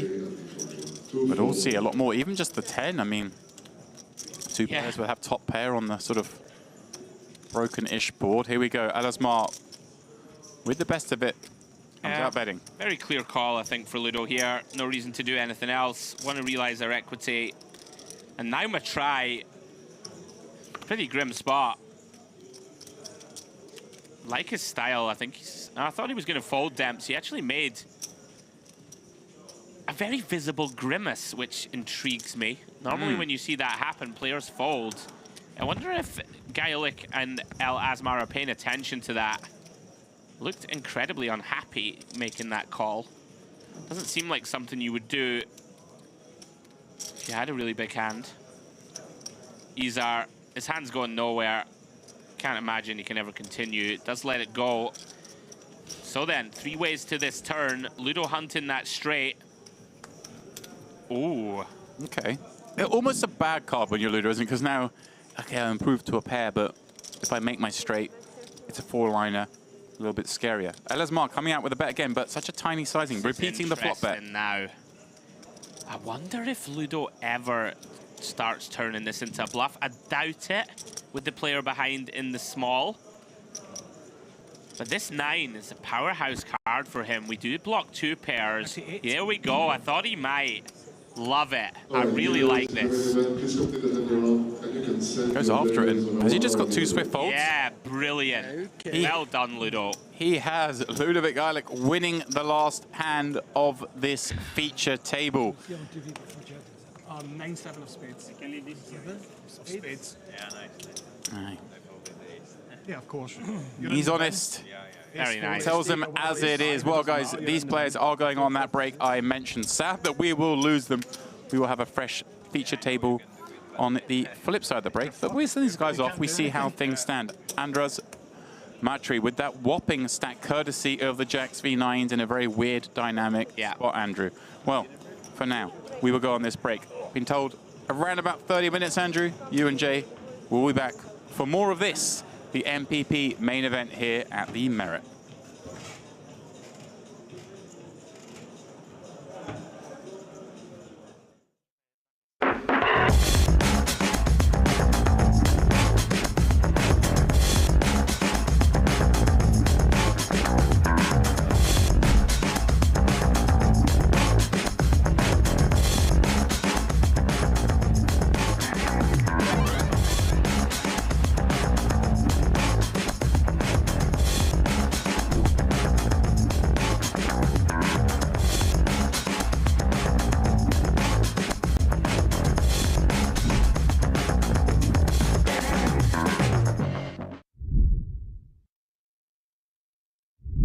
Welcome along, everybody.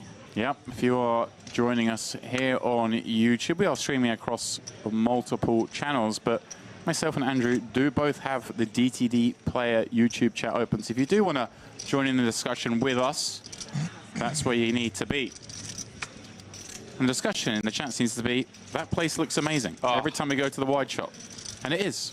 Stunning venue.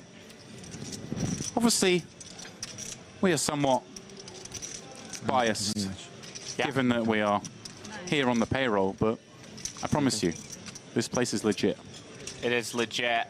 As we see, Breshalov finds a legit open. Does have to tread carefully, as we mentioned, sort of second or third in chips. But a suited ace, these are the type of hands that play very nicely as raises on finals. And especially, I guess, going after Strobel in the big blind, taking chips off that hand. Interesting, we've sometimes seen players go for more than min when the short stack's the one in the big blind, because you do want to dissuade the weakest of hands to call. Of course, King 7 was always going to play, but just maybe a little larger sizing. Yeah, I think because he's so short. I think here he's so short, James probably thinking, he's only got 2 blinds back, I can call off on any flop. Well, here we go. Strobel flopping Gin, sees a bet, rips it in for the remaining 2 million. We'll get cool and get great news. Absolutely. That he is on track for a double up.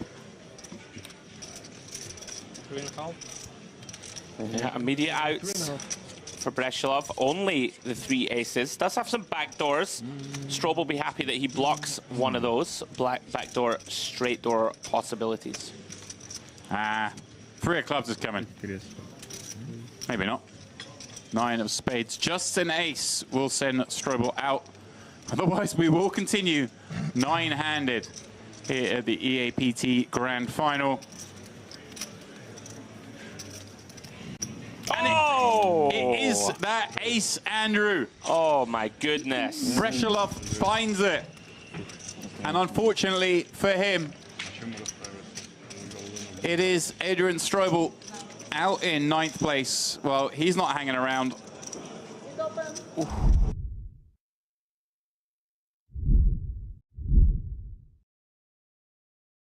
Welcome, guys, back here to the Mediterranean Poker Party, where for now, poker is taking a back seat because it is time, pardon me, for round 3 of the Merit Poker Olympics.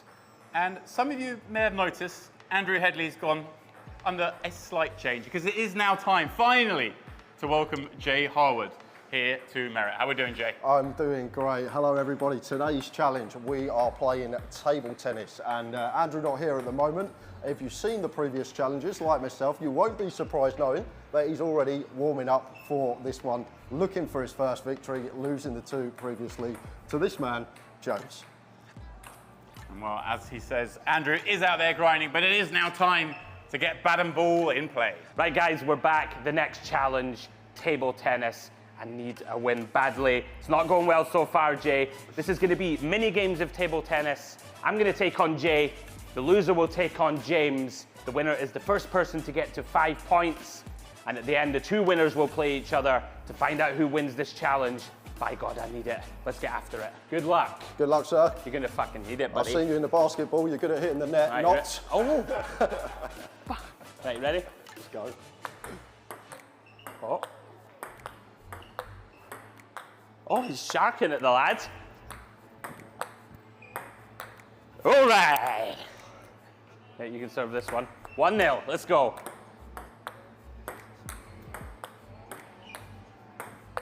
Oh. All right. Oh, we've got him. Oh, he's in trouble. He's in trouble. Oh. Oh, no, too aggro. Right, 2-1. Oh, That's love second it. serve. You get second serve. No, you don't. No second. Surely no there's second a serves in Merit table tennis, motherfucker. There must be a second serve. 3-1. Second serve. You're finished. Oh, 4-1. We've got him. On you. This Don't choke. Don't choke. Not looking good. Hey! Woo! Let's go. Good game, sir. Good game, sir. All right, we're back. By God, we're back. You get him on film. You're next. Good luck, All sir. right then, Mr. Harwood, let's have it. Well, that wasn't at all embarrassing. I'm going for my deep squat.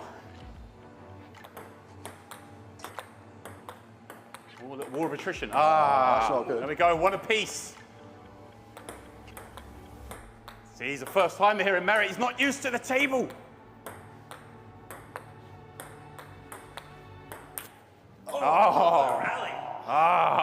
2-1. It's coming. We both want the same thing, and that's Andrew not to win in the final. So we're all good. We're all good.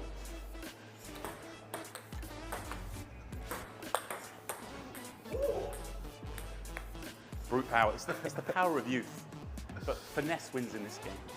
I've lost the score. 2-1. 2-2. Oh, better than I thought. Oh, he got too happy about being all square.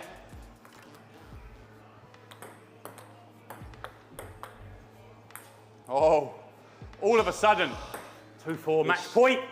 It's not good. Another date with Mr. Headley. Oh dear. Well, that is the end. Terrible debut. Terrible.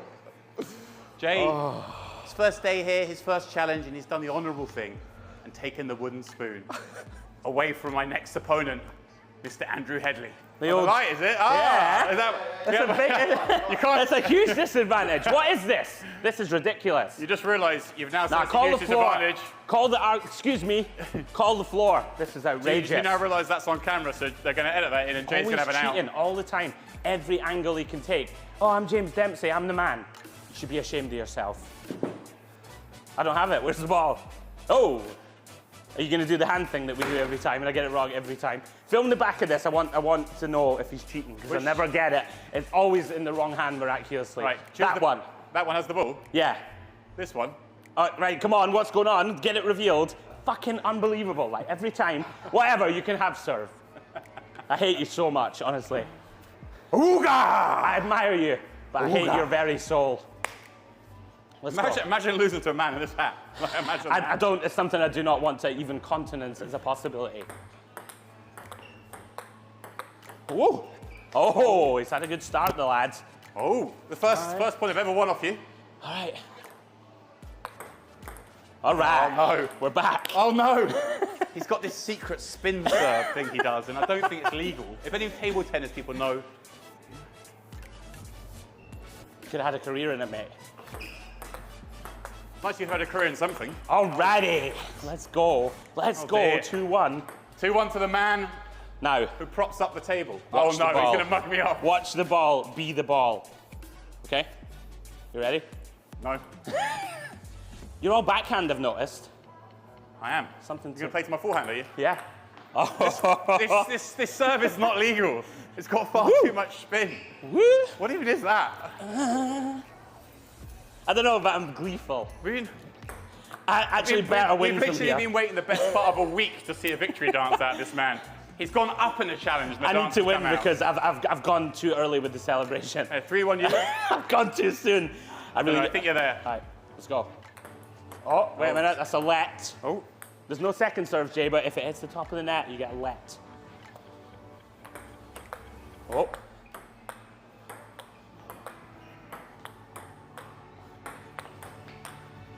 Oh! Strong point.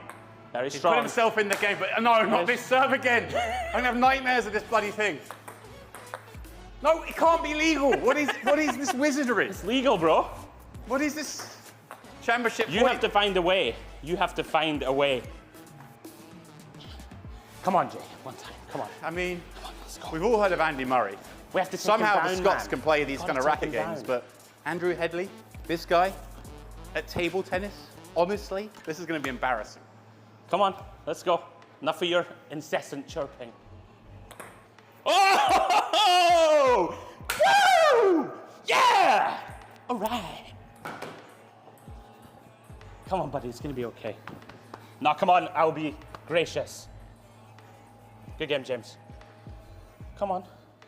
Hold on, Andrew. Thanks, James. You're a good man. I want to apologise to my family, to my friends, to everyone who knows me. Your cat? And to all the people Andrew's going to gloat to. I've let us all down. I won't gloat. Good game. Jay, good game. Come on, I'm back. I'm back in the Olympics. Whew. Yes. Someone play the Rocky music. Play the music. Da-da-da, da-da-da.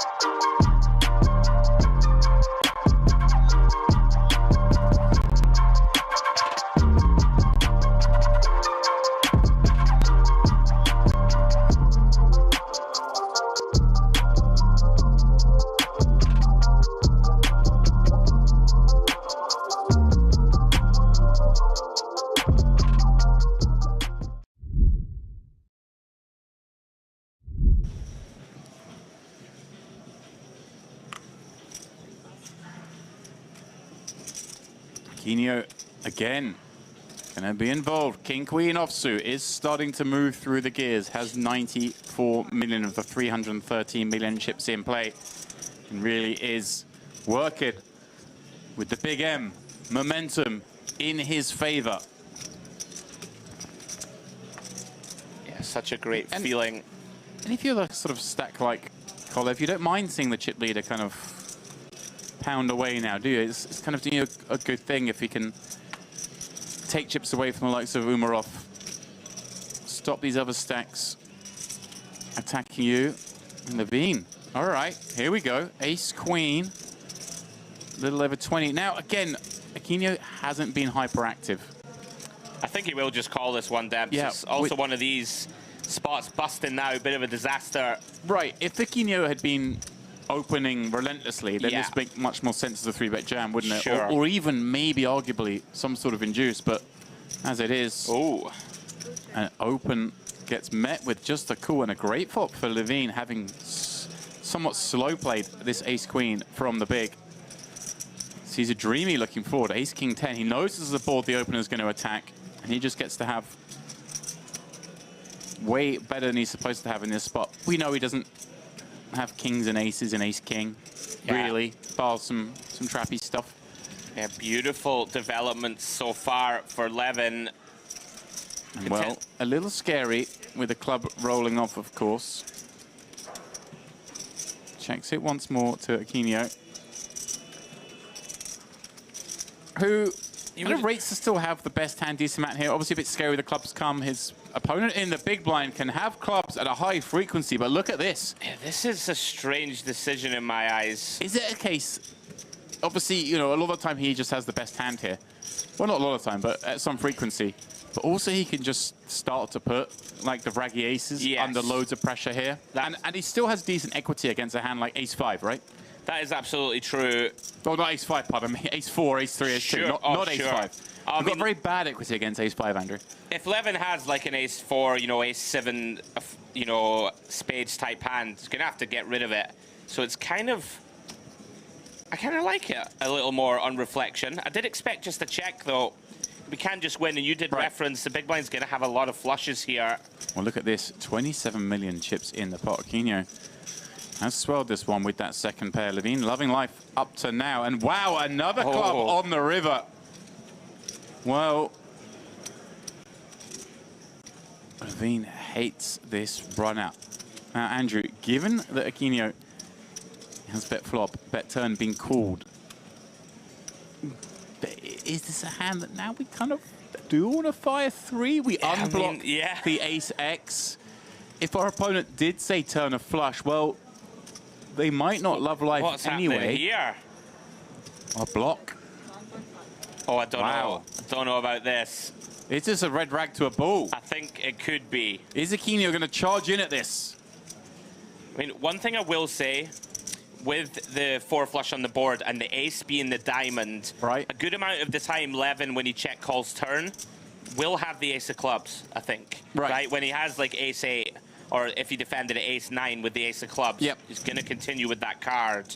But this is a very curious little min bet. Does that hand lead for I don't think one blind? People find it. Maybe they should. I don't think they find it in the moment. Could be wrong.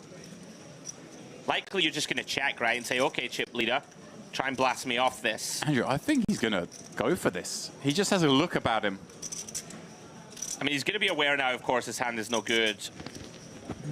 Yeah.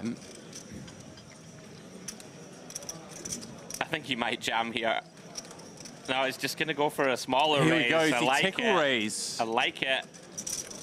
What a play here from Aquino, yet again exhibiting his aggression post-flop.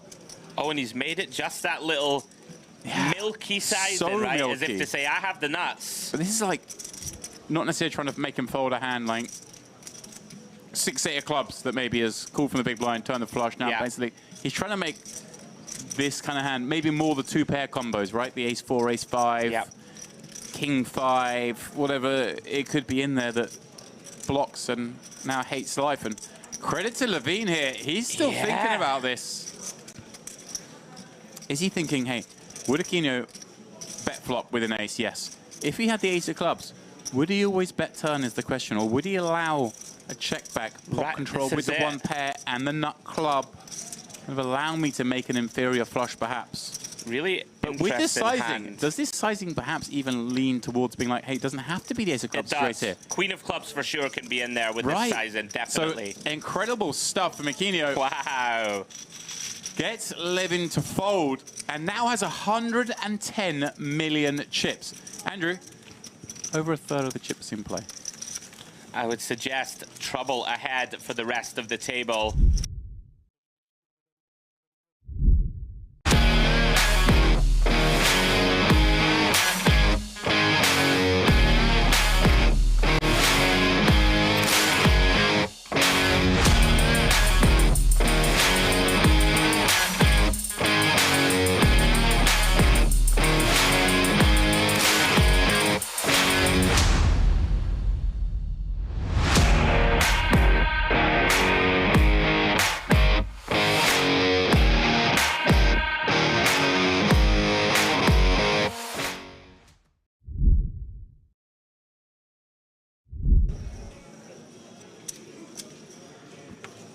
Yeah, interesting. Maybe Breshilov just perceives 60% to be more value heavy. Maybe thinks his opponent would go larger with bluffs.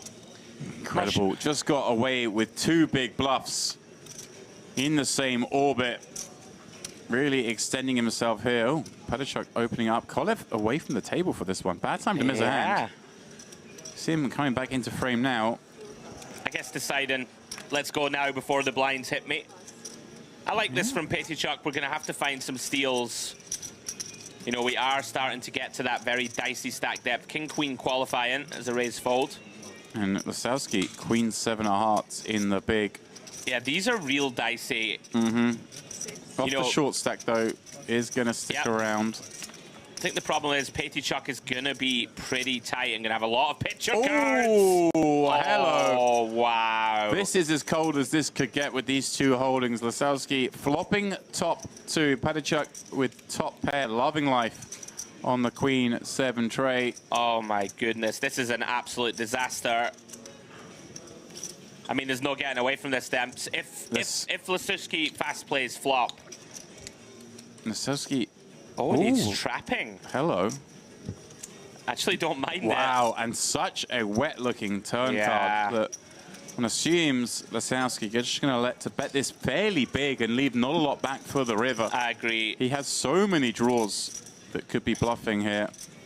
May even bet at a size that means Petachuk just jams over the top. Yeah.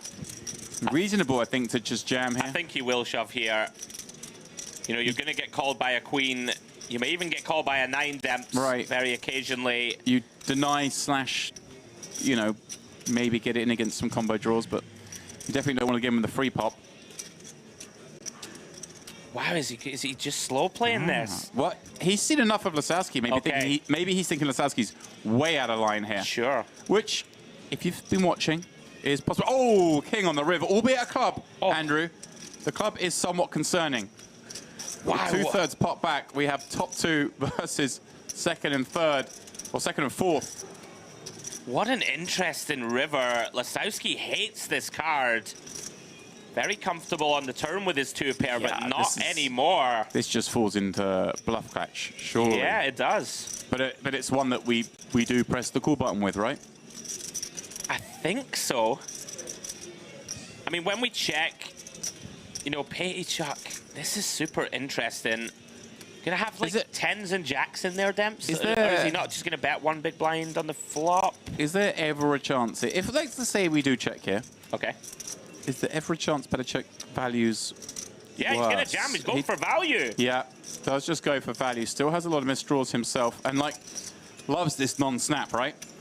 He does love the non-stat. I just don't see this getting through, even though it's a scary card. Yes, but the 4-5s, the 5-6s, the 8-10s, the spade combos. Jack-8 of spades, type hands, 10-8 of spades. Not enjoying it. 10-6 of spades. And then maybe occasionally you do see the Queen 7, the Queen 9, King 9 even perhaps. Oh, pardon me, King 9. Oh yeah, King 9, we do beat, sorry. King 10, King Jack, would they? I don't think they would jam. Yeah, it's pretty grim. They've both got such a strong hand, but on a scary board, where ranges allow them both to have far better than the hand they do. What a fascinating spot. Pretty grim for Petachuk in that all the 10 Jack get there that would feasibly bet turn. All the club combos get there. So this is also effectively, in his mind at least, Demps, a bluff catch. Probably don't think your opponent's going to have too many 2-pair combos, seeing as we block most of them. Oh, wow. No. Oh. Oh. Did you... I mean, I don't think it's impossible that he folds. I don't think he will, but... There was a flicker across Lasowski's face when that went in.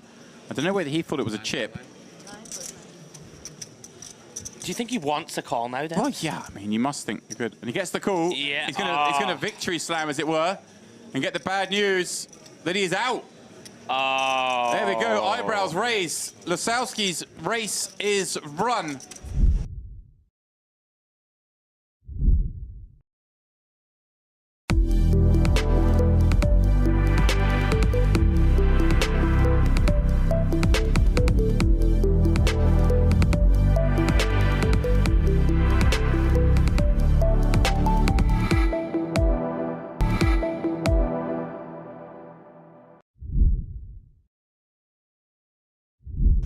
was just looking through. I mentioned I've been impressed with Breshlov, the man who's under the gun here now, and the way he's approached this one is he looks down at Ace-King.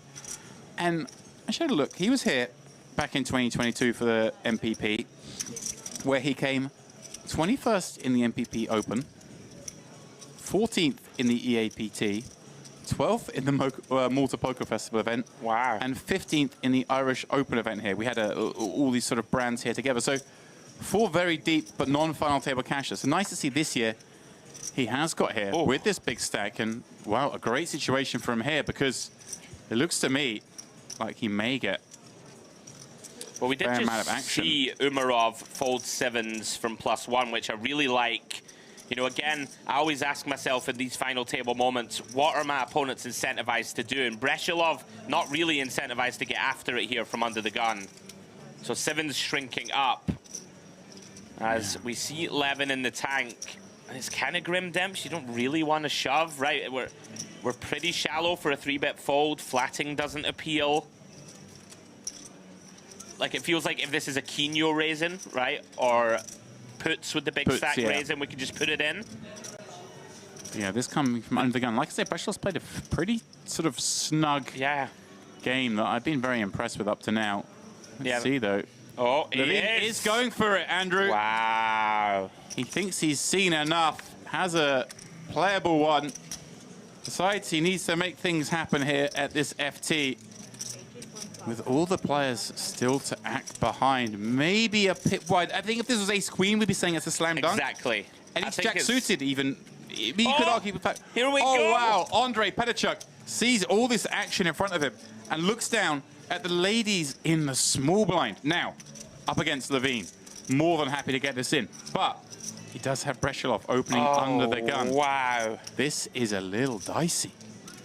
Again, queens surely just too much hand. And he does go for it. And now, what is Breshelov going to do with ace-king seeing this action? What hand does Petachuk put all these chips in with, Andrew? I think you can fold this hand. Yeah, he does, and he does it swiftly. I like it, honestly. Wow. Petachuk never has worse. It's like queens, ace-king plus, I think. Yeah. Maybe jacks very Do you occasionally. think partly that was the speed at which Petachuk put the chips in? I think he's just super aware, Breshelov. He knows that Petachuk has to have just such a narrow range. I spent the start of this hand heaping praise on Breshelov, and brilliant. Then that hand comes up, brilliant, just signifying how good he really is. As we see a 10-9-3 flop, we will flip back, of course, to the action here.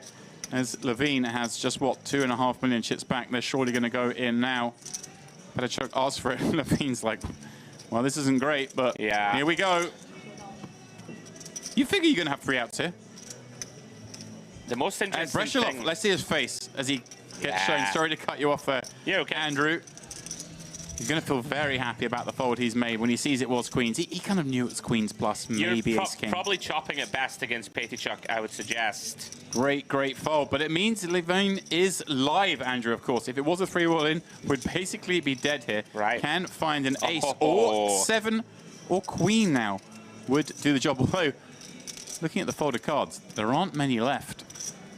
3 of the 7s gone. And the river being the offsuit, non-connected, 4 of clubs, sends Levine out in 7th place.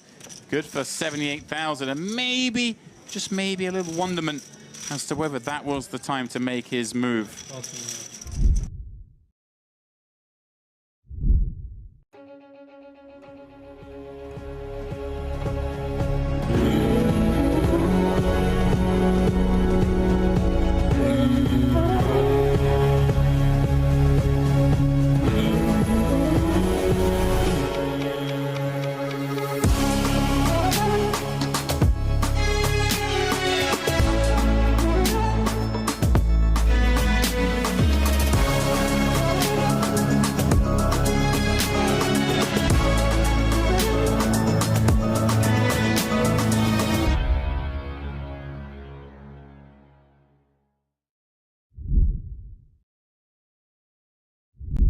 Final table warming up nicely, guys. If you are just joining us in the YouTube streets or watching us on DTD Player, EAPT Grand Final, main event, final table.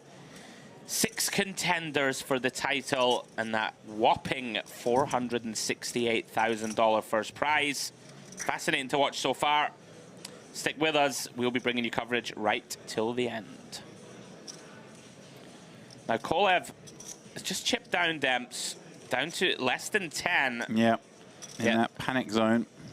But he won't be panicking. Very nice, very nice laydown, by the way. Discipline with the ace-7. Breshilov with ace-king in the cutoff. 16.5 blinds.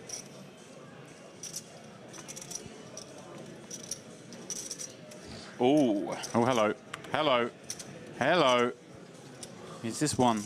Obviously, he has to concern himself with the player behind Aquino having a big stack as well. But he can make a non-committing 3-bet here. I think you'll fold here, Demps. But I was wrong a minute ago. It's one of these that, like, 3-bet calling here for, what, 33 million is a bit of a disaster the times that Breshilov puts it in. Peeling is pretty unpalatable. But you have been right again. I'm not sure about this. Because I just don't think we get to fold to jam, and we do terribly, right, the times he puts in. And we don't remove, you know, like if we 3-bet King 5 suited here, for example. Well, here comes the snap jam, Andrew. Sorry to cut you off. We'll come back to it. And he does just snap call it. He decided once 12's gone in, of course, he's going to call the additional 21. And we'll be thrilled to see ace-king rather than the bigger pairs that would likely be part of this jamming range. And just like that, Breshilov at risk, but at risk in a pot that will get him up towards that top end of the count, 70 million chips. Living in the middle of this one. This one's such a crucial pot for the tournament. And a 7, 9, 6 flop. Poets fades an ace or a king, and also, obviously, finding a nice looking board that could redraw should he need to. 10 on the turn. Well, that 8 would, of course, now result in a chop. Ace or king. The only ways for Breshilov to survive here, the man I've been most impressed by thus far on this final table. And that is what's going to happen. Breshilov busted in a pretty grim fashion. I wish we had a camera here. You guys could see Andrew's face. He feels bad, I think, for Breshilov in this one, because that one felt a little dirty from Christopher Puetz.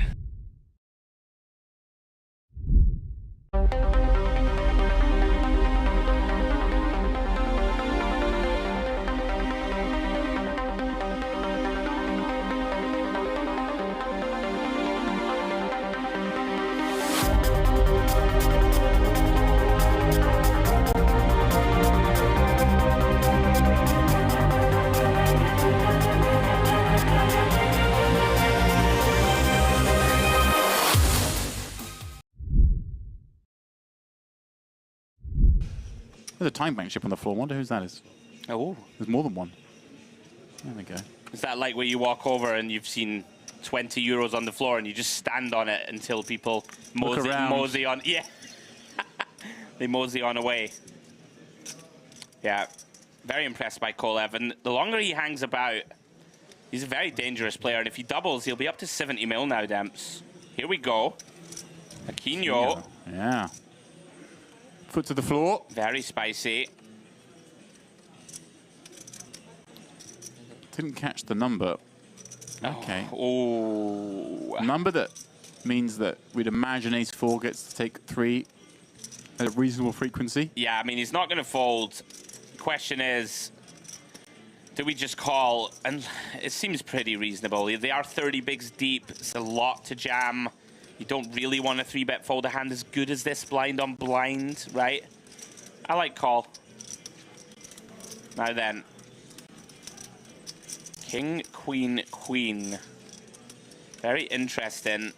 Aquino essentially with the kind of nut low, so to speak, Demps on this board. And knows he can't win without betting, and does start with a small one. I mean, we probably got to call one. It's grim, though. It kind of fills it, doesn't it? But yeah, we've got a cool one. And I mean, we've got the 4 hearts working as well. Yeah. Not that we're thrilled about chasing 4 high flush draws on 4. And a very warm welcome back, ladies and gentlemen. As you see, night has fallen at the Merit Royal Diamond Hotel. This is, of course, the Mediterranean Poker Party. Out here in Cyprus, we're getting into the thick of it. day 1C of the MPP main event. 5K, 5 million guaranteed, and we have smashed it. Love seeing it. This is our new feature table, as you see Meyer. 135 bigs, Jay, 1.6 million to work with. Starting stack was 400K, so he has been putting those chips to good work. Walid Habib just behind him, just under 1.6 mil. Mehmet Deniz, another player over 100 blinds. Then we have Svetoslav Nikolov, 61 blinds. And our friend Raymond Kassam, love seeing him here on the feature. 60 bigs, 723K, very healthy. Then there's somewhat shorter stacks, but nobody's short here, Jay. Everybody over 30 blinds. We have Ali Al-Kubasi, Dmitry Zakharov, and Hassanin Hashim. And that concludes another round of Merit Name Roulette. Yeah, top notch, Andrew. I think you got all of those spot on. And something very intriguing about this feature table coming up. Average stack is around 580K. So just look at those 3 stacks at the top. There is heaps, heaps of chips on this table in terms of BBs, and looking forward to see how the big stacks approach it. Hassini at the bottom, not really in trouble. Short stack at the table, but 37 big blinds is plenty on this structure. Plenty to work with, Jay. Agreed. Blinds are 6 and 12K now, guys, with a 12K big blind. So a couple of levels myself and Jay will take you through, and then Demps will come back into the booth to close out the coverage with yourself. Yes. Looking forward to this one. New lineup. And you know, I'm just biased. Go on, Raymond. We love seeing him on the feature. I've been saying this all week. Beautiful setup. Sensational stage. Shout out once more to our production team. But yeah, day 1C. Let's get into it, Jay. Yeah. Minute before our first hand is dealt, just like to pick up on the YouTube chat. We've got Sam Bernstein commenting on your illegal table tennis serve.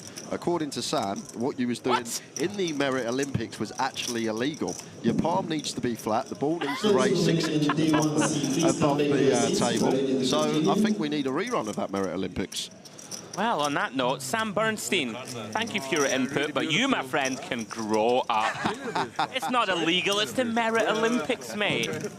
We make our own rules. You take every single edge you can, Jay. That is true. Much like these gentlemen will be doing at the feature table. To be fair, I think your pool cue action's more illegal. That's very illegal. Someone sent me a screenshot, and it's me balancing the bridge on my pinky. That is great. Right, guys, here we go. Another hour and 40 minutes of poker. 50-minute clock. Blinds are 6K, 12K. I'm only joking, by the way, Sam. Thanks for the input. Maybe he can coach me like a new technique. I'm not going to have it. That serve is vicious, man. He gave me and Demps a problem, I'll tell you that. I gave them a whipping.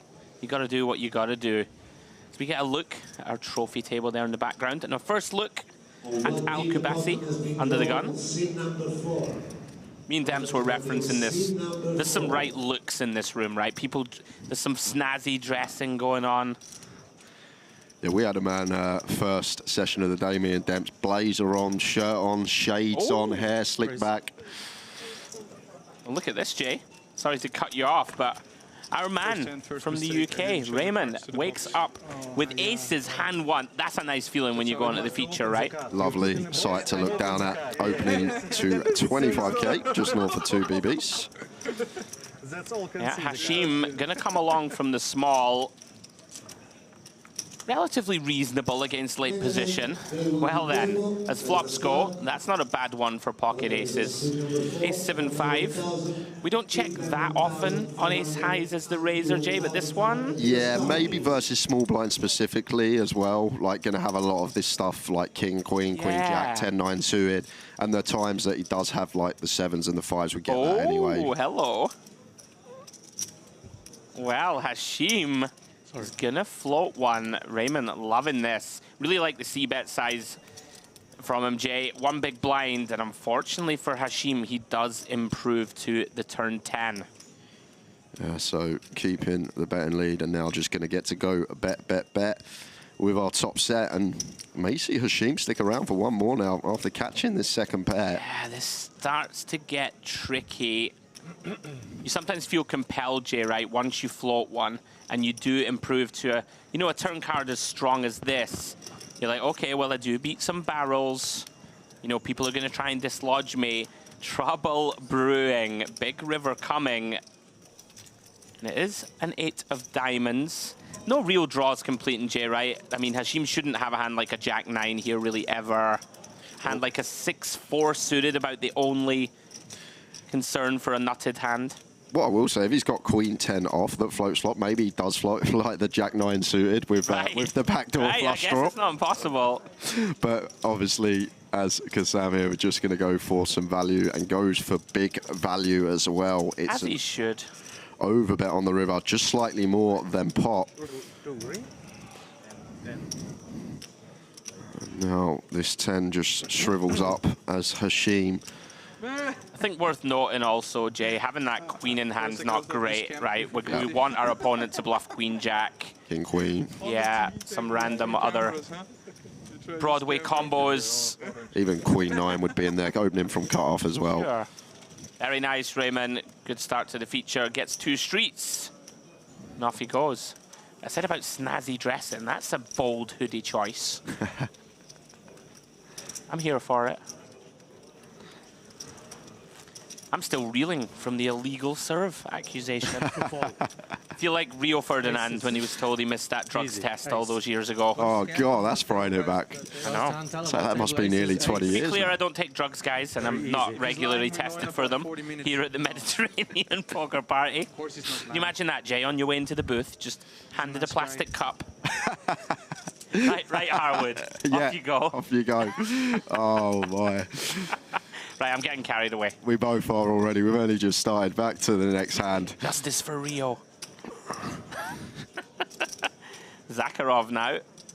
Queen 7 into the muck.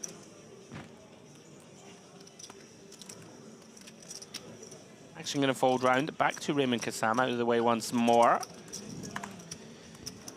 As does Habib. Now Hashim has a very playable Jack-10. Yeah, just one that always seems to open on the button here. And suited king in the small blind here for Nikolov. I think we'll be continuing. Both options available here, facing the button open. These are just hands, right, that in these sort of early 2020s just started to become the vogue sort of peels, right? Yeah. People used to just fold them. Yep. And I don't hate fold against 30 BBs. Like, do you want to be a bit deeper, Jay, or do you I guess, yeah. Much? I think we can still play cool. I'm not saying, like, it's one that we're just going to free bet all the time, especially against 30 bigs, but it seems like a nice one to potentially flat from the small. Raise and take. Yeah, people don't really fold anymore, right? These spots, especially in the small blind versus late position. Let's let it go, though, as Hashim stabilizes after that rocky start. Me and Demps also discussed this, Jay. Can you pull off the backwards cap look? I think I can. I think I can pull off the backwards cap. Yeah? Yeah. I'll sometimes turn it around. Do you? On the table, yeah? Yeah, sometimes turn it around. Like a dominance flex. I don't know, like, just sometimes. I'm so comfortable. Like, it's I just will reverse like this headwear. when it's been on my head for so long, I just move it around to like get a bit more comfortable. That's it. Oh, I want like deep reasoning, not just. Okay. Okay. Here he is again.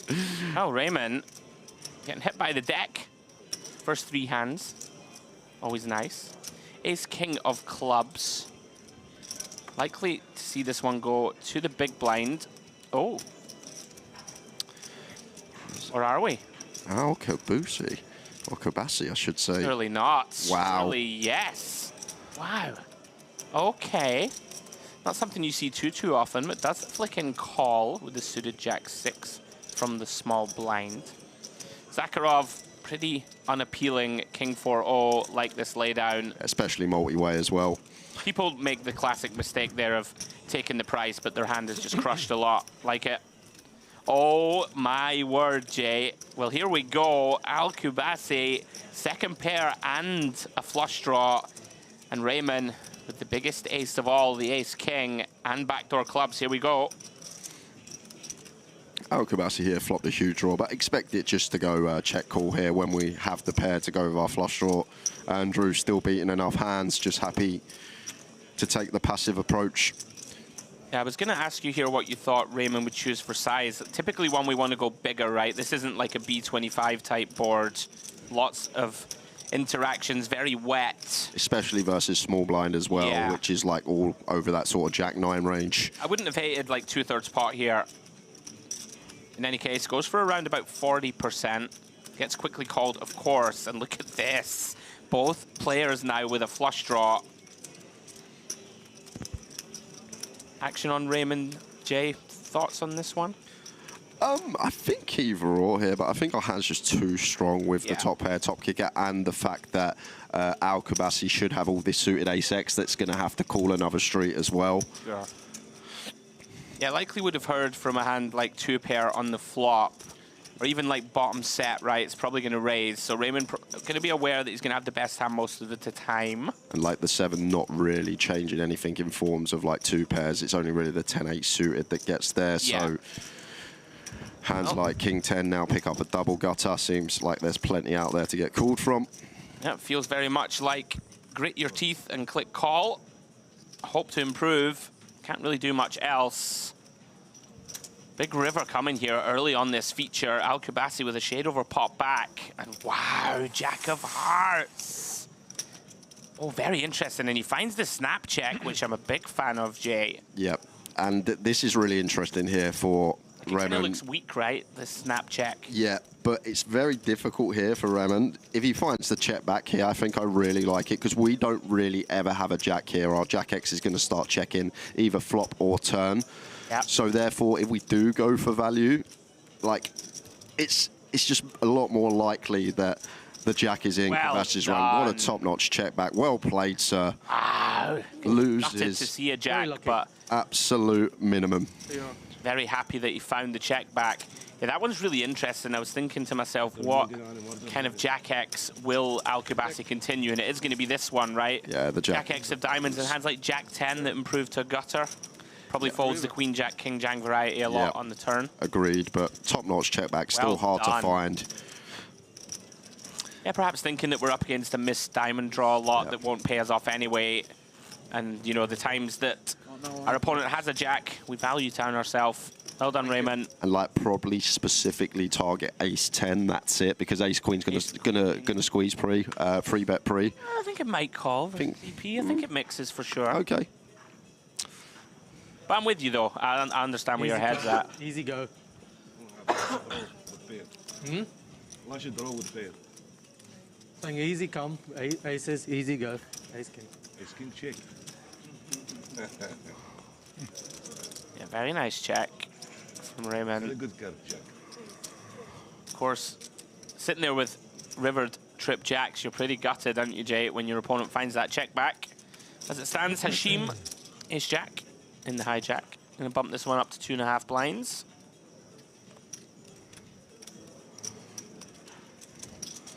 Can't see Zakharov doing anything here.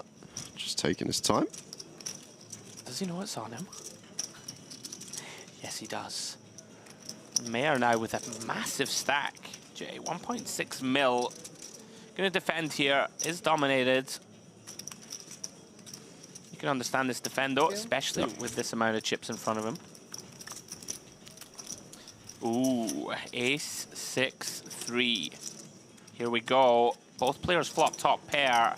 Had some action flops early on the feature. Yeah. Mayer with a pretty good ace to continue with. Of course he would continue with all. But having those backdoor straight and nut flush draw. 20k and call. Pretty normal so far. Seems pretty clear. Nice little quarter pot from Hashim. None of those backdoors materializing on the turn. 8 of hearts. So Hashim just got the green light, Jay, to just... I don't know about this. We can see it's going to elicit a bet, right, from Mayer, but I think that we got a bet turn in my eyes. I think ace-jack Build a is pot. too strong. We will have some top pair checkbacks, but these are going to derive around stuff with the lower kickers or the ace-X club specifically with the redraw. But I agree with you on this one, Andrew. This Mayer is trying to induce here. Thinks his opponent has a hand that is just bet given up. Yeah, now we just got an easy one-chip call. Yep. Probably thinks his hand's good. All right, as it stands, Hashim, well played. Finds the river value bet.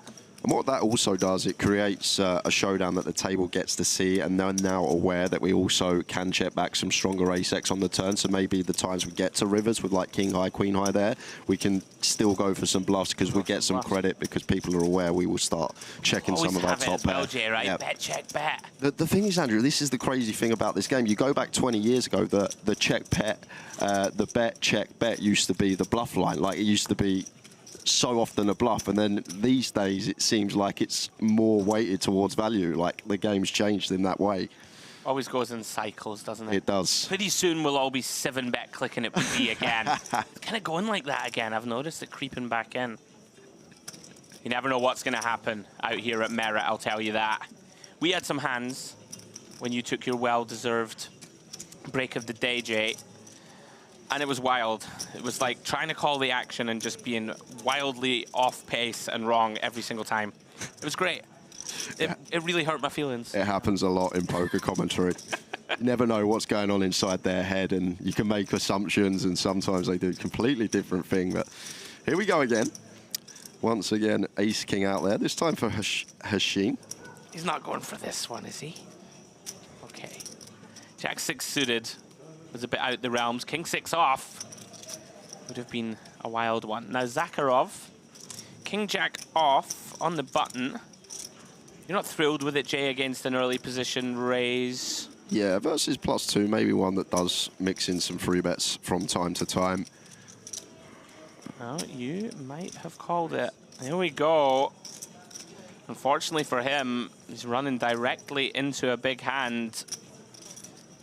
Credit to him, though, looking to go on the attack. Makes it 70K.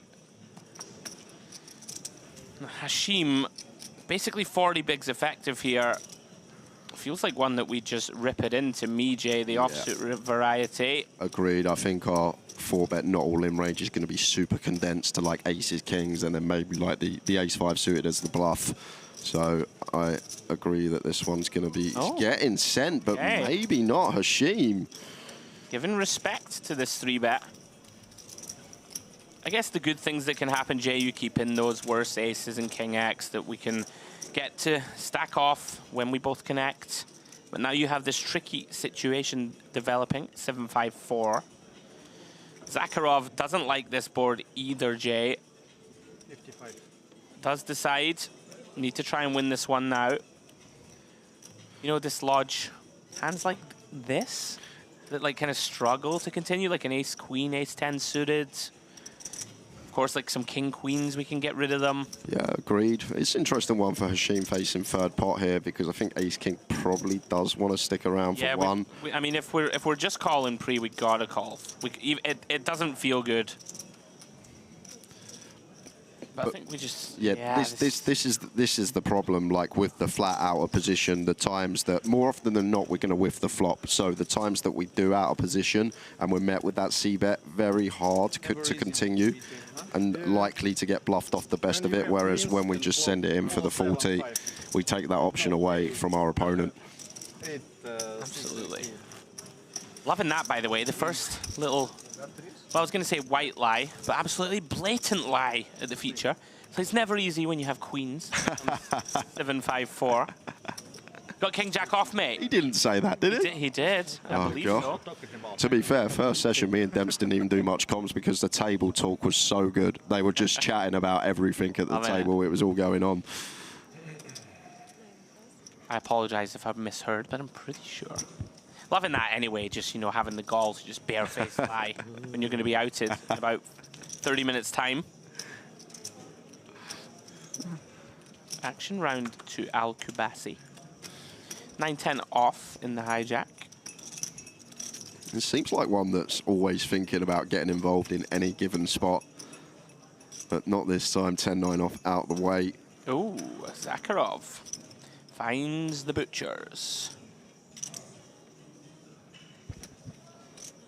Pocket Kings in the cutoff. Loving life, of course.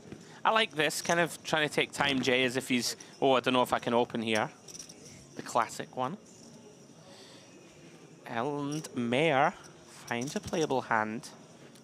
pocket fives. They are around about 50 big blinds deep. Yeah, seems like one that happy to play cool, but is he going to go for the 3-bet? He is going to go for the 3-bet with the pocket fives. All right.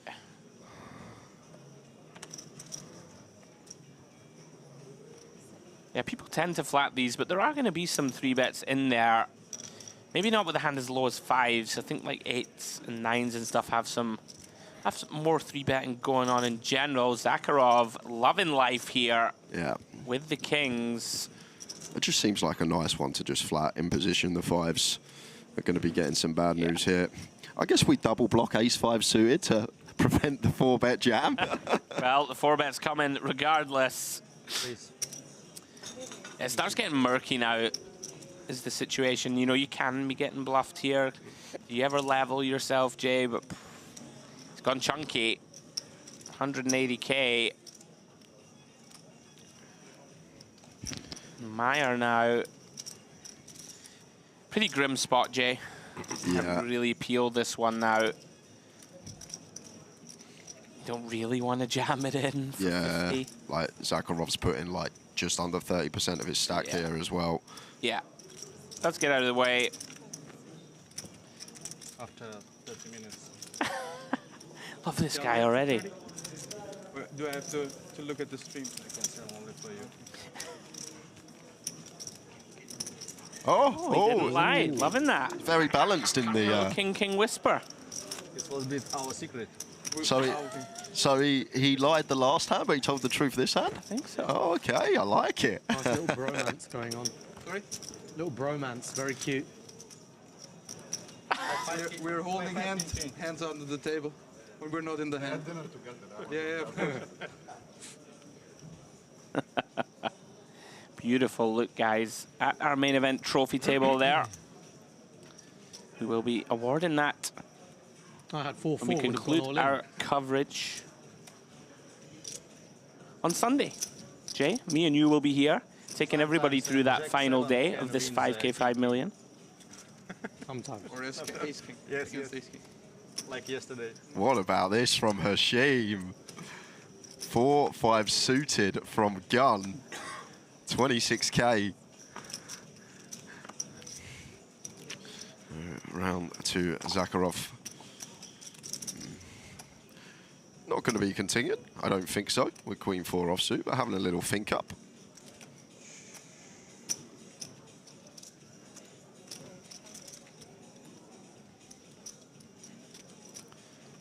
Ace deuce of clubs for Meyer here does play cool.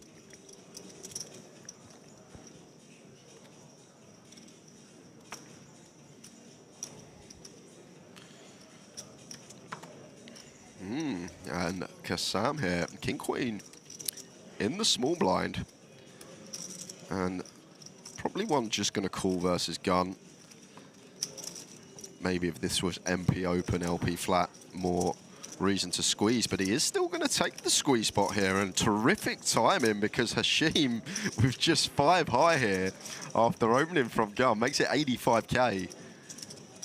I think I quite like this, Jay. Sort of prefer squeeze. Like when you flat, it gets kind of murky. You don't know if your king and queen are clean.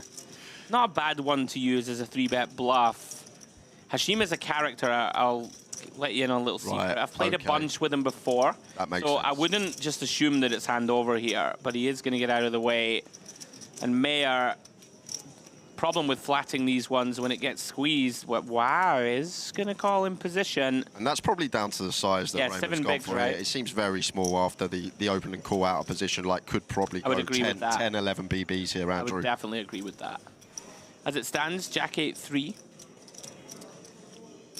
Pretty good flop for Raymond, not on the absolute face of it, but in terms of Mayer hasn't connected, and we do, of course, block those over pairs, block hands like a Queen Jack of diamonds that can connect here. Likely to go for C-bet. Here it comes. And about third pot. And now just not much that I can do here with the ace deuce suited. Just taking that price pre. Ooh. Well, I say that. Ooh. Get in floaty. Oh, all right. Perhaps read a little weakness into the pre-flop size, Jay. That's what it could be. This is spice. Raymond not happy with this. Off to the 3 of diamonds turn. First real test for Raymond here. We do still have, Jay, all those overpairs, of course, that are going to seek to go for value here. Can he find it? Does shut it down. Now, Mayer does have the best hand, but you can't know it, Jay. Yeah, but if we're floating flop, we just float into showdown ace high? Surely not. We must have some ideas. I think we need to bluff. Whether it's now or later is the question. He decides it's now. Goes for shade over a third, and Raymond now. Check jam would be sick. I'm not sure he's going to find it here, though. I don't think we can do anything but get out of the way now, yeah. And maybe just down to that pre-flop size, and if we bump it up a little bit more, go 10 BBs, just flush out that ace-2 suited, win the pot. What about Hashim? 5-4 suited, opening from under the gun. Maybe I was being a bit of the old poker stereotype. Old gentleman, sunglasses on, he's opening under the gun. I probably wouldn't take the king-queen off, because I just expect him to be a bit higher up. Yeah, credit to Mayer for finding that float on the flop. Not an easy one to find, Jay, when you think that you can be running into some really big hands. Well done. I'll tell you something, I was telling you when you arrived, that last frame that we had with Ludo and Tom Bedell at the table was rapid. Like, I'm talking, they're playing 5 times as many hands in the time it's taken this table to play one, which is fun to watch, but we were stressed. Stressed? Well, it's hard to keep up with the action, right? I'm like, well, Ludo might... All right, he's all in already. I'm like, Tom was probably... Oh, he's check jammed. There's a lot going on. At least these lads giving us a chance to that's what I mean. talk, have a little discussion. So, Nikolov, under the gun with ace-9 of spades. Makes it 25K to go. On to Denise, offsuit variety of the same holding.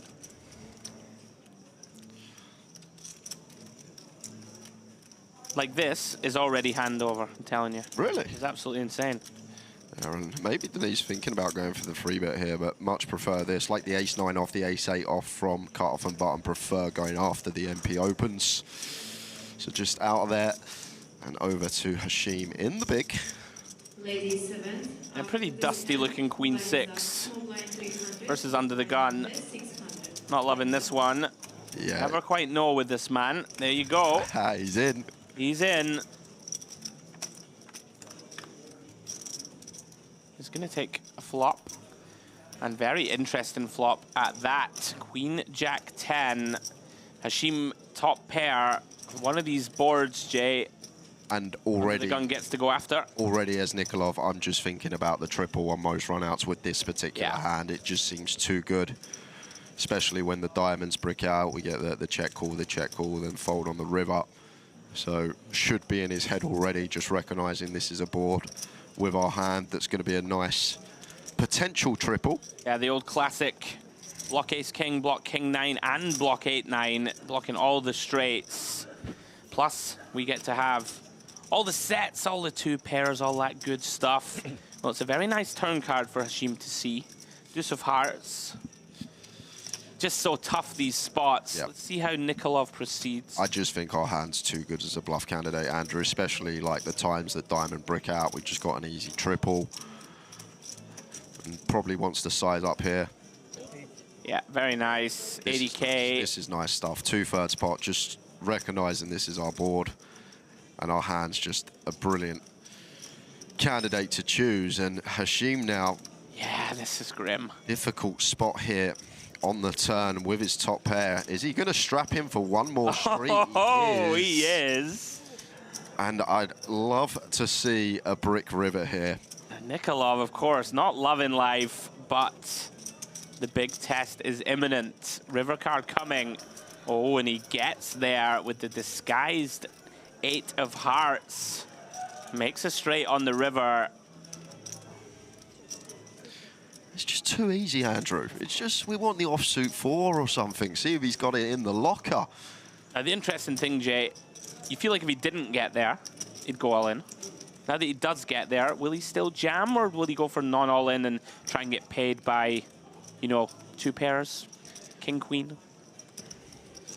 Yeah, maybe now we could potentially actually choose that Andrew non-all-in sizing. People do it a lot. He may also make the assumption that the 2 pair plus of our opponent may start check shoving some turns. That makes sense. So maybe thinks that he can have here at best the queen or some river jack 8, queen 8 type stuff. So maybe, yeah, could be an option going for a smaller size, target that type of stuff. Yeah, there we go. He's gone for the milker. Very cool. I'm not shocked to see it.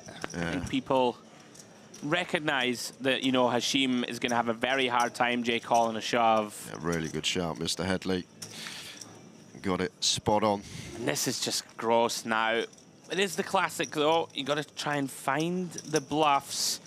Normally going to be, Jay, the old 5s, 6s, 7s, and the suited ace-X, right? That's basically where the bluffs tend to come from. Yeah, I think the smaller pairs here would be in there. Maybe like very occasionally, like a ace-10. Like, people don't use it, I don't think, but you hear what I mean, blocking some 2 pairs and the like. Wow, and he calls it off. Gets the bad news. And Hashim, part of the problem, Jay, when we defend these, right, Unfortunate, though, credit to him, found a very brave turn call. He did? Right, that it's really, really difficult to make. Unfortunately, it gets run down by the ace-9 of spades.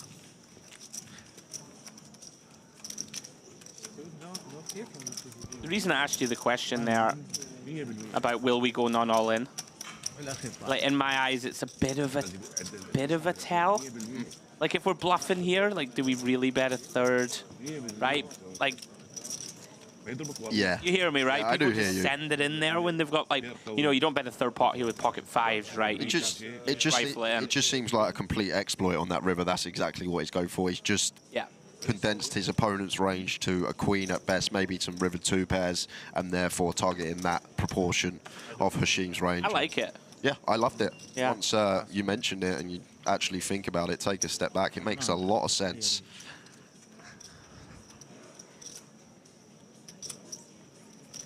Well, cards back in the air. Round to the button. Habib, 1.55 million, gets out of the way. Hashim, going to take a moment, compose himself, gives Nikolov a walk. Don't mind it when we've just taken a big hit.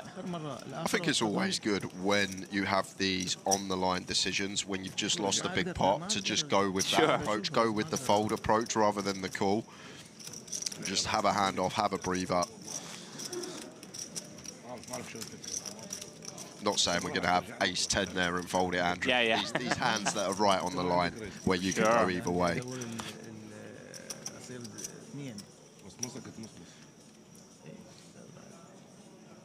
هي سهلة.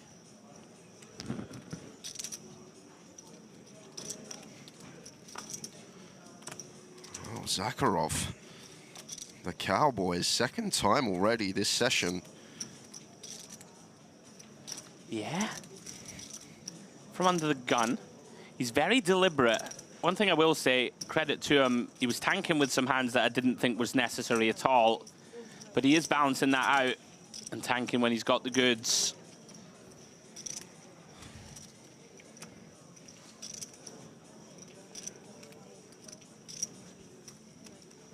No action thus far.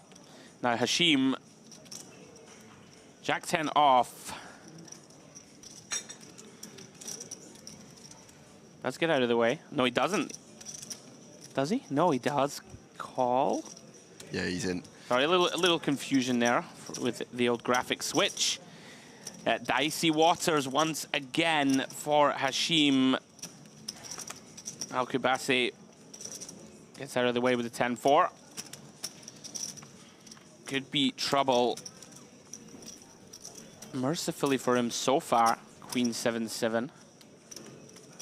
Decision on Zakharov.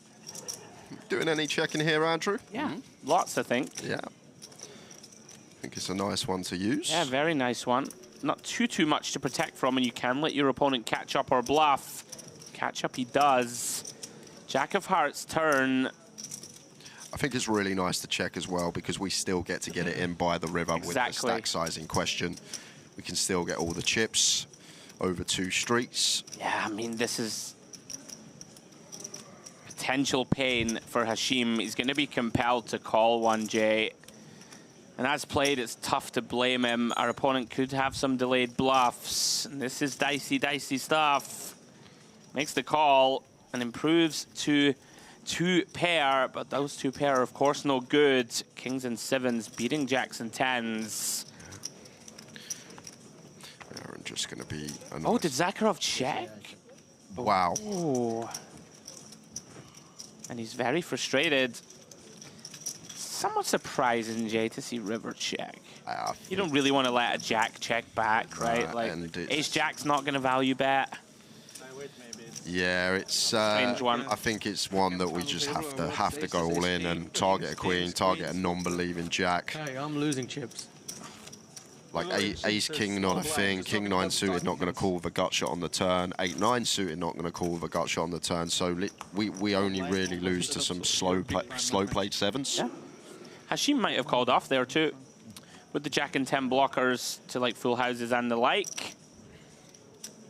As it stands, Zakharov might think he left some chips on the table.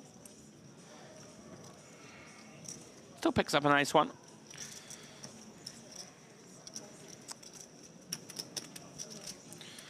Round to Hashim. He's been the star of the show so far. Just going to send this one in, Jay. And about 10 big blinds. Don't mind this. It's probably going to look very tilted here. Yeah, I agree. I think it actually looks like we're just trying to... Here we go. Yeah, I mean, I don't think we fold. See 1 cut. See 2nd cut. 10 blinds. Love this guy. He's going to call this one. Understandably so, Jay. Figures to be in pretty good shape, especially as Hashim has lost a lot of pots in a row. Yeah, even more reason to call, I think. Well then, can Hashim start the recovery to get back in business? All in, needs the queens to hold. Oh, 3, 6, 5. Little piece for Zakharov, Jay. Still behind, looking for another ace or 5 to take the lead. We wait to 5, maybe. Turn 6 of hearts, no good. So looking very good for Hashim here. Needs that ace or 5. Oh, pain. Pain, Jay. 8 of clubs on the river. As we say GG to Hashim. Pretty brutal experience on the feature table. Yeah, nothing going his way, unfortunately, and then does get it in good for tournament life and can't fade a 5-outer on the river, and actually 3 outs were in the muck as well, so there's only 2 outs left in the deck. Unfortunate for Hashim. They brought you here, huh, for the final table. They brought extra you here for the final table, huh? Some setup hands here. Yesterday I lost all. Again, lose all. The kings, the aces, only the for the TV. The sets, full house from more hard full house. Lose everything. To high roller 15, I left and bubble boy. Hey, good. You're not allowed to play without the small blind. Careful. Thank you.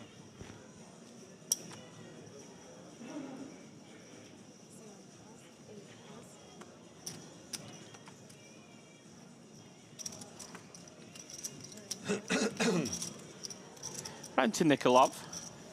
Ace-5 off from the cutoff. Decides that's more than good enough to enter the fray. 27k to go. Interesting one for Al-Kubasi, Jay. 7-8 of clubs here on the button. Yeah, and one that may be 50 too little, but like once we start getting to 60, 70 big blinds, like our free bet range becomes like a lot more condensed. This 7-8 suited, Jack 9 suited. 9-7 suited, this type of stuff does find its way in there. So interesting to see how he will I think proceed. call seems pretty nice too. Not so nice when Zakharov wakes up with ace queen of spades. Aaron, I think just going to be a nice standard squeeze here. It's bump, isn't it? Yeah. See what size he lands on. You talked about these out of position spots, Jay. You want to go pretty meaty. Yeah, I would like to see. Yeah, don't mind it. 9 blinds. Nice. Likely to get it done.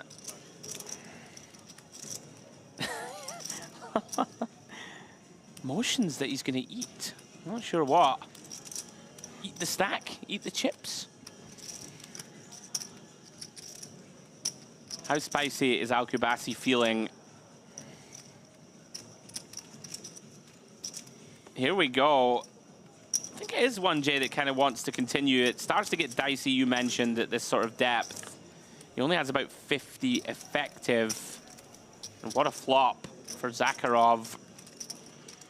Yeah, just the board as well. I think we are going to have higher frequency. Continues on as the 3-better, but is going to go for the little sneaky check here. Maybe thinking about check raise. Actually, don't mind it. You know, we're going to have a lot of like ace-king, sort of ace-queen type hands. I don't want to get it in on the flop. Of course, with the spade variety, they would be happy enough. Turn as a queen. Zakharov now deciding this is still my board. Hard to argue with that. 62K. What a friendly confrontation, It is. Jay. Smiles everywhere. I mean, what can you do here? Just fold. Yeah, I'm just, you know, we're always willing some madness, but that would be... Small blind 10,000, big blind 80,000. Blinds up. And very nice, Zakharov. Great start on this feature. Seems like he's having a great He time does, there right? as well. Sitting there grinning away. Wait, to snap all in, maybe. Second time, snap all in. Out of 10 hands, you had 5 primers.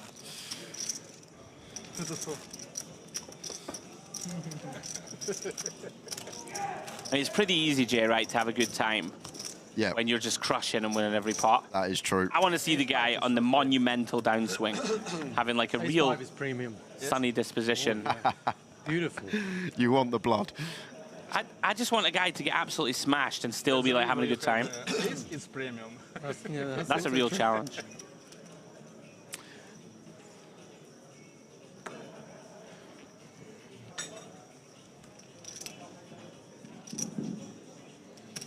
Oh, action. Back round to Zakharov once more. Very playable Jack 10, Jay, from the button. Should be seeing an open.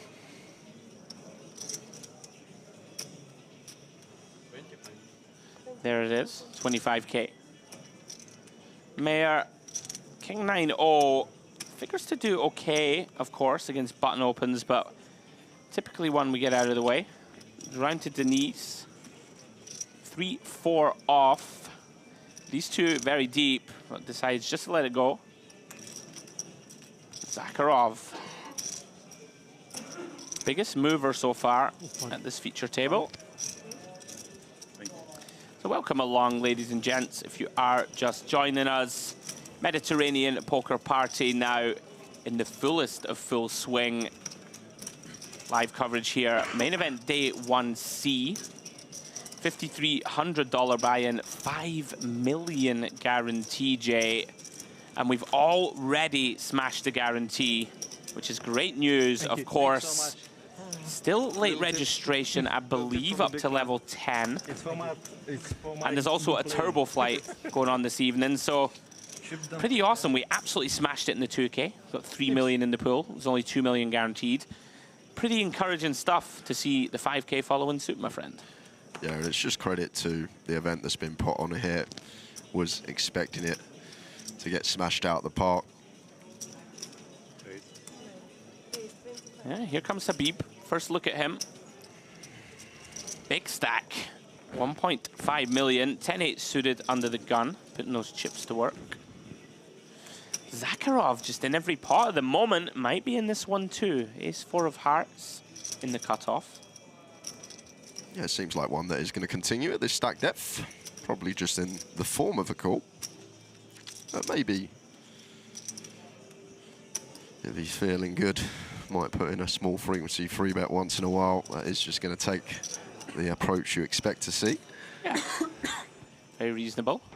Now then, Denise. We did see Raymond Kassam take this very similar spot. Exact spot, gun and cut off as well. So see what Denise does with the king-queen offsuit here, whether he will take the aggressive route and go for squeeze with a nice hand to use, but sometimes got to be a bit wary about that gun opening range. Everyone's very deep here, right? 80 bigs plus. Oh, he's reaching. And there it is. No one folds anymore, Jay, I'm telling you. You take every spot you can. Does also land on 9 blinds. Intrigued to see what Habib and Zakharov make of it. Pretty tough, I'd suggest, for Habib to continue. Does have Zakharov behind. Unlikely that the action gets reopened, but still does fold. Don't mind it. And I think Zakharov seems like the type that isn't going to want to tangle. I just think that king's check back seems like a guy that's going to be more tighter and not wanting to go to the streets and battle. You've called it. And you know what?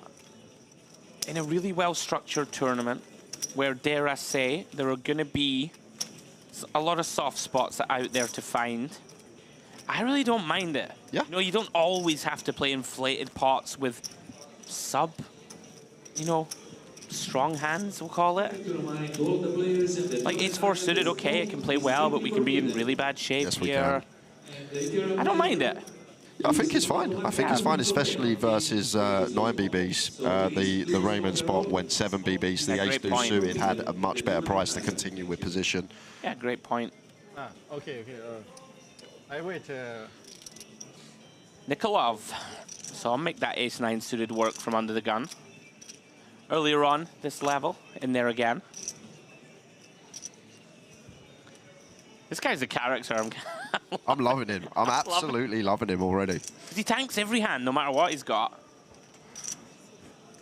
Ace-8, okay, into the muck.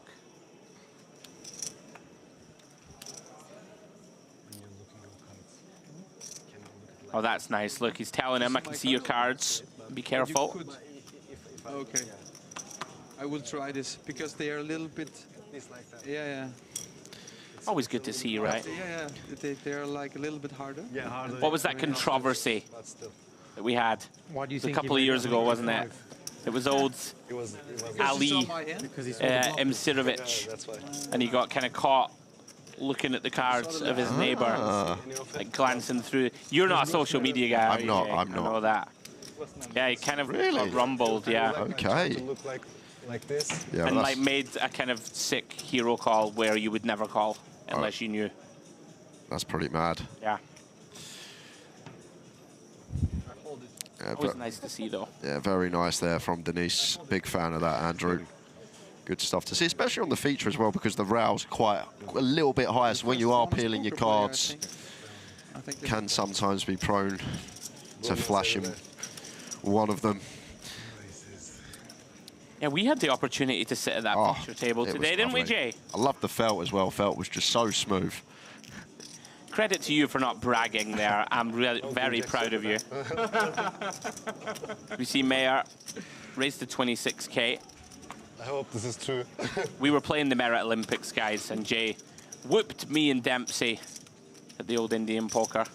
26K here from Mayer. Round to Raymond. Gonna get in the mix. Oh, and he's 3-bet, I think. Ooh. Yeah, it's a very tidy candidate here. Queen Jack on the bottom facing LP. Fold out all these suited kings. Some King X, some Ace X do fold out a lot of better hands. Unfortunately for us, we have just run into top end of range here. Yeah, it hasn't gone Raymond's way so far. I'm with you. Quite like this. Just unfortunate timing. Mayer with the goods. There he I'd can't. imagine he either 4-bet calls or jams. Yeah, I prefer jam here, out of position. Just get it in, pick up that 3-bet from Raymond. Let's show him. Good hand. Bit of courtesy. Thank you. Just looking in the YouTube streets. Good evening, everyone. Hugo Silva says, is this live? Yes, we are live. We're on delay, but this is live from Cyprus. And if you are watching in the YouTube streets, make sure you hit the like button, the subscribe button. If you're enjoying the coverage, we still have 3 days of coverage after today, and you will get notified when the stream kicks off. Yeah, you're not going to want to miss it, guys. Tomorrow, we have live coverage of the 10K High Roller. Very much looking forward to that. Expecting a good field. Lots and lots of people are now here. Lots of the high-stakes bosses have arrived in Cyprus. Expect that one to be a fun one. Myself, Jay, and Demps will be covering that tomorrow. And of course, we'll bring you all the action from the final day of the main event. This is, of course, Hugo, day 1C. As we see Mayor, 1.7 million, Jay. Nice place to be in. Starting stack, 300K for this one. He's on the charge. Makes it 26K with Ace-Jack. And Denise, Ace-10 of hearts in the hijack. Yeah, and it's not often in a tournament you're going to be 100 bigs deep, but like in a cash game, like 100 plus deep, one that could definitely 3-bet. But playing flat's going to be perfectly fine as well, but because of how deep we are, could potentially mix in a 3-bet with a suited Broadway. Is just going to take this approach with position on the opener. Oh, and here we go. Nikolov finds a real hand. First decision point for him now. Pocket 10s. Quite tricky, Jay, right? You are against +1 and hijack. Yeah, I quite like this. You know, if you squeeze here and someone clicks it or re-raises, you're really in a pretty horrible spot. As it stands, you have a disguised strong hand. Unfortunately for him, Denise has one of his 10s. Don't mind flat, though. And that flop, Queen 6-5. All players effectively whiff. Mayor with that ace of diamonds in hand and the betting lead. Yeah, still with Denise on direct left, so maybe do want to do a bit of check-in, but is going to put that ace of diamonds to work. Removal from some continue range of our opponents. Yeah. Goes with half. Quite like it. I think if we are going to use something to c-bet, this one looks pretty reasonable. Some nice blockers to this top pair. Backdoor nut flush draw. Backdoor Broadway. Nikolov, though, aware. Strength of his hand kind of disguised pre. Gonna have to call one. And here we go, Jay. Mayor does improve to that nut flush draw. Yeah, very nice one to see.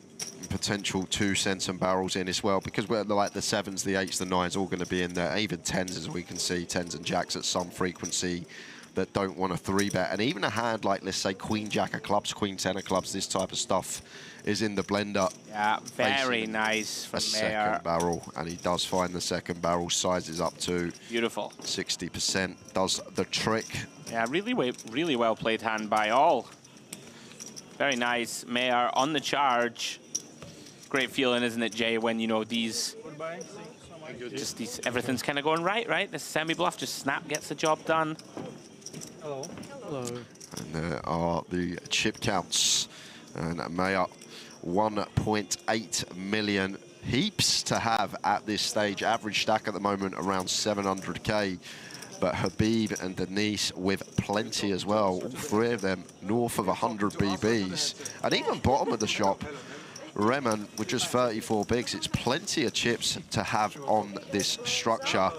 Zakharov with 87, Nikolov with 70, and Al Kubasi with 42 big blinds.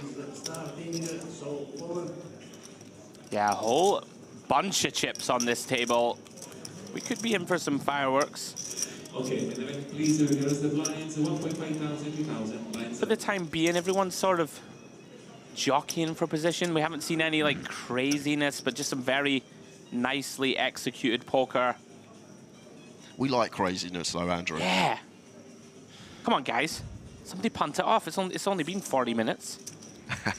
Oh, the last table was fun. We saw some madness.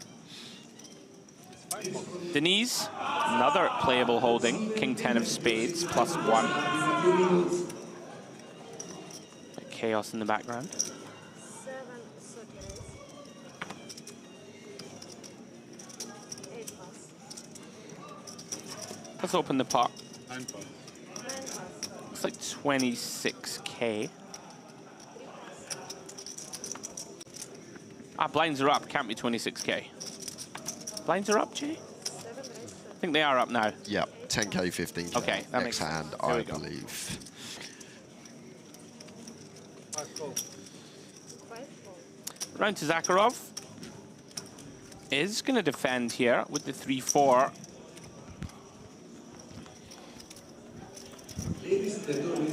Flops best on the 8-8-3. Pair board. Denise just king high. No spades working. And probably a board if we are going to continue. We go really small here, Andrew. Could potentially find just quarter. Doubt we'll see anything more than 30K here, which would be just north of third. He's going to go for a check. I actually spoke about this spot earlier with Demps, the like 8-8, 9-9, 10-10 brick board. People c-bet them way too much, right? Agreed, it is a spot that does seem to be over c-bet. Just not recognising sometimes all the offsuit 8x that are going to be in there from the big blind. Yeah, seems pretty reasonable. Check some king highs. Always c-bet like the jack 10s and stuff, right? That just can benefit more from getting immediate folds. Zakharov gets the green light. Oh, your name is 6. Nice hand to bet with. I said 3 par. I think he's 9. Ah, sorry. He loves telling people his hand, don't he, Zakharov? 3 pair, boys. Thank you. You're welcome. He knows it's good.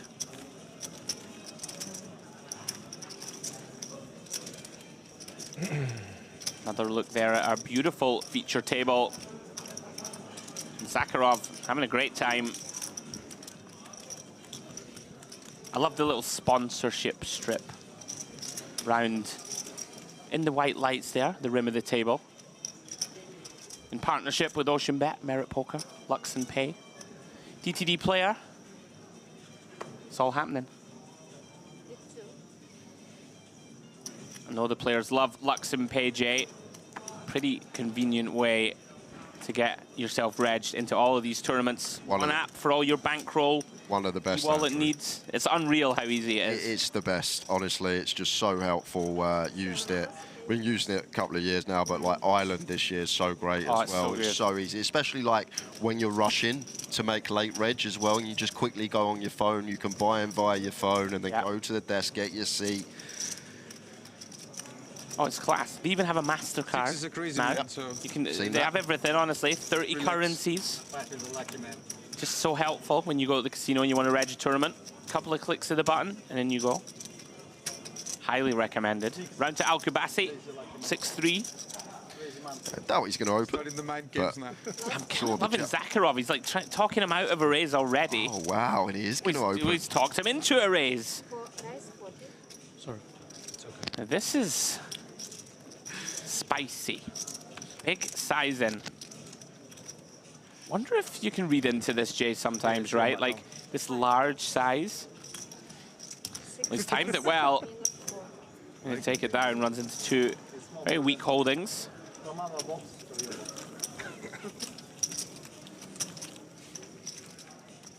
Well, these guys having a great time. Who can blame them? Yeah, back to Luxon. One of the other great things I love, you mentioned 30 different currencies, but regardless where you go around the world to play poker, it's so easy to just quickly transfer to a different currency, buy into the event, and it's one of the most convenient apps for poker if you are someone that plays a lot and does like to travel to these stops. After this break. Yeah, after this break, it's level. After level 12, the day's over. I just meant the TV table. When we finish the TV table. Raymond folds ace-9 suited under the gun there, Jay. Perhaps feeling a little bit snake bit. Look at these guys. Don't mind the adjustment at this sort of 30 big blind kind of stack now. 1 million. Content to wait for a better spot. Oh my God. Not over a million, right? 1.6. 5 and 6 are so far. Habib opens the action with ace-deuce of spades. Round to Nikolov, ace-jack. Decision on him. Yeah, potentially both options available. Expect to see continue always. And is going to take aggressive route here. Yeah, these guys always find it. Like it a lot with this one. Shut out the hands behind often. In position. Try and take this one heads up or just take it down pre. Interesting spot for Habib when it's back on him. Oh my God, that's good content. Oh my God, I don't have any. I would suggest all three options, Jay, worthy of consideration. 85. Yeah, I'm not the biggest fan of cool out of position here, but maybe like small frequency 4-bet if we think Nikolov is getting after it too much could be a thing. I think the standard approach we'll see is fold. But one thing, Nikolov's not gone the full 3x here, even though these two 55 deep to start the hand, so price a bit more attractive, but there is the fold eventually from Habib. Nice pickup from Nikolov. Yeah, very nice. Very accomplished performance from him so far. No real soft spots at this table, that's for sure, Jay. None that I can see. Just 5 cases, okay.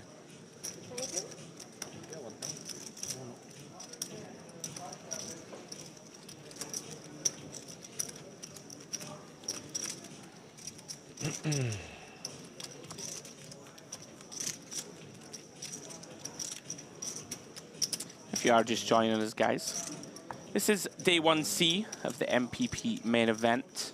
Hope you're enjoying your evening and enjoying following the action along with myself, Andrew Headley, and Jay Harwood.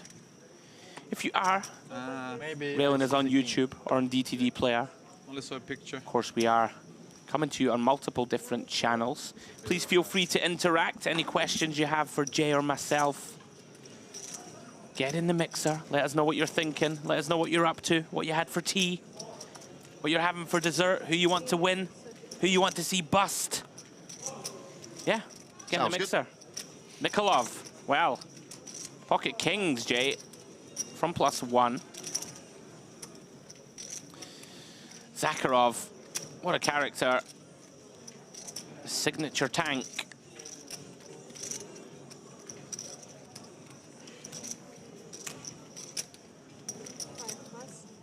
Four-5 off into the bin. Now round to Raymond. Hasn't been his feature table so far, Jay. He's going to feel like he needs to defend this one. Yeah, fine as well. 6-5 offsuit. Heads up pot, fine to defend, and head to the streets. How can you do that? Oh, your secret. 4 in the window. Nothing else materializes for that 6 high. Jack and 10 behind it. That's why I play only the king. Nikolov with that overpair. Plenty of value to be sought. 6+. No more secret. No more secret. Yeah, and Jack 10-4. Definite C-bet for Nikolov. With his overpair, Raymond just can't do anything. Hand quickly over. These two are like best mates. Yeah, I played it. I played too. You know that? Yeah. Like, it's ultimate, yes. It's the 6th level, it's ultimate. Now only play poker and maybe TFT sometime.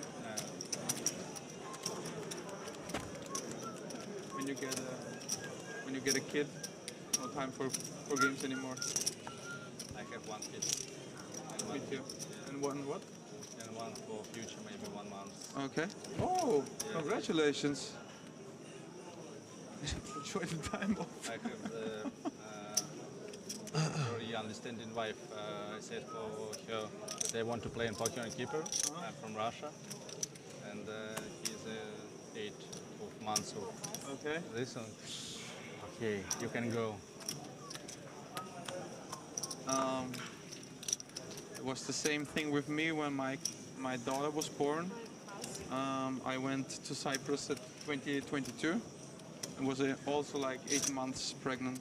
Meyer, you've got queens, mate. I know you're having a nice chat, but you've got queens.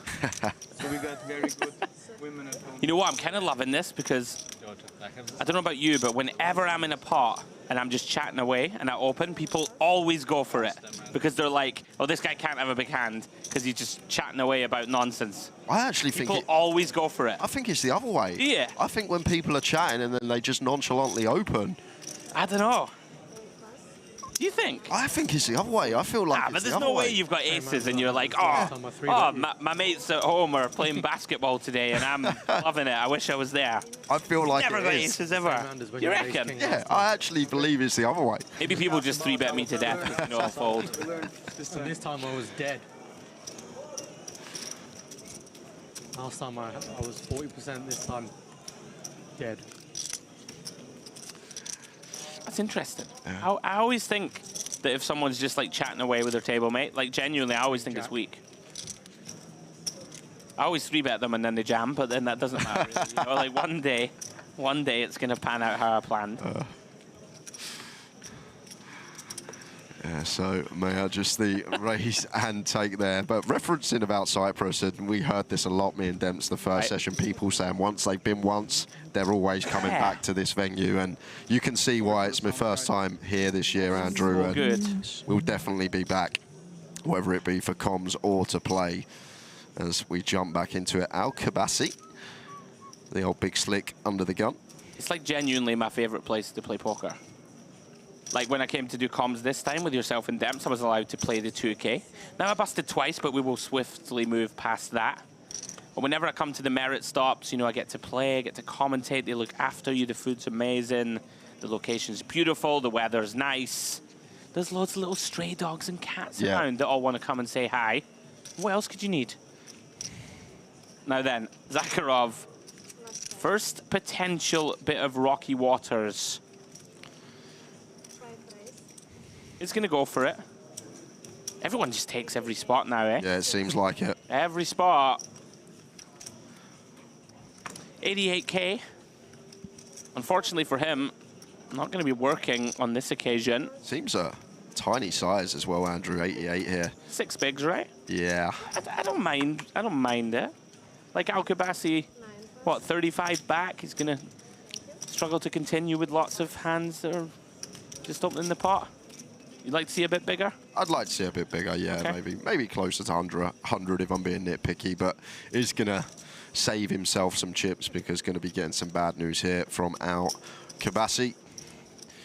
Yeah, you're always a little worried, right, when the 3-bet comes from +1. And yeah, it looks like just a call. Very interesting. That's a couple of times we've seen this where we would just be sending it. He's just going to call. Now then, Zakharov, can you find a way to win this pot in position?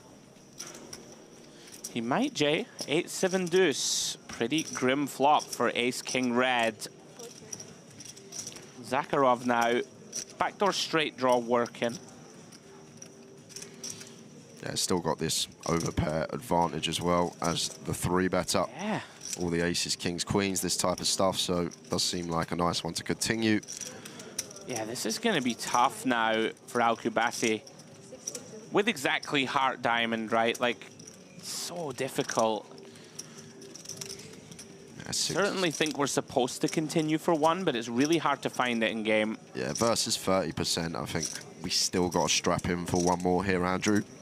Especially because I think what we've seen from Zakharov, the times that he checked back the kings on the river, he seems to have played quite honestly so far. Right. So maybe we call, and like when he checks back turn, we feel like our hand's good, and when we just hunt for showdown. I'm with you. Al-Kabasi, credit to him, finds the flop call. Yeah, nice from Al-Kabasi. Zakharov thinks he wants an ace. He doesn't want one. Turns a 4 of diamonds. No change. Al-Kabasi still best. Now then, Zakharov, when it gets checked to him, which you would imagine it will, I think decision point. Yeah, difficult spot to double barrel. Oh. What? Is this going to be a lead from Al Kubasi? Oh, it just jammed. Ladies event. What has happened here? Small blind. Okay. Oh, wait. Right, okay. Oh, so he's just like half stack. He's put in all his change and left 200k chips behind. What is going on here? Oh, it's going to work. He has the best hand anyway, but now Zakharov just can't do anything. Cannot do anything here. Well, he's not folded yet. Ace-Jack, just too weak in this given situation. Gun versus +1, 3-bet pot, check, call, flop, lead turn. We just can't ever have the best hand. That is an intriguing line. Set of 7. And by intriguing, I mean it's gone right over my head, Jay. Pair of jacks, I think. Bet, call, blank 4, raise. Why did you hit? Why did you hit? I forget my cards. I did not hit my cards. He's telling the truth. No. I think he said, I forget my cards. Oh, I forget my cards. Okay. That was interesting. That was some line. That's not one you see too often. It's maybe 8, maybe 7. Well, Maybe ace 8. it did end up with an extra 62k in his stack, Jay, that we wouldn't have got. Tell you that much. No. Oh no. 30 and then now 30. 1 hour. Action back on Zakharov. It's out of the way. Round to Mayor. It's had a very fruitful feature table. King 10 of spades from +1. Reaches for chips. 33k to go.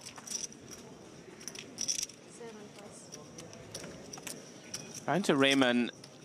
A very tough spell. Pocket threes.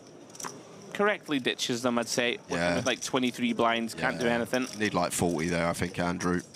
Want those implied odds. Al Kubasi, fresh off that spicy line with Ace-King. Finds the baby suited connectors. I think spicy underdoes it a bit. Oh, that yes. was like Vindaloo. Oh, that it was certainly was.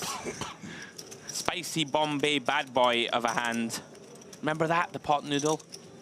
Yeah, I vaguely remember it. I was boring. My I always had student the days. green one, just the green one. Oh, the chicken and mushroom. The chicken and mushroom was the one.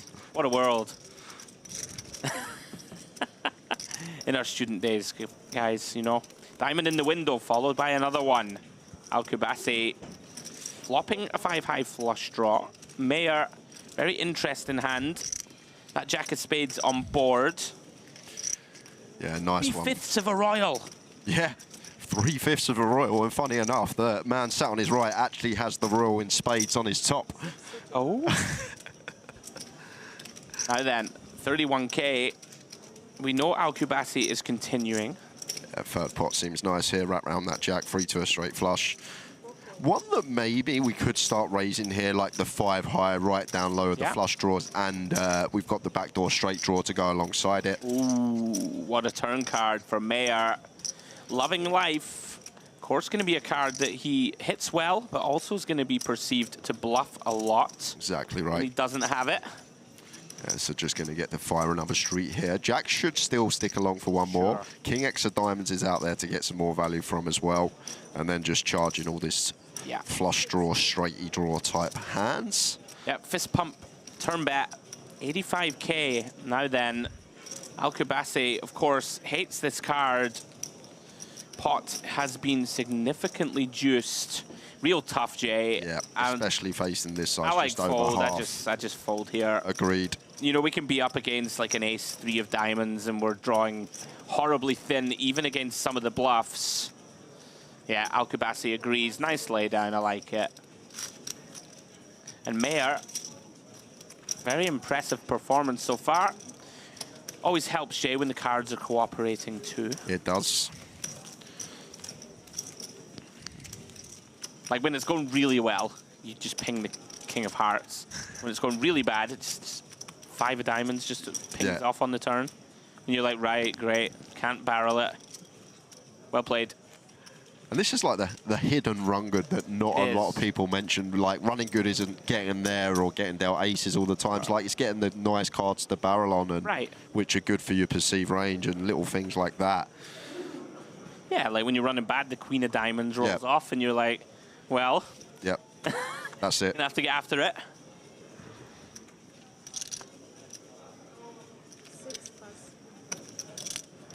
Denise, out of the way, you would imagine. Round to Raymond. Looks a bit frustrated, understandably so. Looking to get something going. Habib, pocket nines. Hasn't had much to work with on this feature, really. Nothing that... Most of the action being on the other side of the table. That being said, pocket nines in the cutoff. Beautiful holding. Al-Kubasi, how spicy do we want to get? The answer is medium spice. Flicks in the call. That's not a Bombay bad boy.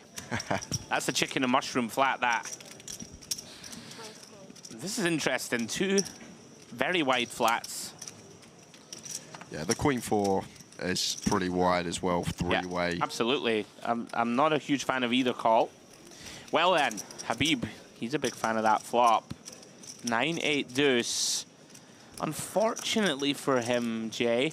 Yeah. I mean, Al-Kubasi does have the ace of diamonds. Does wrap around this board with the six a little. Yeah, and three-way, we do just want to bet this one. Yeah. We can't check and get trappy, and especially with small blind in, like going to have all this jack 10, queen jack, queen Come on, 10. Habib, find it though. Find the check. I would have loved it. Just for us. Yeah, for us, I guess. Oh, there's no worse feeling than this. 940,000? It's a lot. Yeah, so no action with the top set, but like the decision to bet and not check there. Small blind will have a lot of hands that want to be continuing on that board. Yeah, of course. Very standard C-bet. Just these days when I'm in the booth, you know, I just want to see some... We want the When I entertainment. see it, yeah, I just want to see him check. Little queen on the turn. Queen of diamonds on the turn. Yeah. Yeah. Top pair, Zakharov, nut flush draw, small blind. Of course, makes a lot of sense. Try and build a pot. They won't build it for you, as they say. But to be fair, the FT we had yesterday had absolutely everything. Oh my we were God. spoiled. Guys, I got to tell you, normally we encourage you to stick with us, and I hope that you do. But if you get the chance, please look back on the replay of the 2K EAPT Grand Final stream. My goodness me, there were some all-time runouts on that final, including, you know, you don't want to give spoilers, but literally the worst beat I have ever seen, maybe in my whole life. I agree. In the booth, from In terms the of booth. how much money was up top, in terms of how absurd it was genuinely incredible. Back to the action, and Al-Kubasi, 3-2 suited on the button. Loving this guy. Come to play today. Well then, Meyer, defendable one. Ace-6 off.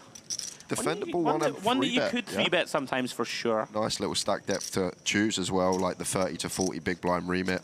Yeah. And find it with ease, and does exactly that. He's playing really well. He I'm is. super impressed. And the first time I think we've seen on point sizing, like in my opinion, the full 4x just Really north of. nice. And this is some nice stuff Oh. from Maya. The glasses come off. As if to say, do you dare to 3-bet my button open? There he did. Well done, Meyer. You know, it's always nice to see Jay, right? Like, we've seen him have some big hands and, you know, play them very well, but it's these ones that you can really earn your money in this game. The Austrian. Very nice. Putting on a show for us on the feature. And he's chipped up nicely this session thus far. We were talking about it, Jay, weren't we? The countries that we think are like the best poker playing nations. Like the Austrians, man. Like the last sort of 5 years or whatever. Yep. Out of nowhere, they're all amazing. That is true. It's very tilting. But good luck to them. Yeah, loads of crushers from that part of the world. Okay, ladies and President, main event turbo, please complete your hand and then raise the blinds. 2,000, 4,000, blinds out. Well then, back round to Al-Kubasi. It feels like it's just Al-Kubasi, Zakharov, and Meyer playing every hand. It does, doesn't it? It does. Rest of the table getting dealt out. Zakharov, big hand on the button. Pocket nines. In he comes. 32,000 to go. Denise, king 5 off.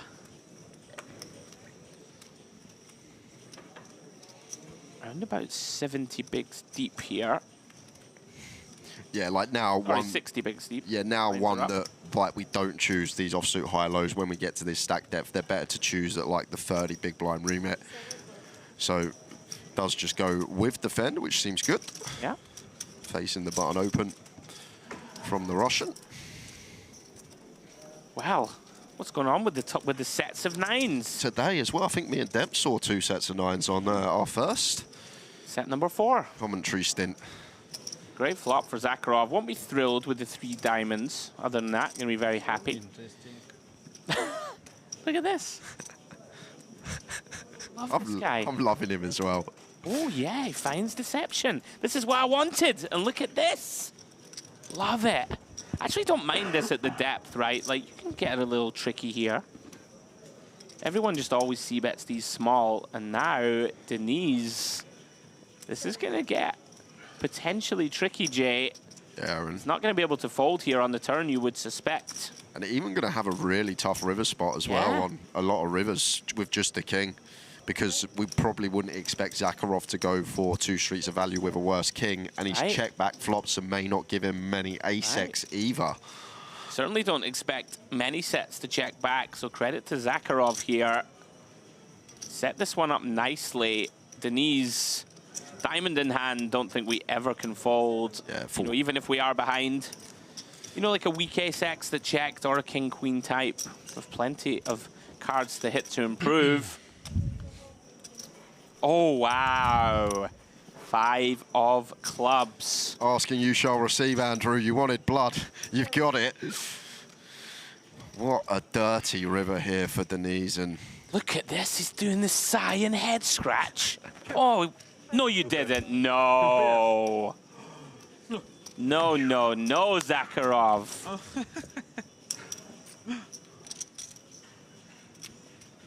Wow. You have one mini slow roll. We don't like to be too critical in the booth, but sometimes you got to give an honest opinion. Really don't like it. I thought you were aggressive. Really don't like it, Jay. Just in Getting shock. He's going to get snapped as well. He's going to get snapped. Regardless Definitely of size. left 150k on the table. Of course he did. Maybe just worried about a flop flush, but that's wild. And the thing is, a very important thing, like if you really want to delve into it, once flop goes check, check, the flushes are going to start leading, and if they don't at this stack depth, they'll play check raise. So it's a really tight check back that, in my opinion, just have to bet there. Get some value from our hand. We can still get called by an ace-X. Potential to be some 2-pair out there. A non-believing I might even check raise against like a small side. Yeah, this is the thing. Yeah. Wow. Well, happiest man in the room is Denise. Just saved himself a whole chunk of change. That's really interesting from Zakharov. Maybe just got an attack of the willies. Monsters under the bed, Jay? Monsters under the bed for sure. There's Zakharov back amongst it this time with the 9-7 suited. One thing I will say also, in the future, now when we bluff rivers or want to bet rivers, people are just going to snap us off, right? They're going to be like, well, if he's not value betting a set of nines, then I can just call every time, right? Yep.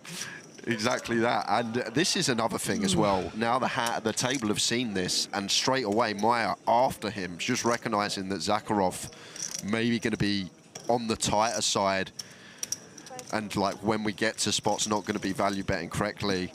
I would have loved it if you just made us look like idiots and 4-bet big here. It would have been great. It would have been. Jack 7-5 as it stands. Very interesting. Middle pair for Zakharov. Meyer with the Queen 10. wrapping around that top card nicely. Yeah, seems like quite a nice one to continue here. As the 3-bet up, still got all this overpair stuff, and cut-off versus button. We'll have like the Queen Jack, King Jack, Ace Jack as well in there at some frequency. Yeah, I'd imagine, seems like a mandatory C-bet to me. He's just deciding on sizing. Love it. He's gone meaty. I like this a lot. I thought he might size up on this one a little. Yeah, 60%. I'm not sure on this board, like what size we should choose. I think it's in there, like some half pot to 60%ers. Like you really start to leverage pressure. You know, hands like a king, queen of spades that we don't want to continue. Ace, 10 of spades types, right? The back doors. You know, I mean, if you start putting 7x in an uncomfortable spot here, then it can never be a bad choice. Yeah, here we go. And very nice. Out the way with a 7. And he said, just for the TV, shows the Queen 10, and look at the face of the Russian. Zakharov not happy. Oh. Out of the YouTube trending, you know? A little bit action. I'm loving this guy. Meyer. Sometimes you gotta have... If you know information about my hand. What a legend. What a guy this is. Just catching up in the YouTube streets, people agreeing with the check back being too nitty, and an absolute hero in the chat box, the Bowie effect, Mr. Wilson. Oh, Wilson will be absolutely fuming. He will be. Wilson's like, what is this? B150. Yeah, I mean, we don't mean to be, you know, I always like to qualify things. Like, I think Zakharov, to his credit, has actually played very well. But there are spots we have to give our honest opinion, right? We're not gonna shy away from being honest. I mean, it was an absolute fist pump, slam dunk value bet. And he played the hand perfectly to get that value. So, you know, up till that point, you know, A-star. Yeah. But you got to bet. One time you had a good hand is the one where I 3-bet you with 3-bet you like, and you went, like this. And look at this. You won't Finds be another happy when one. you see that hand. Let's ask Bowie Effect what he would have bet on the river. It's going to be some insane thing that no one else has thought of. It just was in position and he folded, so I called you. I wasn't talking about that hand. Ah, okay. That hand I didn't see is open. How interesting how these dynamics are developing. Yeah. We've just seen him not value bet. Now all of a sudden, meaty 3-bet in position versus +1. I can make all in. And I can have a jack. So good. He's just in there with queens. He's just chatting away. I'm wrong, aren't I? When they chat, they have it. You were right all along. Al-Kubasi, decision on him. Even if you suspect here, Jay, right? Just ace-9, oh. Yeah. Into the muck go. Very reasonable. Yeah, that hand I didn't see he opened. I will say one thing, Zakharov. What a brilliant character to have on the feature. We are loving it, guys. Day 1C, MPP main event out here in the beautiful Merit Complex in the Mediterranean. Myself, Andrew Headley, Mr. Jay Harwood, taking you through the coverage. I will be stepping out after this segment and leaving you and the esteemed Mr. James Dempsey to finish us off for the night. Yep. Really intriguing table, this one. Kind of more measured. The table we had before, I said to yourself, was pretty crazy. 5 or 6 guys at the table at any time were ready to get it in. A lot of fun.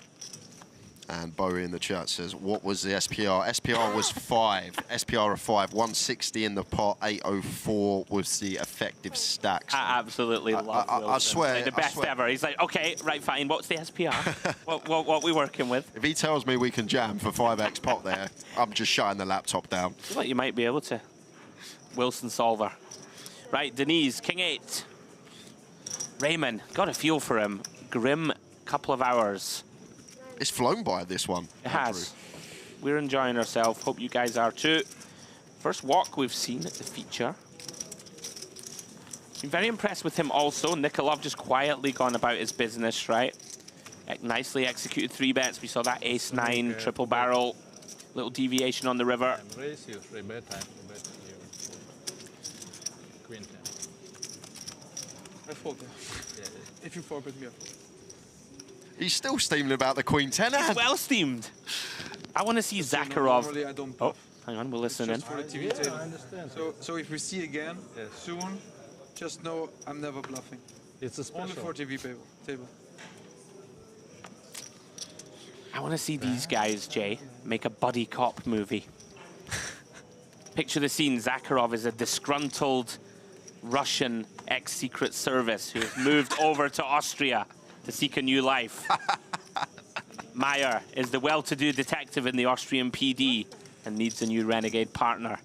And they will solve crimes together. How have you just come throughout up with Vienna. a sketch on the spot? I have a strange brain that likes to run wild. I would watch that movie. And Meyer just warned the table. Next time he's in a party, we'll have it. And Did he actually? He just said, yeah, he says, I only bluffed them from the TV table. I won't be doing it again. Ooh, and Denise has a potential 3-bet candidate, Jay. Ace-4 suited in hijack. No, it's really beautiful.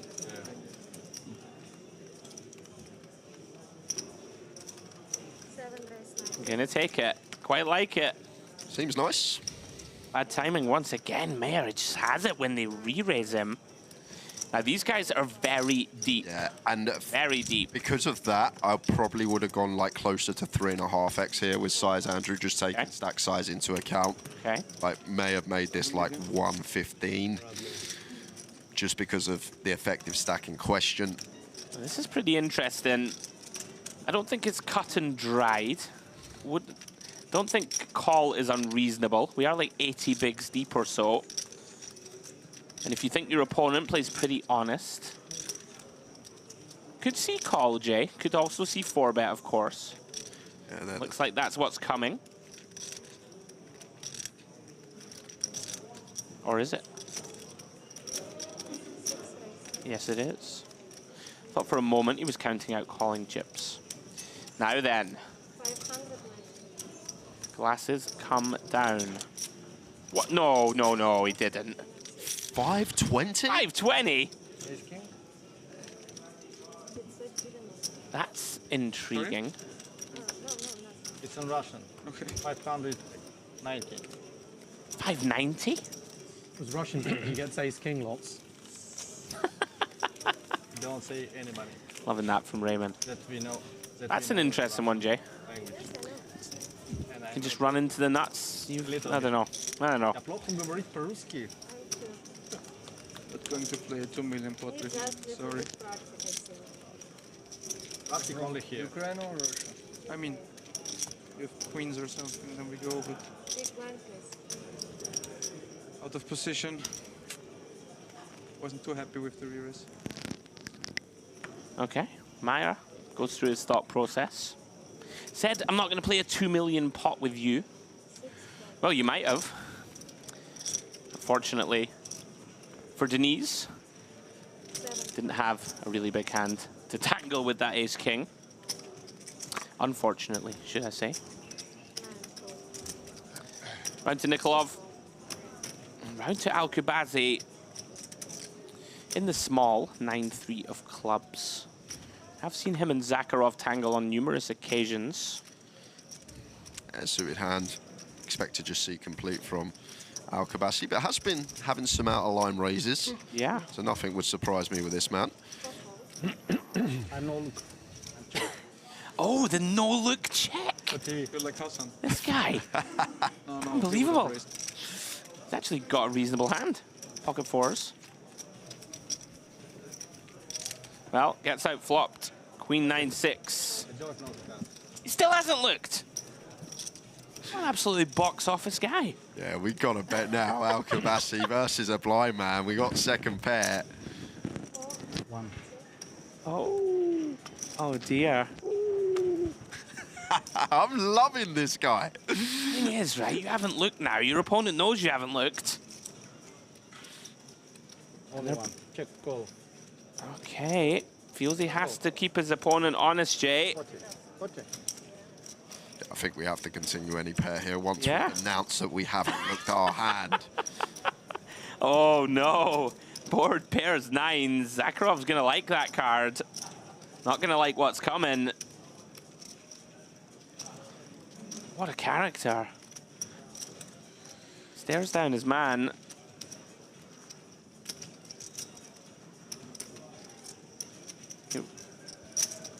Takes a 9. This guy. Fantastic. Compelling viewing for us. Quickly gets away from it. Full pot. Al-Kubasi and Zakharov. Fantastic stuff. Can we keep him on the feature? Can we just keep him on every keep feature? him? Yeah. Just let him sit in seat 5 all day. Just bring the players around him. Yeah. Love that. Looked at one card. Woo. Looked at the other card. Woo. Pocket fours. What a legend. Great stuff. After the break, you will find back your chips on table 16. So you Table 16. Okay? Perfect. Thank you. Thank you.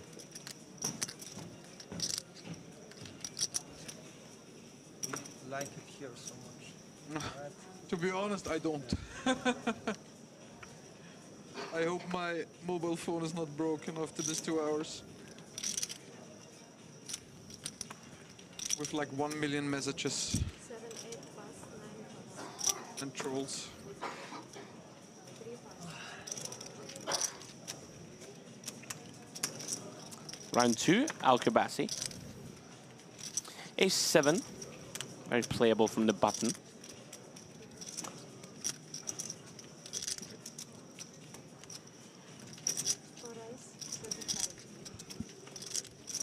Makes it 35k to go.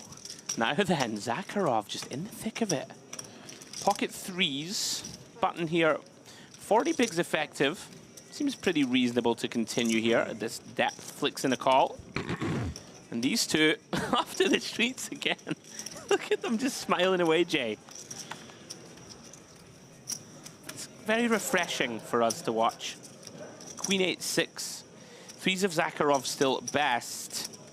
He's finally gone a bit more serious.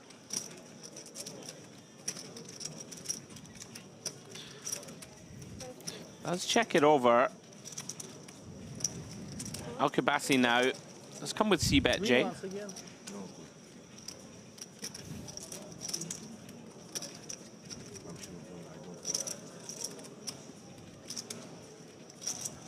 feel like I want to just let these guys commentate.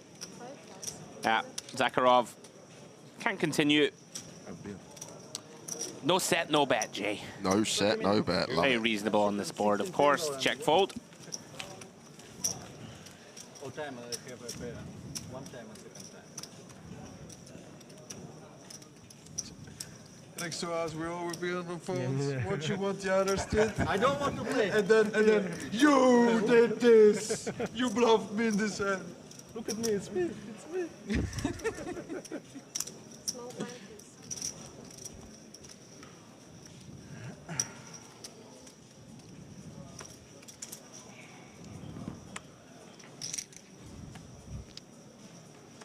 Players there just referencing that they will be moving off the feature table after the end of this level. It's been very entertaining for us in the booth. Hope you guys enjoying at home. I think we should get like a commentator wildcard once a week where we use it and get to keep the same feature table for the next session. I thought you were going to say we get to choose who to come in the booth. Oh, okay. Give me Zakharov. Loving that. Have Zakharov on your left, just ruffling around. Here he is again. It genuinely feels like he's been in every pot for the last sort of half an hour. Let's raise the button. King 9. Denise, very defendable. Jack 10. Yep, just expect call. Off to the flop. Yeah, you would imagine so. See what he decides on. Let's commit one chip. Off we go.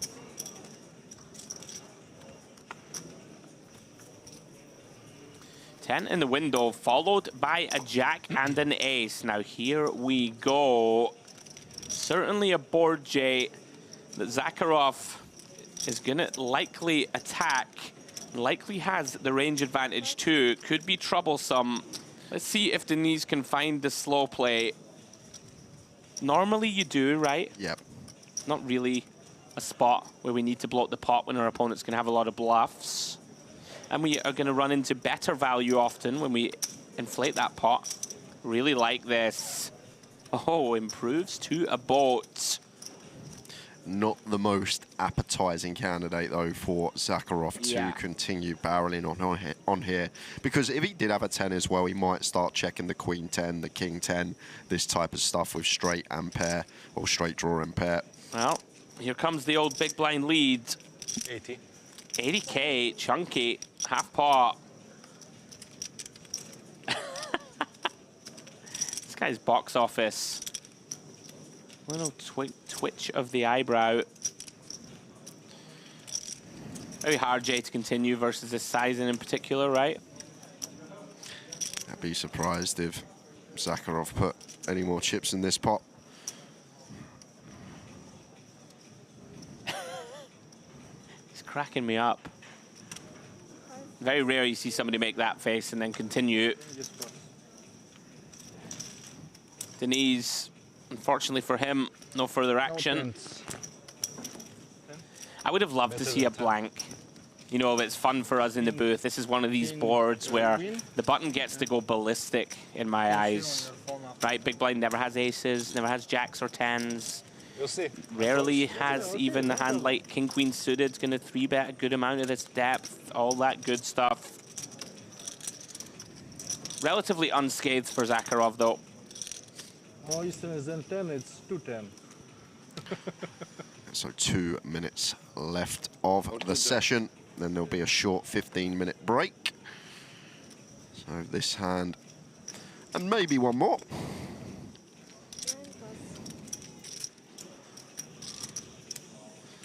And that 4s for Nikolov here, rocking it back old school, just elects to let it go from +1. Expect our Kabassi to be doing the same in the hijack. Zakharov has found the fold button. Yeah, round to Mayor. Does decide to fold the jack-8. Perhaps aware, Raymond, sub 20 big's going to be reshoving a good amount. Decides just to let this one slide. Certainly could have raised, Jay, working with 2 million or so. Denise, going to complete pretty standard stuff, especially with that discount, Jay. We are playing 10K, 15K. Does incentivize us to stick around a little wider. I'm sure Queen 5 would have in any case. Raymond dominated again, unfortunately. Things really have not gone his way so far. Off to the 10-10-4 we go. It does get a really nice flop to stab on, though, if we are check 2. Nice little 1BB opportunity for 15K. Fold out all these better hands, like 7 high through to king high. And then got that smidge of backdoor equity. And even against the 4, the 2 live in between us. And it's these little pots that sometimes help. There he is. Almost the last hand. Okay, one more hand. Credit to him, right? It's easy to go into your shell, Jay, you know, when things are not going right. But you need to stay sharp, recognize, okay, let's start bluffing with this one. Nice pickup. Who's in the bluff? And for me, 7-6. And flop 7-7-6. Going to be the last hand. Dealers have placed in the main event 1C, complete your hand, and then the 15 minutes break. During the break, we're going to make the cheapest 1,000 value chips. A thoroughly enjoyable couple of levels of poker for us. Zakharov wins my Personality of the Week award so far. Very close between him and Tom Bedell. Big morale characters. Well, here he is. Okay, does decline the option with the King 5 of clubs. Denise finds a big hand. Pocket 10s on the button. Does have Kassan with the reshove stack in the small blind.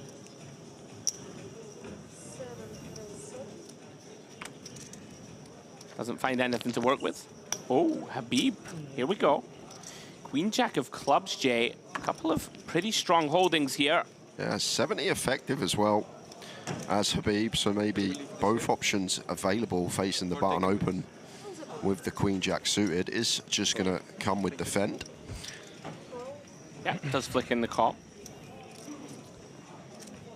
Almost even equity split between these two holdings. After the flop we go. Queen in the window, followed by a jack and a king. Here we go. Habib smashing this board. Bottom two pair. Denise, tens in hand. Open-ended straight draw. Yeah, and I think straight away potential decision point here for Denise. I think it's one that if we do elect to bet, it could already be in the candidate to triple off.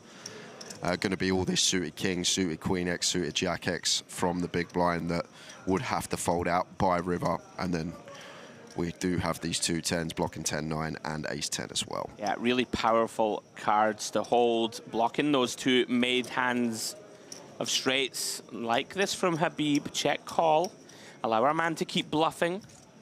Pot control when we are indeed up against a nutted hand. Well, ace of hearts turn, Denise improves to the nuts. Habib, of course, not gonna love that card. Always find these spots interesting, Jay. The big blind should have a lot of 10x himself. And you've also got to ask your question, like, where does Denise start value betting from? Like, would he value bet ace-jack now? Would he value bet ace-king? Or would he start checking these? And if we make the assumption that he's going to check these hands, like now his value range just condensed to a 10. Really like the size and choice. Little third pot number. Try and keep some of these two pairs involved. You know, not too much to protect against, right? Other than potential river full houses. We have the 10 of hearts, blocking some, you know, flush draws like a queen 10 of hearts number. Yeah, and Habib gonna have to gotta pull call once more here.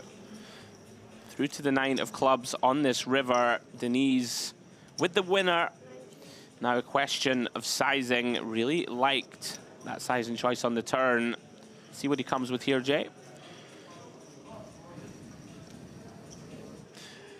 What do you think the bluffs would be here for Denise, Andrew? Because obviously, like, the ace-x going to check. It wouldn't even bet turn. Even starts to get quite complicated. I think it's going to be hands. Deuces, threes, fours, this type of stuff. I think even something like a jack 8 suited. Yeah, that makes like a this. lot of Jack sense. 7 suited. You know, attacking hands that are slightly better than us. Maybe even a hand like queen 8 suited and stuff. But then again, you might just beat a jack, right, and not have to bluff this one on the turn.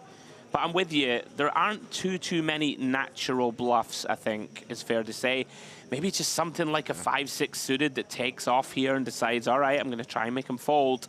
Decides on 105K. Yeah, and if we think like this is where the bluffs are going to come from, the queen X suited, the jack X suited, right? Surely it's better to call here with like an ace rather than the queen jack blocking these type of bluffs that are in the range. That makes sense. So maybe like a one pair ace is going to be a better call here than queen jack specifically. It's always really interesting. It's whether Denise finds a value bet with ace king, for example. You referenced it on the turn. I think he should. I mean, it really depends who your opponent is, right, and how you perceive them. Whether we can eke out 3 streets with just 2 pair and sets, but he gets paid off. Beautifully played hand from Denise. And Habib decides to look him up, keeps him honest. Well played, Denise. And that is the last hand, guys, of this frame. Very entertaining one it was, Jay. We have Meyer there, our Austrian, in the middle. 144 bigs, 2.1 million in chips. Mehmet Deniz there, fresh off that lovely pickup pot, followed by Habib and Nikolov. And Zakharov there, 52 bigs. We have Al-Kubasi with 44 big blinds. And Raymond Kassam with work to do. But we know he's a very experienced player, Jay. I'm sure he'll be looking to get after it in the last few levels of the night. Right, guys? Well, with that, we are going to take a short break. I'm going to step out of the booth and leave you in the capable hands of Jay and Demps when they return in around about 10 minutes' time. See you soon.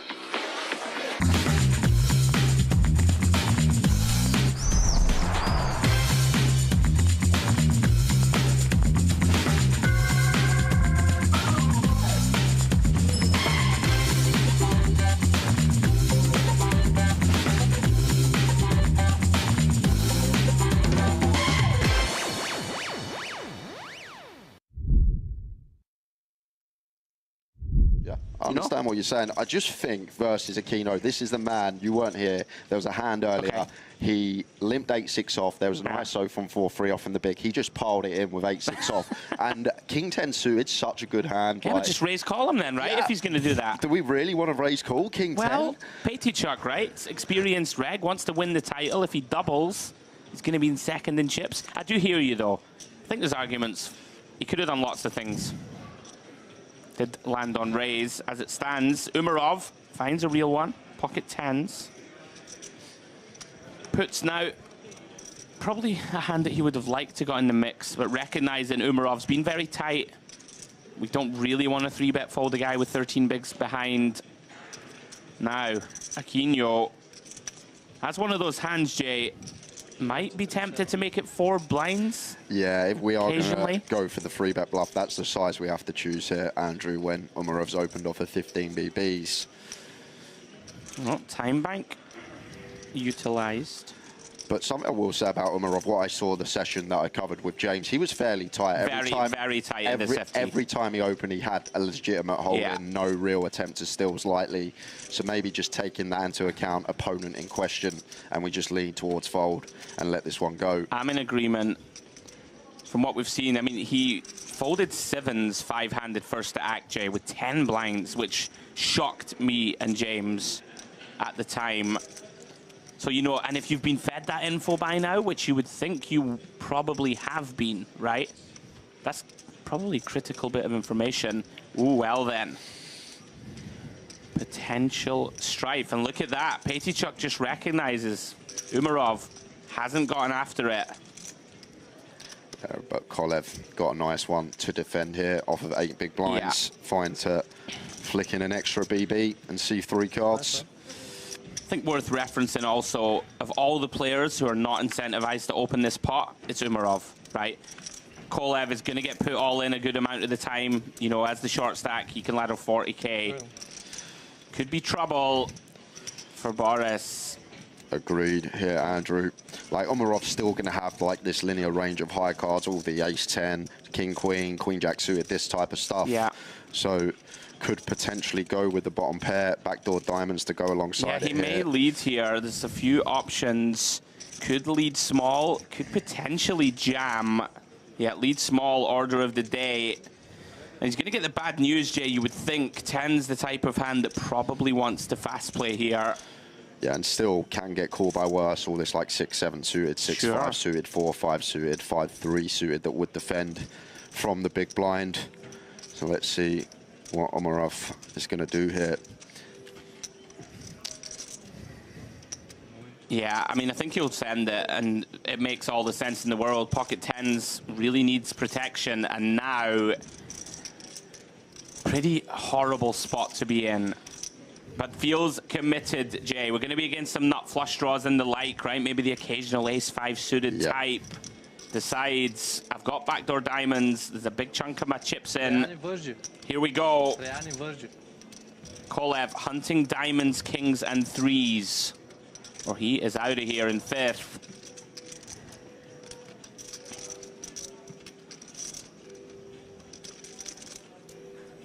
Oh my goodness me. No way around. The king of clubs. Umarov, heart sinks. All of a sudden, looking for a 10. Cannot find it, and what a body blow to Umarov. Brutal time to lose a big one, Jay. Would have been up to 65 million in chips.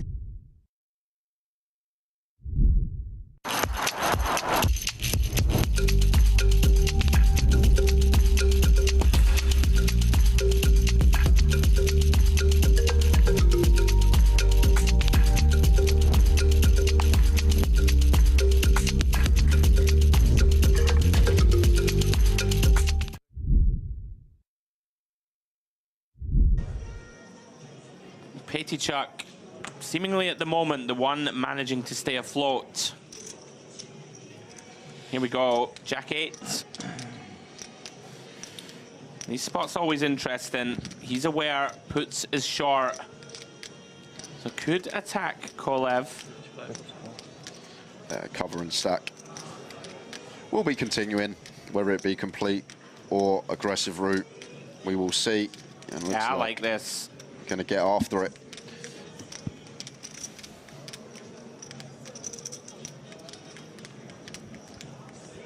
Now then, Kolev.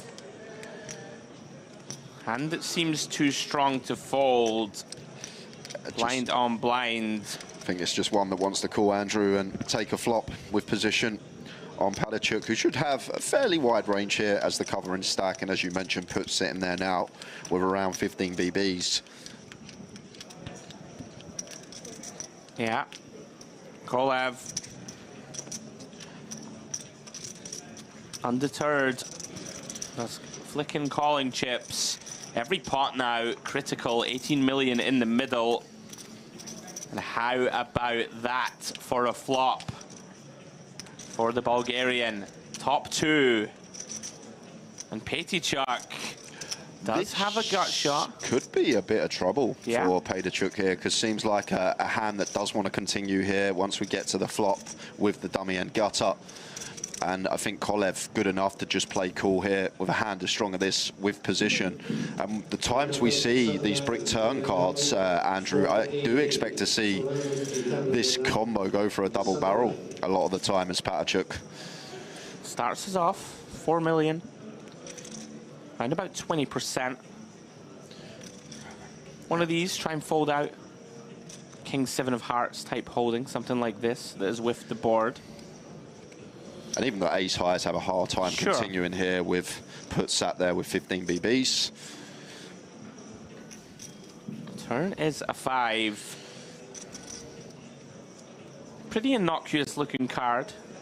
Neither player figures to have too many 5x. Like Kolev gonna have this like suited 4-5 up to like 5-7, King 5 suited, Ace 5 suited, this type of stuff. Petechuk now with the decision. And is gonna go. Is gonna go for it. Wow, and he's gone big. Yeah, just shy of 2/3 pot here from Padachuk, and now Kolev gonna be licking his lips at this one. And I assume we're just going to see call again here. Set the trap, Andrew. Keep bluffs in of our opponent here. If our opponent has ace, queen, king, queen, queen, jack, we're going to get the money anyway on the river. But we just want to keep stuff like the jack 9 in. The ace jack, the king jack, some spade draws potentially. And he's going to play cool. Loving this from Kolev. Playing it to perfection. Wow, and all of a sudden, half pot back. Critical river incoming. And like if it's an offsuit 3, 4, 6, something that has no interaction with like the king jack, jack 9, well. Oh dear. Well, wow, this does muddy the waters a little. It does. We have this jack in here, but it's kind of irrelevant. There's jack 9, of course, but ace jack's probably going to get aggressive pre. Right.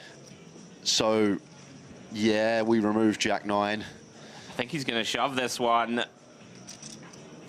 I mean, sometimes you just got to send it, right? I guess. And with that 5 pairing, Jay, the 2 pair can be counterfeited, right? Which is something we need to note. If Petechuk has king jack or king 9 and goes for value, oh my goodness. What a sick guy. I mean, I think you just have to run it, right? I guess, because all this suited Queen X is going to be in a horrible spot. Yeah. Stuff like a 10, this hang on, 10X of spades is real. All this potential 8, 9 of spades. There's not really a whole lot of spade combos, but you've got a lot of this Queen X, Queen Deuce suited upwards that we will fold out here potentially on the river. And this is a sick spot for Kolev for tournament life. So Jay, Petechuk repping a king or better. Like, would he value jam ace queen? Would it be too thin? Close. Feels close. Yeah, ace queen feels very close actually, Andrew. Like king jack, king 9 got clear as day jam to target the Queen X for sure. Oh! Oh! In it goes! Bravo, Boris Kolev! What a call. Grim river to see, but still finds the hero. And what a hand from both there. Credit to Padachuk. Love the heart. Recognized can't win the hand by checking.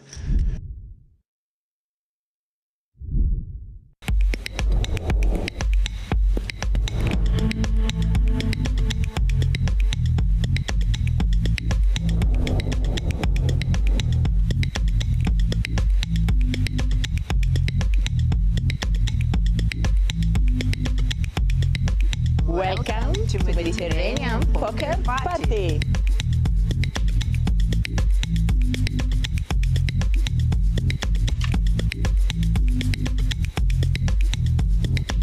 Whoop whoop, what a tremendous beginning of Mediterranean Poker Party. The brand new, huge poker stage was built. It's TV time.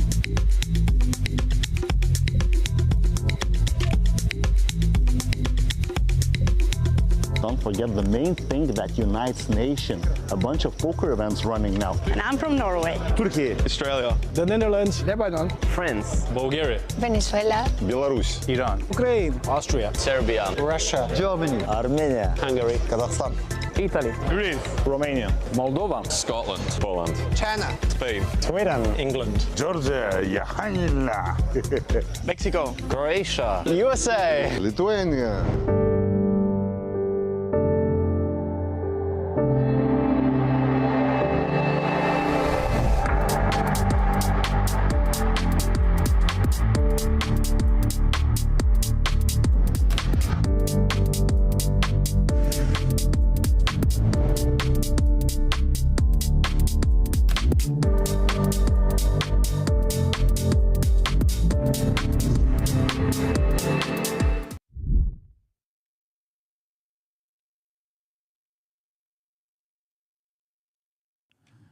It is the Mediterranean Poker Party here at Merit.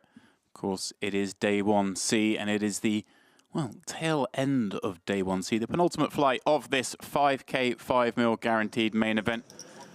Guarantee has been considerably smashed with a turbo flight to go.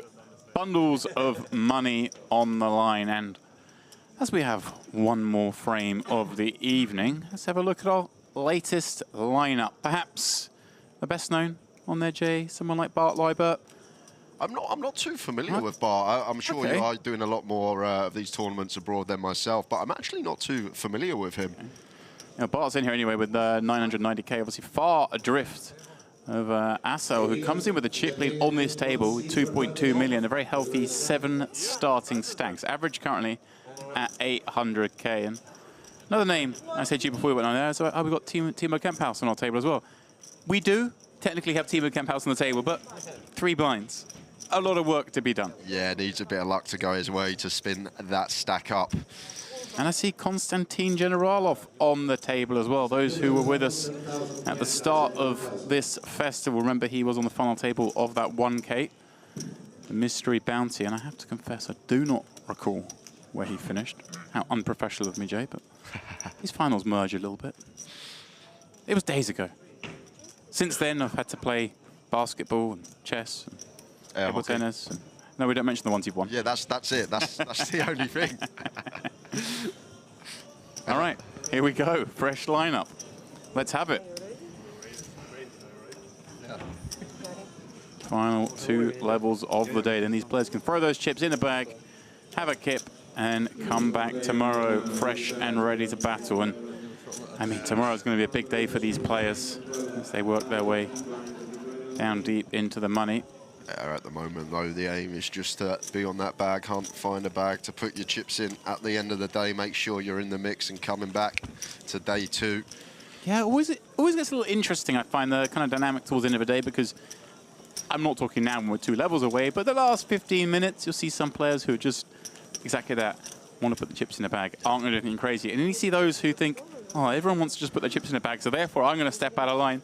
And occasionally, some bizarre dynamics occur. And I guess also that kind of depends on how your chips are relative to how they have been for the previous 2 hours, right? Those who've come up, I'm happy to put them away. Those who've dropped down, maybe feel the need to chase. It's kind of like a a fake bubble in a way. Obviously, not getting any money making day 2, but people just want to make day 2, especially like 2024. Take a picture, post it on social media, let everyone know you're through to day 2. It's these kind of things as well.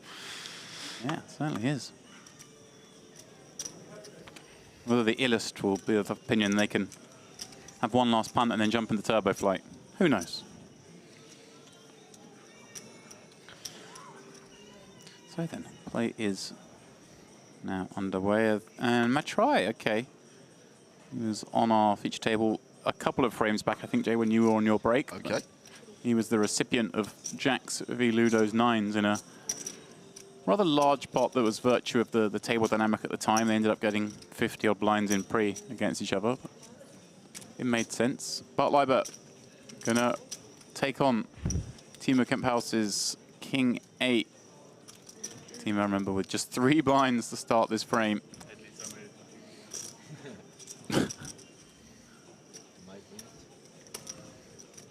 Possible.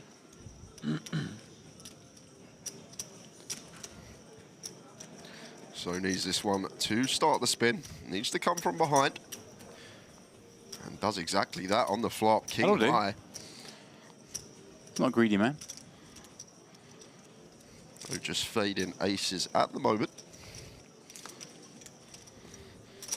And the story remains the same.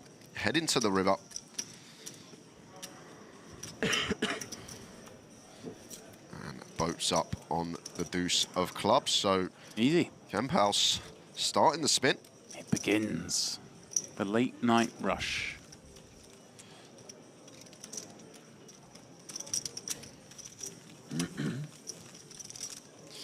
What'd you get up to? You a couple of hours off, James? Unsurprisingly, I found myself at a buffet. Oh, okay. I took your advice. I tried some different flavoured ice cream today. The pistachio, unbelievable. Yeah? Very good. Well, I wasn't allowed to have any ice cream or sweet treats because the YouTube chat let me down. Oh, no. I went fishing and farming for likes and, well, didn't hit my required threshold. I'm a man of my word. There's always tomorrow. There is always... There we go. Where were you when I was crying over my main course?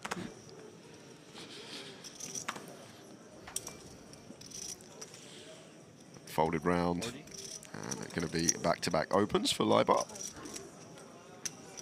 King 10 opening to 40.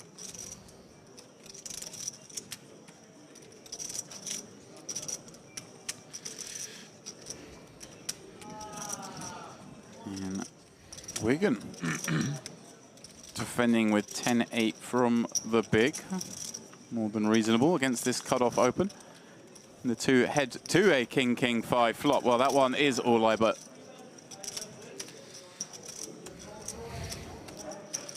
Aaron is just going to continue, try and build this pot so we get to go bet, bet, bet. Goes for a small size, just shy of 30%. Takes it down. Yeah, Bart's someone who is somewhat of a regular in these parts. First cash back in 2018. Had a deep run recently in the EPT main event here at Merit.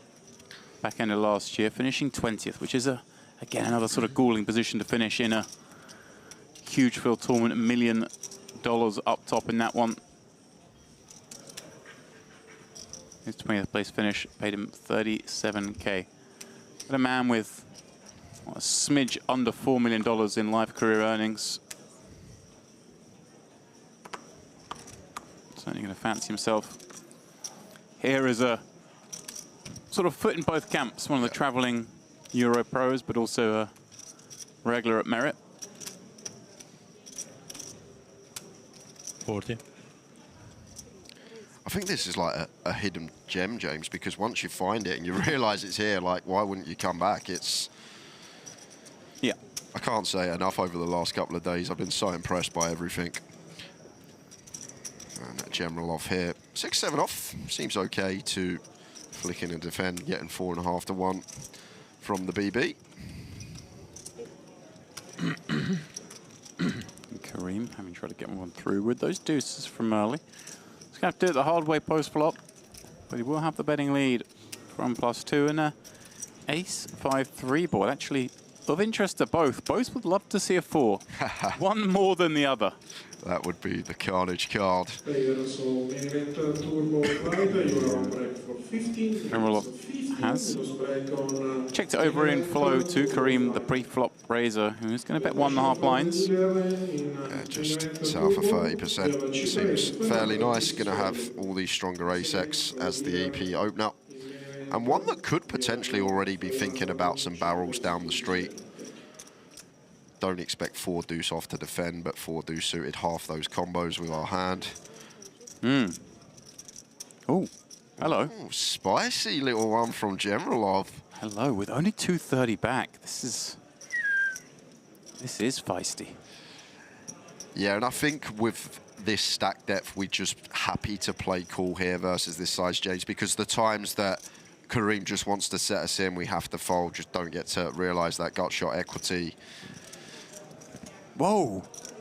Okay. Kareem smells a rat, or perhaps a 4 in the deck.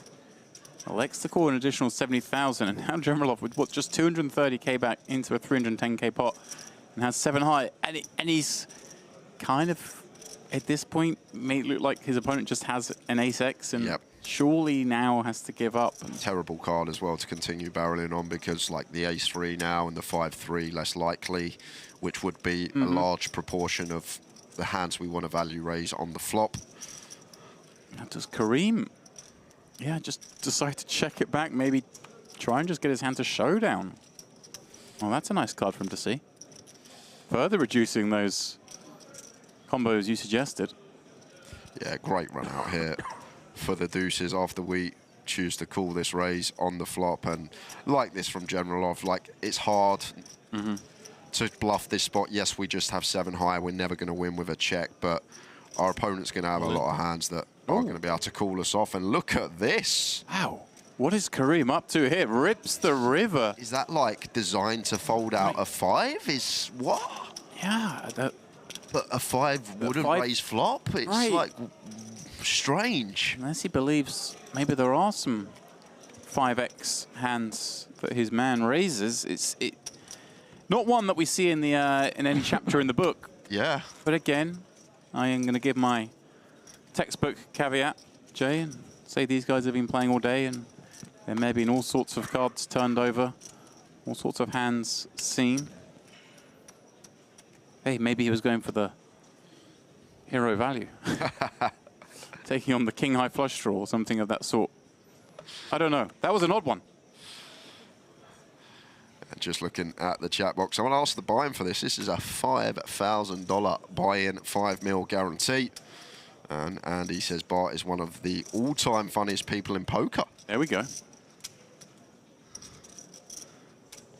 And over to Lazanov with the king at 5 in the calf. This side's still open, maybe a bit on the loose side in terms of chips, but we have everyone covered at the table. We have a healthy stack. So just using that king blocker and attempting to still. And still he does.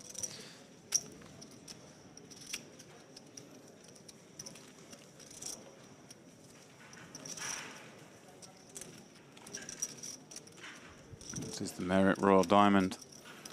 Not quite the last chance saloon.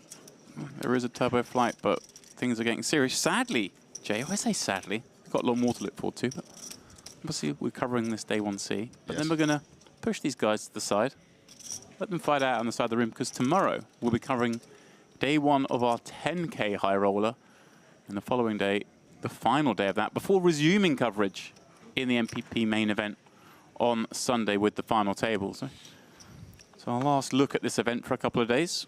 I find it funny that the 10K, these sort of comps, I call them the low morale comps, because they're the comp when you've busted the main, and it's the next comp you got to play because you're out of day 2 of the main or you haven't backed for day 2. But a 10K still should get star-studded field in that. Yeah, I mean, I think we may see sort of somewhere around the 200 runner mark in that one. So many players here. Obviously, a good number of them will be in day 2, but they'll start to bust out during the day. Yeah. We all know how it is.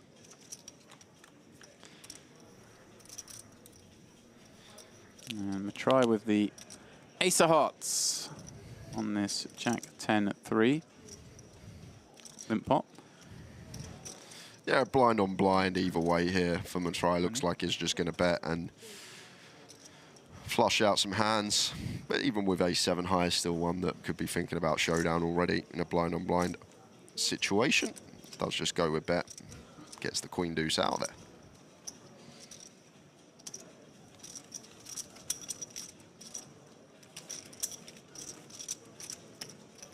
I have to say, of course, the end of my last stint in here, I saw a rather crazy table with the likes of Tom Bedell and Ludo, amongst others. And then, not too long afterwards on my break, I saw Ludo. Oh, did you?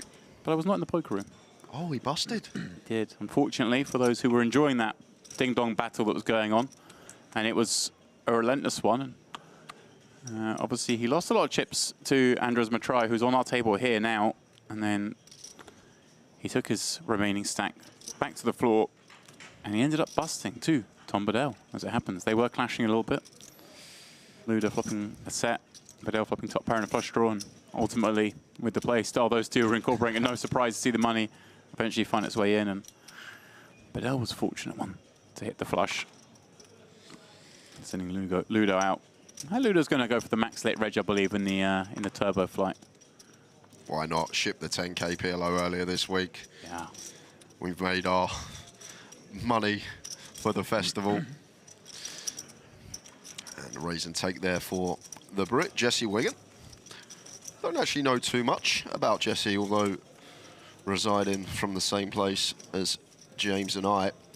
$38,000 in live cashes. Best cash coming for just shy of $14,000, and was out here in January. Oh, there we go. In Cyprus, 3 cashes here. Had his taste. Oh, that's a comp. Pot limit, Omaha, bomb pot, 7-handed. Oh, yeah. Let me tell you, every time I come to Merit, and we do these series, and I look, and there's a tournament on the schedule. That's not an example of it, because we all know what one pot is, but there's a tournament on the schedule every time, and I'm like, they've just invented a game between stop and stop, and they have like a $500 tournament in a game that, like, no one understands what's going on. There was one, I think a while back, called like Split Hold'em, where you got your 4 cards, but you had to split them before the flop, and then you played your 2 hands. But you can only play, so it was like Omaha, but you had to pre-declare which 2 cards were going on which 2 cards, kind of thing. It was bizarre. Just a shove here from Gemelov. Should be getting through a 6 off, can't call off for 15 BBs. And picks up lines and ante. It's just these games. Yeah. I love them because I love a new game because no one knows what to do, so you've got to figure it out quicker than everyone else. I mean, a bit like 3-handed Indian poker, is that what you're saying? Exactly like 3-handed Indian poker. And there will be some content out for that over the course of the next few days. Oh, it's been lost. Yeah. Part of our Merit Olympics. We've gone cerebral.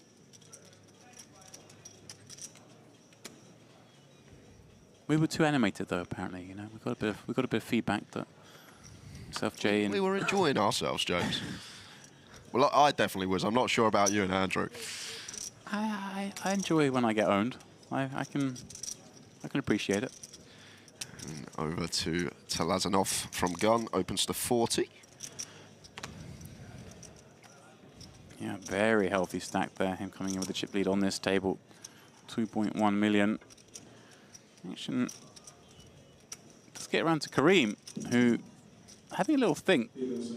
I think wisely makes way. Yeah, 8-9 suited here for Libar is going to fold.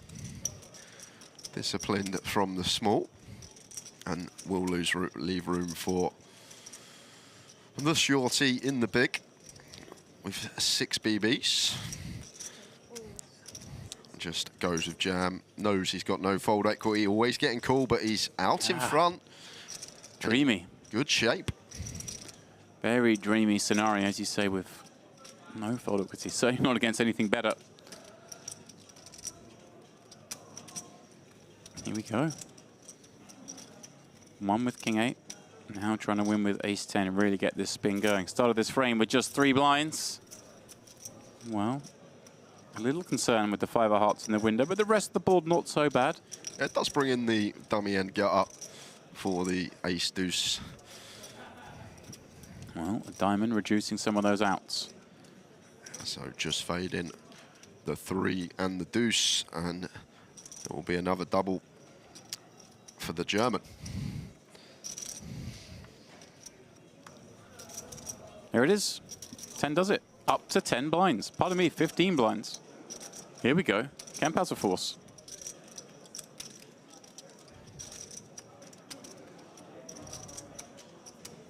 Chilizanov. A mere scratch. They chose the quietest TV table possible. Not ideal for entertainment.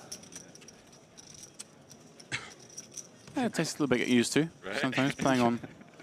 You're right. I feel like I should dance or something. We can speak, of course. Yeah. But we did not speak before TV table.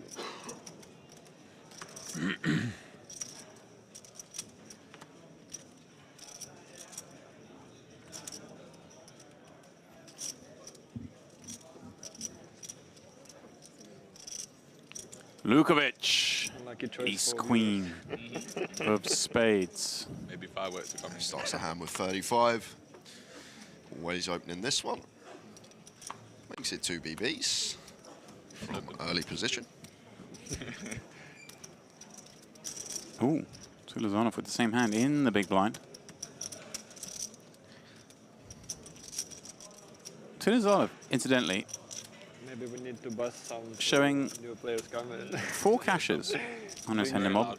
Drink some tequila. 3 of which come in 2016, 1 in 2017. Something of an enigma, but has popped up back here at Merit. The rule of TV table. They're involved in this one with the ace queen. It's coming in with a c-bet here as Lukovic has the open up. Nice board to continue on. Still going to have all the strongest hands. But Lazanov here should be calling once. Still ahead of all this worse ace high, king, queen, king, jack type stuff, which will have high frequency. Continues on this board. There is the call, facing just north of quarter. Or, for example, who's speaking most of the time don't post big blind. Yeah, exactly. Minimum amount of words. Get discount. So 9 of diamonds on the turn. We'll have a fair amount of interaction with the big blind calling range on flop. So like this from Lukovic with the ace queen. Shutting it down. For now, at least.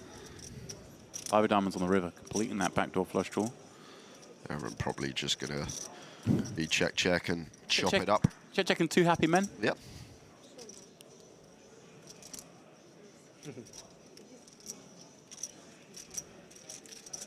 See, Chilizanov doesn't even crack a smile when he chops that, so he may only have 4 cashes on Hender mob and them all coming 7 years ago, but this man's played a bit of cards, I'd say. He looks the business.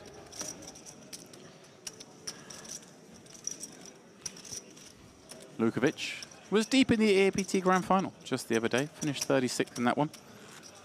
Good for 11.5K. Another regular here at Merit.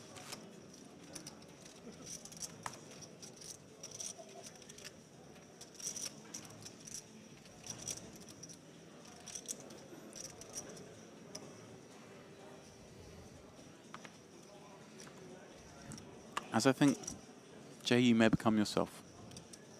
Having been here. Yeah. Your first time, I think. I've got a feeling the next time I'm here for a Merit series, you may be in the field. I might just be. Definitely be back, whether it be working, whether it be playing. Been so impressed every day. All the staff, the service is unbelievable as well.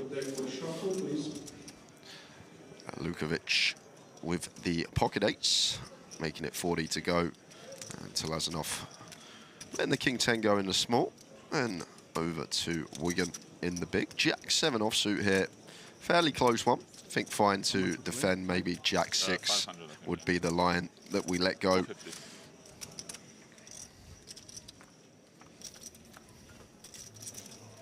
Fendi does, and a jack in the window.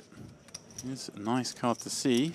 4-5 rainbow falling out behind it. Lukovic, not the worst plot for his 2-8s. Yeah, it seems like a nice one to continue here. Certainly not a spot we're going to continue with every hand, though, is it? Against that big blind peel, always a little bit careful on these boards.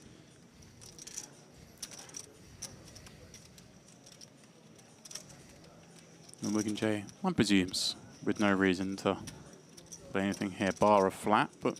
Agreed. I've been surprised over and over again. Yeah, it goes fairly big as well here, Lukovic. Over half. Oh.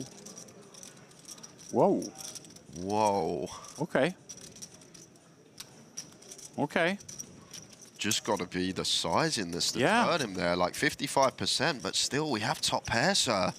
Yeah, interesting. I was going to say, obviously, Phil, maybe that size is designed to make it hard for some of the weak gut shots to call, right? Yeah. When you make it that bit bigger, you make it hard for like a 3-7 suited. Yeah. Stick around. But we're not necessarily trying to make a jack fold. However, if we can make a jack fold, suddenly, we're talking genius sizing. Probably don't even expect like a 4x or a 5x to fold there. Right. This is the crazy thing. And just doesn't even take more than 10 seconds. Top pair into the muck just like that. Wow. Maybe he's seen something. Maybe he feels he has a read or something, a tell, maybe. I don't know. Weird. Okay. Karim. Ace 10.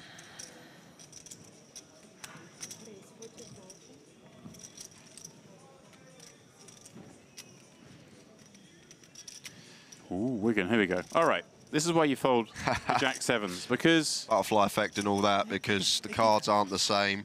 I give you the butchers the next hand. There you go. Off 21 from the small, in a spot where he does get to have a fair number of 3-bets, I imagine. You will have some jams here as well off of 21, James. Like our 3-bet not all-ins are going to be hands like ace-king suited, aces, kings, queens, and then we'll balance that out with some bluffs in there as well, maybe some suited wheel aces, some king-queen, that type of stuff. And good to see that he has gone for the not all-in sizing. And sizing on point here as well, just taking the stack size into question, just going north for 3x, not like the standard 4x we see out of position, just accounting for stack, and should be working.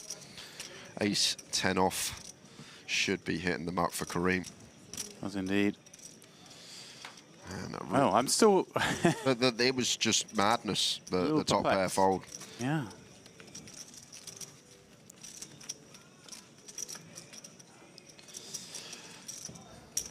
Good evening to Richie on YouTube.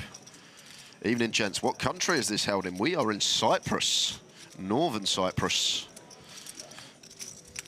We are indeed. At the wonderful, ever-expanding Merit Complex. You have to come here every year, because if you don't, there'll be 3 new buildings that you haven't seen before and you'll be lost. Simple as that. These guys build things quick. This very venue we're in, the Merit Raw Diamond, was non-existent 4 years ago, I'd say. The very first event held in this building was the MPP back in 2022. The original iteration of this tournament. They literally just finished building it. There was still the smell of paint around the hallways. Not every room had been completed. It was like one of those. And I can think back to sort of a year or two before that, and there was nothing there. Just a bare bit of land as Karim raises it up and gets 3-bet once again, this time by Generalov with ace-queen. Yeah, should be calling here as well as Karim for 11. 2 invested, 11 to call, ace-10 suited. Should be falling into the call remit and does call it off. Here we go then. Karim with a chance to knock one out. Get himself up to 1.7, but unlikely. Generalov. He's hoping to hold and perhaps have a late night spin.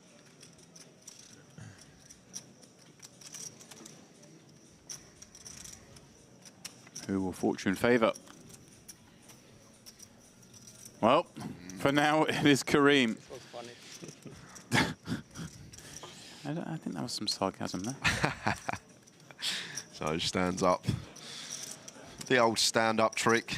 Got to try them all. Oh! Oh, there we go. Ah! There's the smile. It is indeed. He knew. That's the smile of a man who knows what he's done. He used the stand-up equity, but still has to fade. 2 outs, and they are both in the deck. And he calls a king in. I mean... We've seen some card calling today. Yeah? Yeah, stand up. he's confessing. He goes, yeah, I used the stand-up. The strong, but Kareem doesn't seem to find it too funny. He seems like a cool customer, Kareem. Not fast, just getting on with it. Had the second best hand free anyway. Kareem, a man whose entire hand and mob resume is from this very venue. Had a few deep runs in the Merit main events over the last few years. 10th in the Mediterranean Poker Cup back in 2022. 22nd in the Western Series in 23. He also got deep in the Retro Series last year. And then also cashing once more in the Gangster Series. So a man who knows his way through the big fields at Merit. Did you say the Gangster Series? Oh, we have a Gangster Series. You have a right? Gangster Series? Yeah. You know, a guys and dolls type theme, like 1920s, 30s prohibition. Oh, lovely. Gangster scene, yeah. It's great. So Gemerlov straight back into it. This time with the ladies, and should be getting some action from Matrai in the big blind. First look at him. Oh, and we have now adorned him with the Hungarian flag rather than the flag of Nauru, which we gave him earlier.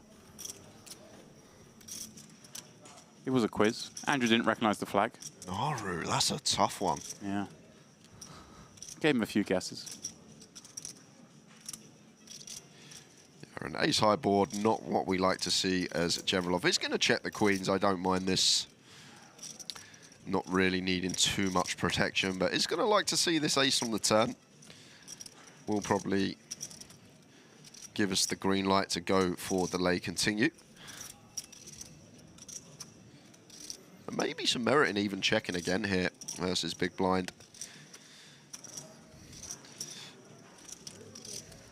He's just going to try and get some value from his queens. And this is the kind of spot, which to me always feels a bit grim now.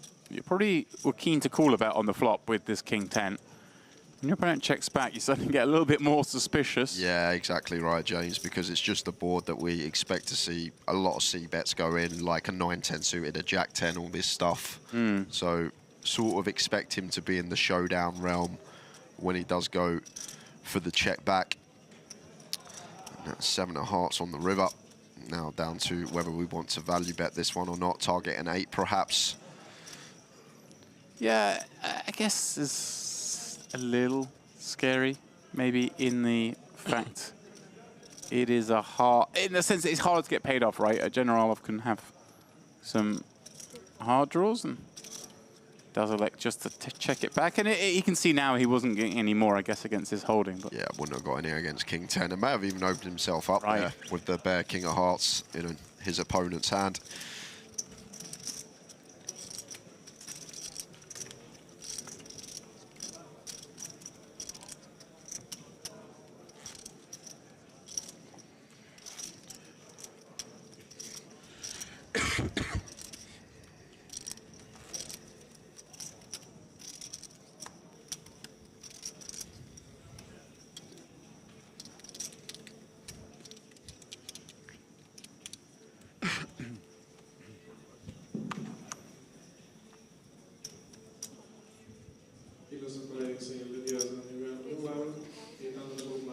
Kemp House popping up to 40k. Now he's in this realm of so many chips he can even raise folds. Yeah, exactly that. And ace deuce suited, nice one to try and get through from AP. Just making it 2 BBs. And Gemerlov here with the king queen. Against a 15 big blind stack, like if we want to 3-bet here, we have to just make it like 80k, 4 BBs, and it's just going to go for fold. Does look like a tight range here, opening from EP off a 15.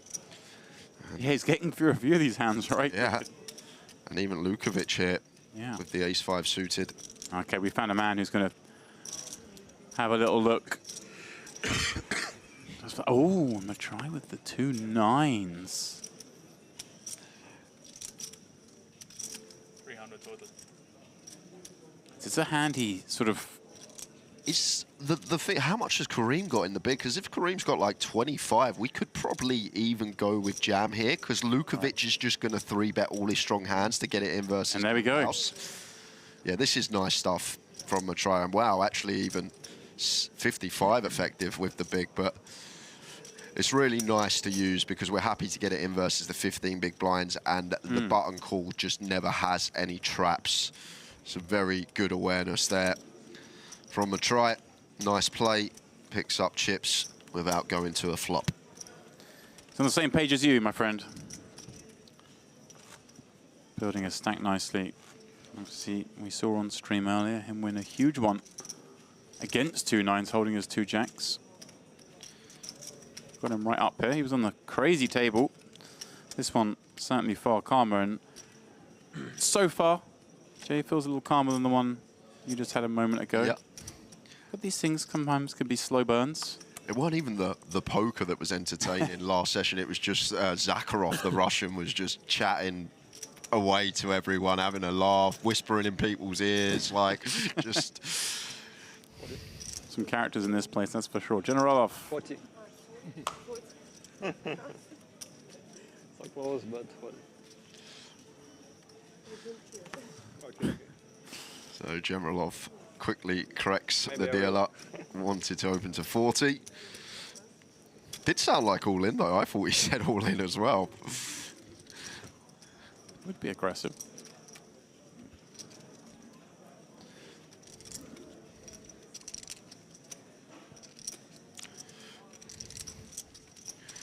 Just going to be a raise and take.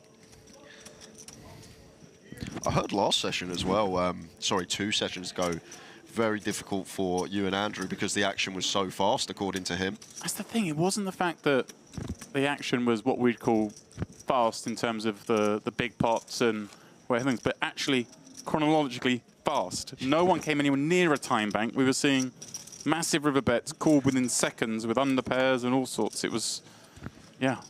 I don't think anyone got close to taking 15 seconds on the decision, let alone 30. It's really something else. Yeah, crazy, crazy speed of action. And like the average pot during that frame must have been so high, especially compared to the rest of the tables. I can't imagine any other table was close to it. Aaron should be seeing an open hit from a try. 8-9 suited from cutoff. Here we go. Does open from cutoff.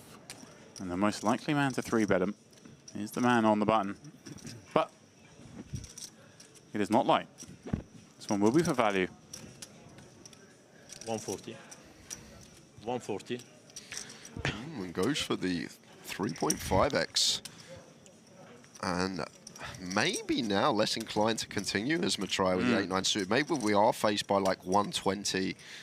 More inclined to come along here, cut off versus button, but maybe against the 3.5x we do exactly this and just lets Kareem have it.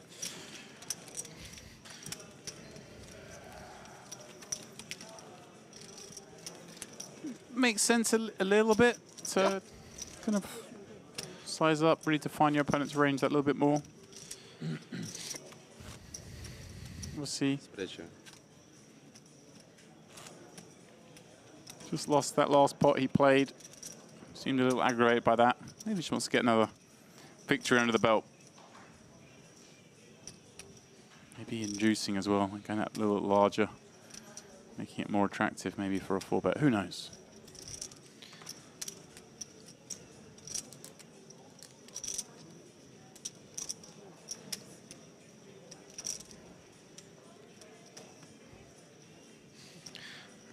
Should be another open. Ace 10 from hijack.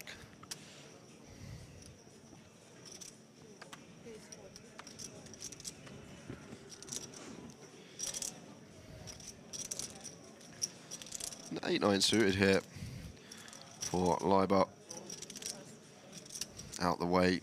And Kemphaus here with the King 6 suited. Ooh. In the small. Not for 10 BBs. Jay, you pucked up. Let's go with call.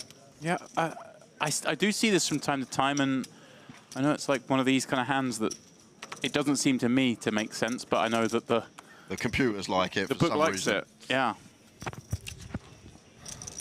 Well, they like it even more on king high flops.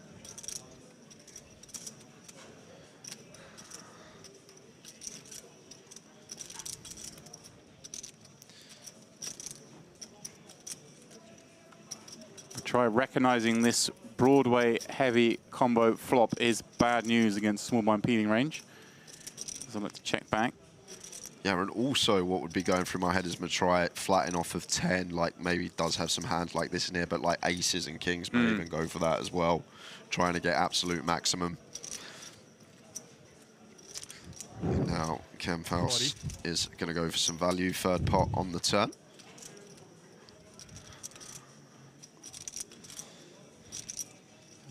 Getting 4-1 here, as Matrai does have this gut shot and overcard. It's so hard to just ever imagine how we can beat there, right, isn't it, against the appeal in this board.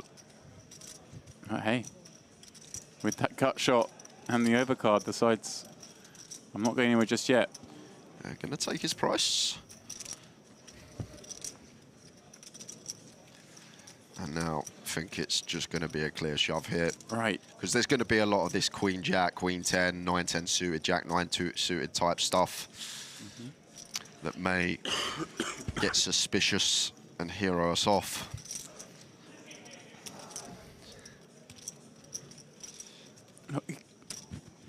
Follow me.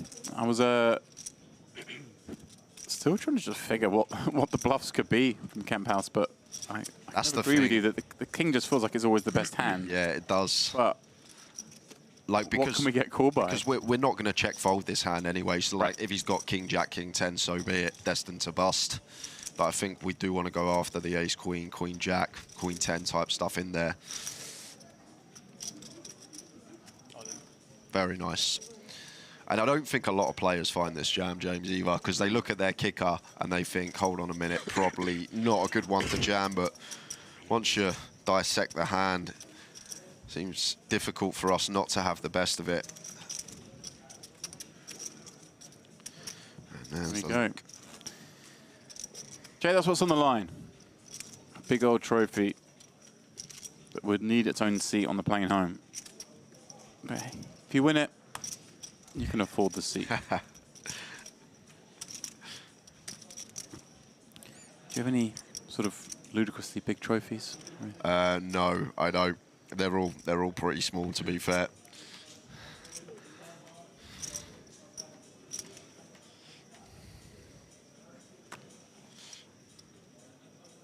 I think it's funny if you win like a small event and has a massive trophy. Yeah, like yeah. Obnoxiously large.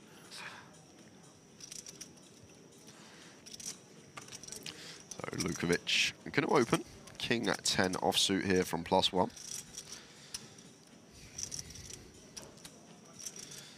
Some may choose to fold this one off of 35.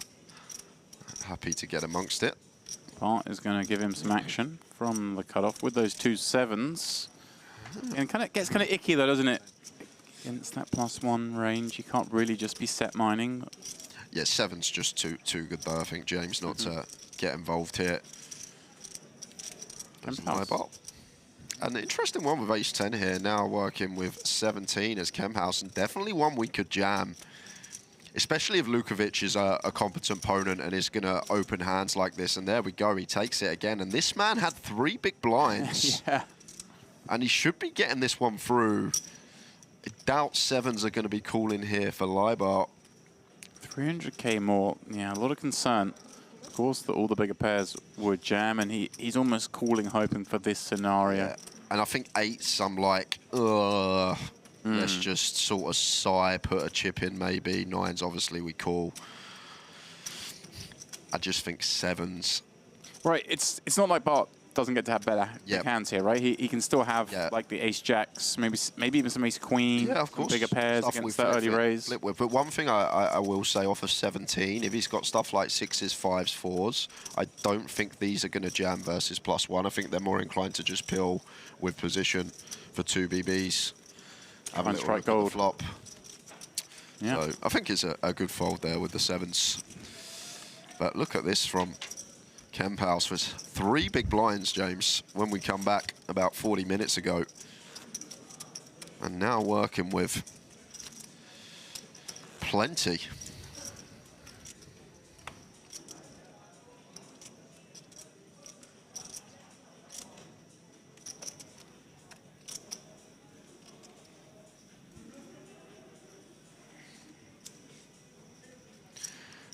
And Lukovic with the ladies.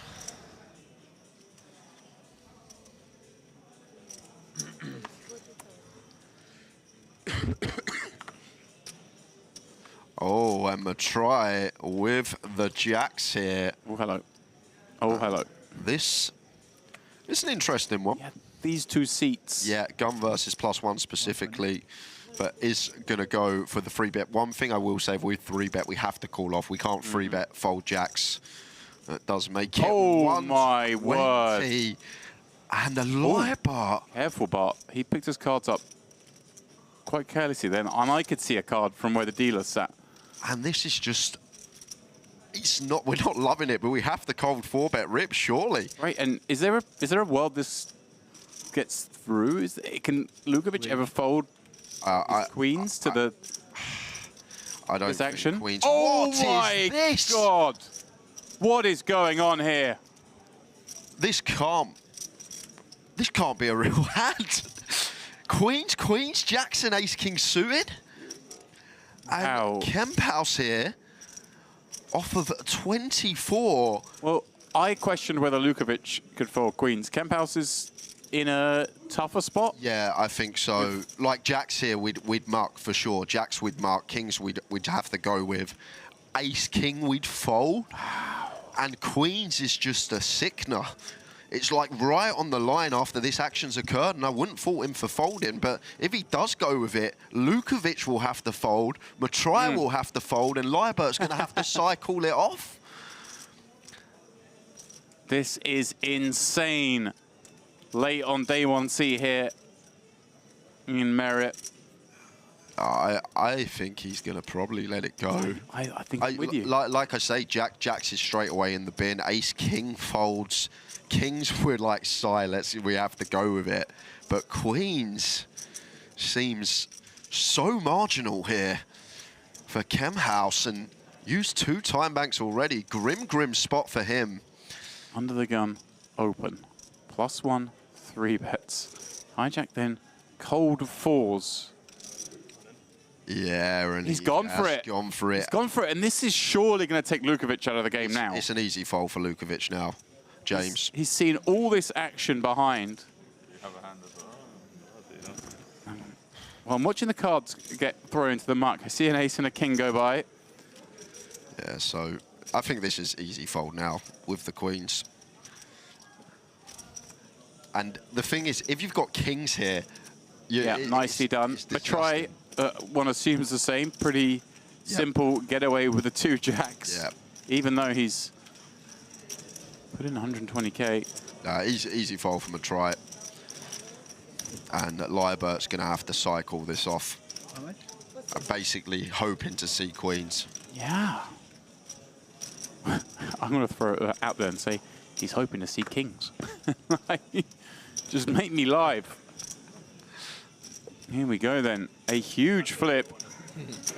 Well, they've got the others out. Kemp House has taken on Djukovic's spot, perhaps. Yeah, and Leibert just... 1 million chip party. This man had 60K a moment ago. This is a crazy hand. I love the fact that Lukovic hasn't said anything here and has just kept quiet as well. Not said to anyone he folded queens. Because if it does come ace or king high, Kemp House would be drawing dead. And it's a good start. Certainly is. In fact, just 3 live cards for Bart to find down the turn or river. Nice turn to see. So just fade in ace or king, and this is the man that had 3 big blinds to start the session. Incredible. That's what he's done. And a jack on the river. Not that he was ever going to get jacked in. I'm not happy with queens. I had queens also. So sick. Wow, jack on the river. He couldn't really ever put it in. But it would have been carnage if he had. There we go. Timo Kemphaus, as we say, had 60k to start this frame, as we're just a couple of hands away from a level up. He now has over 50 blinds, nearly 60.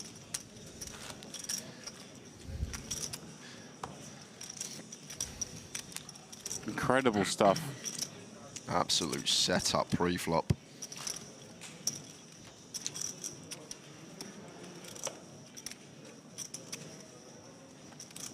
Felt like he was close to the fold. I feel like he was as well, and I don't know if you run it or you plug it. I think maybe queens might actually fold there, James, but it's got to be right on the line there. And as Kemphaus referenced, he said really tough spot.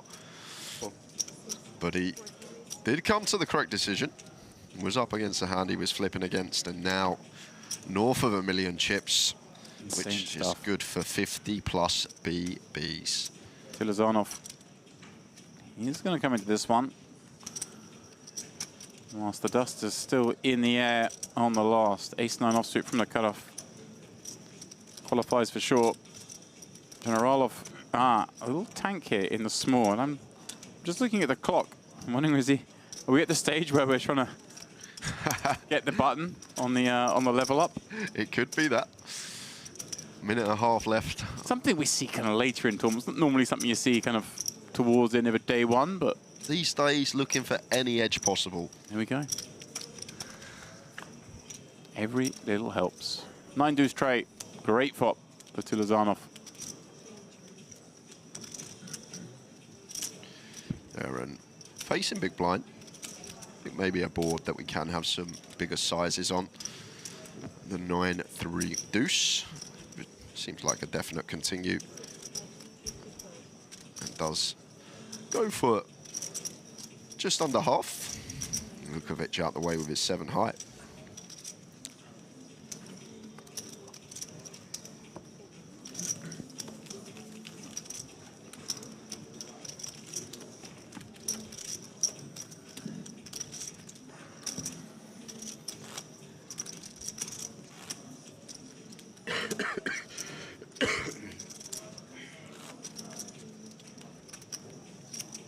Realize he's got some sort of snazzy, customized AC Milan cap here with his name down the side of it.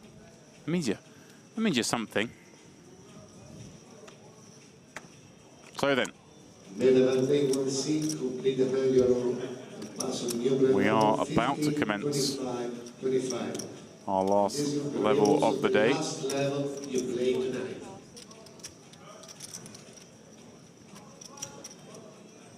9-7 suited here for Tilazanov. Wigan, got to get out of there.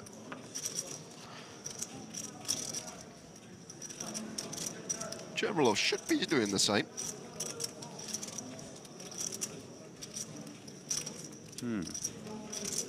I'm wondering if he's pausing because maybe he's looking around at this table and thinking, hang on a second, I've got guys folding jacks and queens. This isn't the table I want to be at. Let's just play as few hands as possible and get me to a redraw.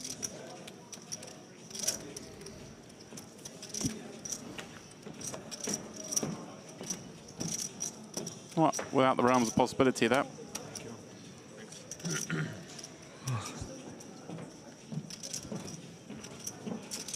Here we are then. Blinds. 15k, 25k.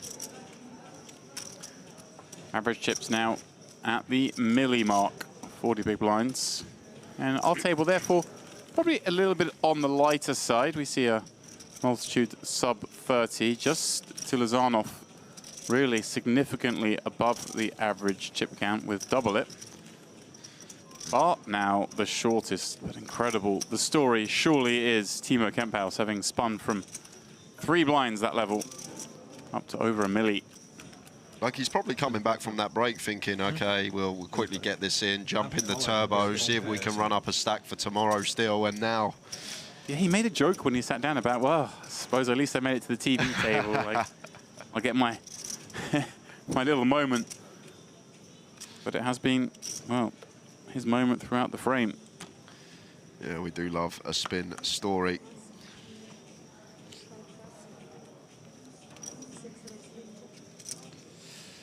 And Telezhonov here with the 9s, and Wigan with the ace-queen. Seems like a clear jam for 18 here. Not a hand that we want to choose a 3-bet, not all in sizing. This is one that should just be sending it into the middle. It's been bugging me. I was thinking, where do I know Wigan from? But I don't. It's just he has the faintest Joe Cole about him. Joe Cole. I see it. Here we go then. Wigan all in with the ace-queen over that open to Telezhonov, who I guess is going to have a not pleasant decision. 9s it has to be a call here.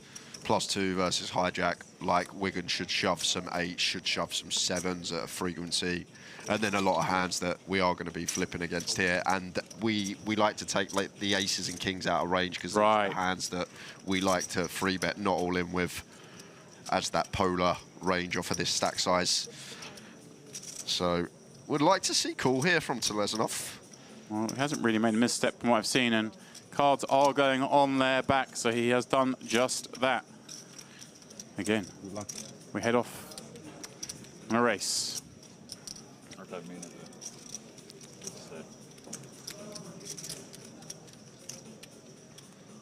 1 million chip pot. Can Wigan strike at the end of the night? 10 deuce deuce is no good for him, but there are still 2 more pools. 4 direct outs. No additional. Telezhonov 1 card away from having 2.5 million chips, and that's what he's done. GG's, Mr. Wigan. Best of luck in whatever else you choose to play. Now, of course, it's not just the turbo flight someone has to go jump into. There are other events over the next few days. We've referenced the 10K higher order kicking off tomorrow, but some events below the 5K buy-in as well, as we kind of will eventually wind down this festival over the weekend. So, of course, you don't have to play poker, though. You could just go to the beach. You could do anything. You go to the beach, you go to the spa, hit the gym, as plenty of the Brits are doing this week. Yeah, I've heard stories about them going to the gym. I've not heard of any actual workouts taking place. In fact, all I've heard about them is talking about how they're going to go to the gym. I think we should go camp out there tomorrow and see what actually goes on. Okay, I don't actually know, as you can probably tell, where the gym is actually situated, James. So you'd have to lead the way. The irony is, ladies and gentlemen, he's walked past it every single day we've been here. He just doesn't even see it. Have I? Yeah, you have. Those familiar, the Merit Royal Diamond will know you just step out your room, you get in the elevator, down to the B3 levels, you walk to the poker room. On your right is the spa and the gym. It's right there. Eyes are on it. Okay. With that information, are you going to go check it out? I'm not going to check it out. I'll come back to it in a second because I think I know where I've gone wrong here. As Camp House opens the jacks. And over to Lukovic here, who has 22 bigs. Made that great fold a moment ago with 2 queens. Yeah, I'm just going to come with call here. Like, less inclined to take these ones versus gun specifically. And Kareem here may even get involved from the small blind with the suited connector.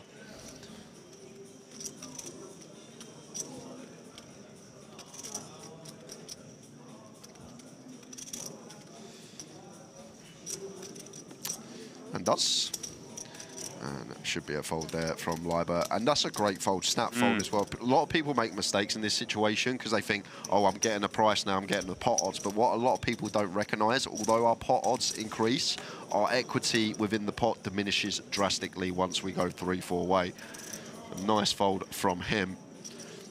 Yeah, certainly. as well. Those reverse implied odds so difficult with the a6 offs. We never make that strong a hand. Here we go then. 6 high board. Seems like this should be 75. Kemp House. But Kareem leading from the small with no backdoor flush draw or straight draw on the flop.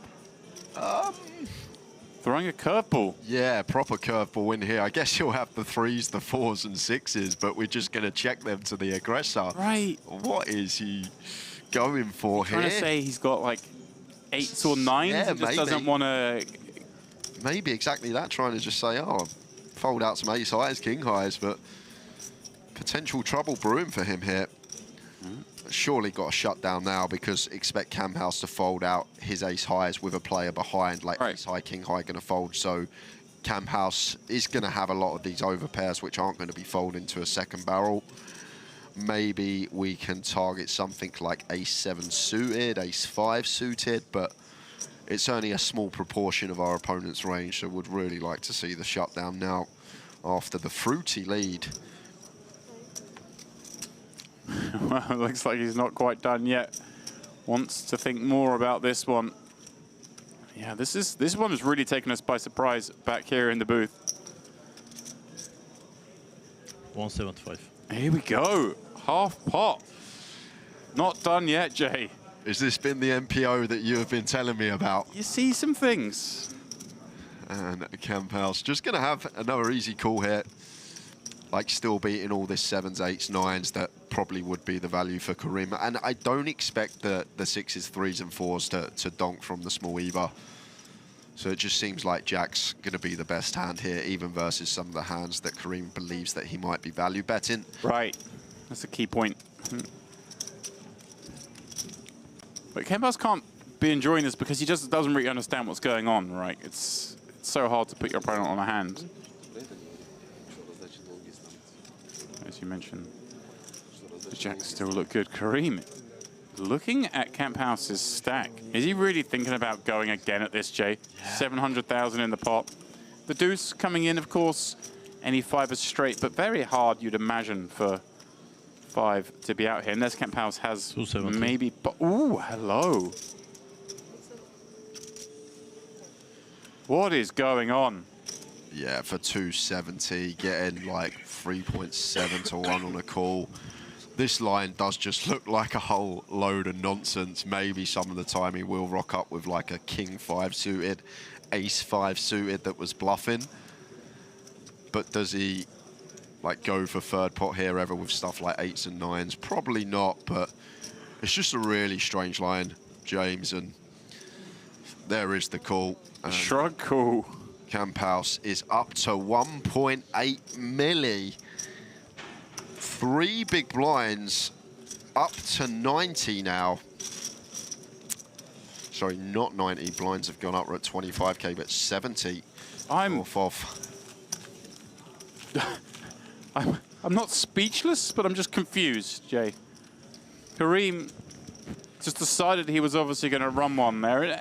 It's obviously unfortunate that he runs into not top of range, but not far from it in the 2 jacks. This is what you were speaking about yesterday. It's like some people are like, this is my time, this is my hand, I'm just going to try and win this pot. I think we saw before he entered a couple of pots, didn't win them. I seem to remember him losing obviously the ace-10, the ace-queen after hitting the 10, and he just, I think maybe some frustration creeping in. He's like, well, I'm fed up with missing. I'm just going to try and bluff one. Yeah, ill-timed, and now Camp House with a chunk of chips. Some spin from him. And over to Generalov here. Doubt we're going to see Jack 9 do anything. Seems like maybe he is just trying to slow things down a bit. Already has day 2 in his sights with 40 minutes left of the day. Wow. This is insane stuff. What an incredible run. I keep saying it. I sound like a broken record. Timo Kemphouse. You ever believe the spin would go like this? Just getting walks as well. Everything going right for him. And speaking of walks, actually, I think I recognised why I haven't seen the gym, because I don't take that route. I go down to the lobby. I walk over this nice little bridge with loads of plants in there. I go down a lift, and that's how I get there. Yeah, but I think I actually know where the gym is now after you mentioned that. But saying that, I'm taking a longer way to get to the comms booth, so that's more walking. There we go. I'm burning calories that way. Comms booth is actually quite far from the poker room. We're in a different building. I say different building. They're all connected. General off 2 9s under the gun. Man who had that ace queen via ace 10, got out flopped, found help on the turn. Jack 8 suited out the way, and over to Kareem, 10-9 off.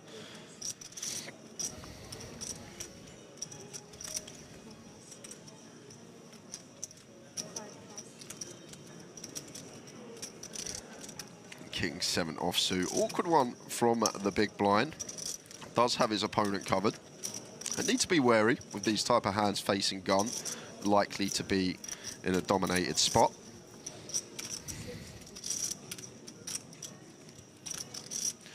And not the best flop for hand as general off, but good flop for perceived opening range, and is just going to continue range on the ace-queen high board.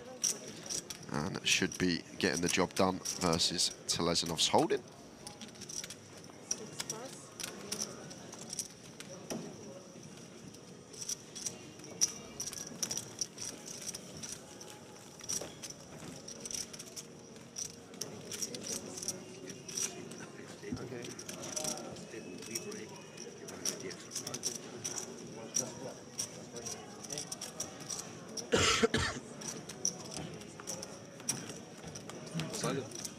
Посадит? Уже не 112, уже меньше. And La Salsa in the YouTube chat says, is Canet still in? He was on our feature earlier and busted in like 20 minutes. Yeah. But I'm assuming he's flicked back in, James. Oh, I would imagine so. He's not come here to fire one. Yeah, saw him bust on the feature earlier on in the day. Yeah, that was a really interesting spot actually earlier in the day for those who were with us. He opened up on the button with ace-queen. Appealed by the big blind, can 10-9-6. He checked back, turned the queen, went check to overbet, then got check raised. Stuck around, saw a brick on the river and felt compelled to call off the rest. We're shown 9-6 for flop bottom 2. But a pot that swelled, kind of, not out of nowhere, but anytime you overbet and check raise, things get real murky. Yep. Oh, hello. Speaking of murky. I like this from Telezonov. This is actually quite nice against the stacks still in the pot here. Lukovic opening off of 20. Could have even potentially gone for jam here as Telezonov. Would have definitely jammed 9, so 8s can't be that far behind. But just going to go for the 3-bet here, effectively saying to Lukovic, if you want to tangle, you got to put all your stack insert. I'm going to get that through. Playing well. Very well. And Key seems to be running nicely too. Looks like a serious customer as well. It really does. And like I say, I looked at that Head Mob and I'm already thinking like, hang on, there must be like another entry in the Head Mob somewhere, because how can this man only have 4 cashes and the last one be 2017? This doesn't make sense. Well, this is the thing about poker. You have people that sometimes don't play much live, and then once in a blue moon they do, and they're crushers online. You also have people that play tournaments once in a while because they're cash game grinders, and they're very good in the cash game streets. You got all these different variables that could be the case, but been impressed by the man from Kazakhstan. I think I'm going to go with that latest suggestion, that cash game play, because he seems so comfortable at a live table. Doesn't seem like a, an infrequent live player. His demeanor. He slings clay on a regular basis. Aaron Kemphouse back at it. King 8 suited this time from cutoff. Oh, he's having the time of his life, Kemphouse.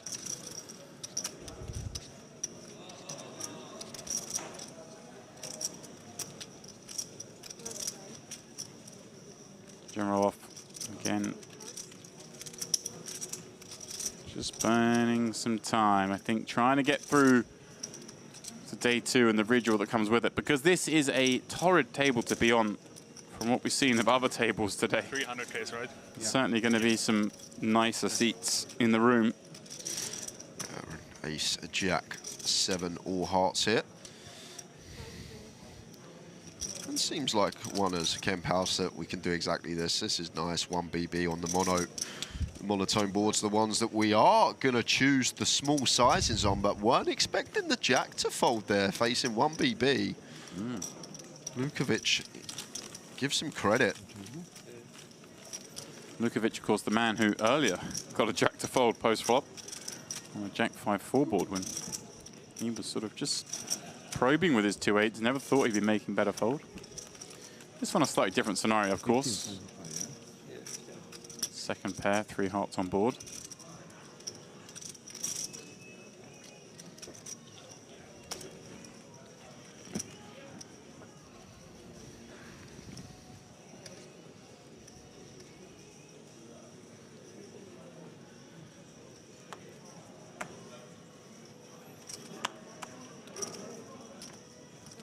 If you are just joining us, where have you been?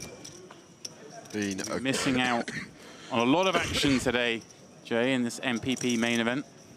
Just 30 minutes left on today, so you've got some time, if you have just got here, to get a little taste of what we have to offer. And if you are enjoying the coverage, guys, wherever you may be watching from, the Merit channel, the DTD player channel, make sure you hit the like, the subscribe button. And we still got 3 more days of streaming, so if you are subscribed, you'll get a little notification come through when we are live. And so far, been a fantastic week on the feature table. As Kemp House opens here, over to Matrai. Ace 3 offsuit and 24 here. Gonna peek at 3. 9-9-4 flop, not the worst for Matrai to see. Holding that ace high. Yeah, we spoke about this type of board earlier, like the 9-9-4, one that does tend to be overly c-bet. Just the big blind going to have a lot of this offsuit 9x, and should be calling once here as Matrai still with the ace high. Yeah, this almost feels to me like the, and correct me if I'm wrong, Jay, but the kind of worst hand to c-bet with, given we almost make everything better call, almost make everything worse fold. I mean, sure, some king-jack suited with backdoors are going to stick around, but not much else, right? Yeah, no, you're spot on. Make a credible point there. Like, so much better, like the 10-8 suited, the jack-10, this type of stuff, when we can create some folds from better hands. And it does go check, check, turn, and probably going to be check, check again here on the river. I doubt Kemp House is going to try and dislodge a 4 after choosing to check back turn. So be surprised if we saw anything else here, James, other than check, check. Matrai ever have any reason to try and sort of bet out a better ace? That would be the only reason for betting, right? Yeah, but I think it's just a bit too optimistic. Like, we show down and beat enough hands versus hijack opening range, and there is the check, check. And small one goes Matrai's way.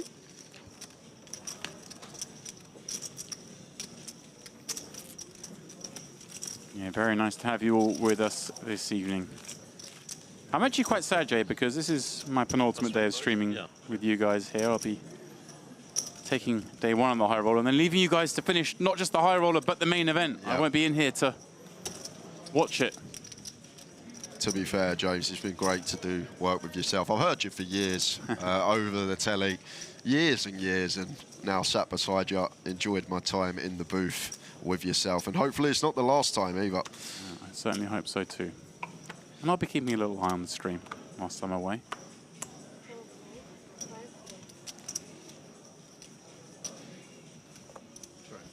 To Lazanov. At it again. Ace 9 off. He dealt some reasonable ones. He's really thrived as well. Kind of overlooked somewhat in the Timo Kemp House come up, but we began this frame with him on about 2 million, and he's added another 500K to that stack. Very nice end to the day. If it were to end now, of course, I don't want to jinx things.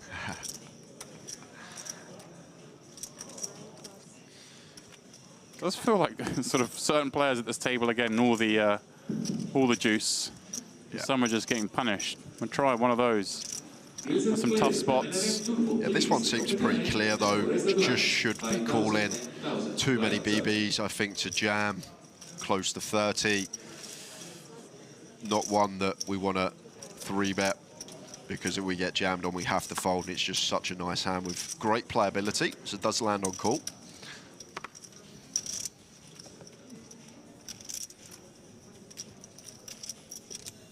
And a ghastly looking Queen 7-4. 2 diamonds, 1 spade flop. Exactly what I was sort of referencing, that some players just aren't getting any juice.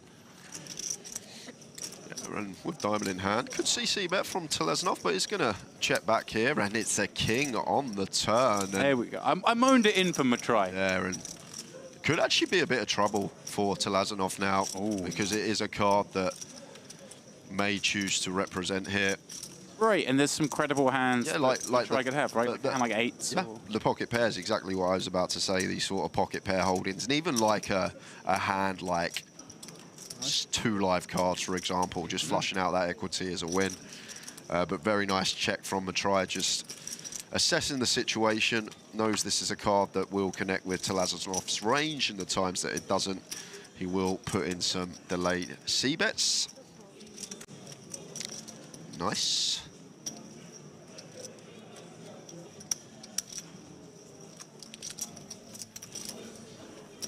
River pairing 4. Because of course, I mean, the 10 kicker no longer playing from a try it. Only the one hand, obviously that'll make a difference against in King Jack. Yeah, maybe one now that we can check. We still do beat some stuff with that maybe Jack. Did he just shove? Did he all in? Oh my word! Oh my word! The 2x pot. Whoa. Wow. Now this is interesting here. Matrai was just ready to press call, wasn't he? Yeah, he was, and now... Oh, well done. Didn't even take too long. Passes the test. I thought we were going to see some time banking going on there. I guess he's just thinking, hey, look, does Tulazonov ever check back queens and then take this line? Yeah, and do we really go that size with ace, king, that's king, the thing. jack? We don't. That's the thing. I mean, on the river, the only hand really is the ace, king, and I don't know, it doesn't feel like that takes that size. I mean, it may. I don't think it can, and I think ace, king just wants to extract value from a queen, a worse king. Not going for the 2x pot, but king 10 suited calling pretty quickly, but I think it's just maybe the queens that we have there then. Yeah. Incredible, incredible. Just as I was sort of mentioning that Matrai had been running bad and Tulazonov had done no wrong, things switch right around. Not working out on that occasion, but good to see that that's in the locker, because usually when you're faced with a 2x pot bet on the river, in a live setting especially, it's usually the goods, but does have a bluff in there. And action again here.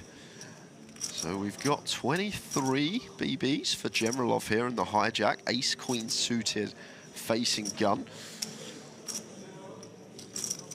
And maybe some argument for jamming, especially versus Camp House, who could be one that going to be opening a few pips lighter, even from gun. It seems close. Does play cool. Yeah, again, I feel like sort of somewhat employing a survival strategy here just to get the redraw. This table is incredibly tough, certainly compared to what we've seen out on the other tables today, and understandably so. And a little bit of a live pro move in that sense, you know, you recognize these situations, you can just get yourself through the day, maybe take the slightly more passive options in these spots. You can see then, does check through to Generalov. Kareem, of course, the fly in the ointment here, having called from the small blind.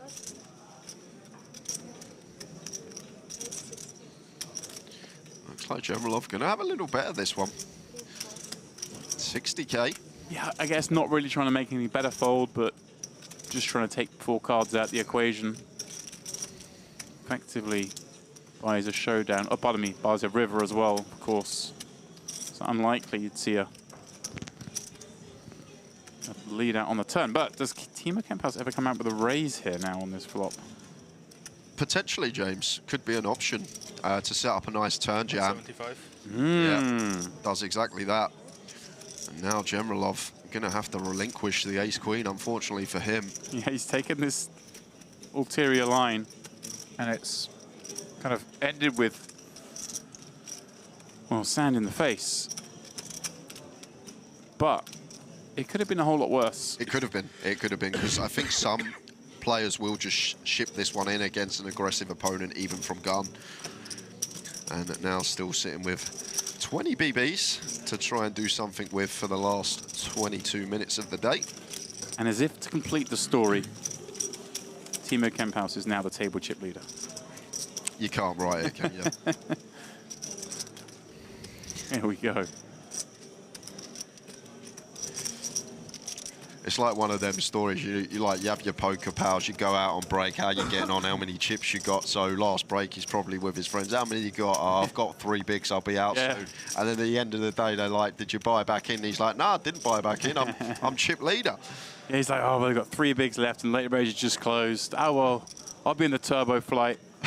No need. You're going to get the full night's sleep.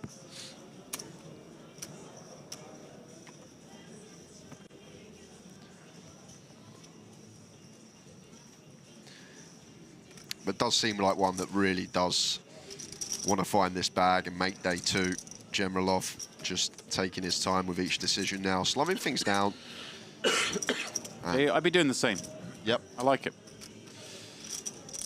We've got Lukovic here with the King 10 suited offer 14. Seems like one that will be doing some jamming. That's right. Ace-7, not going to be played. Neither will the King-4. Ace-Deuce from the small, also one that will surely find the muck, and it is just Timo who also clears out the way. Lukovic jams and survives.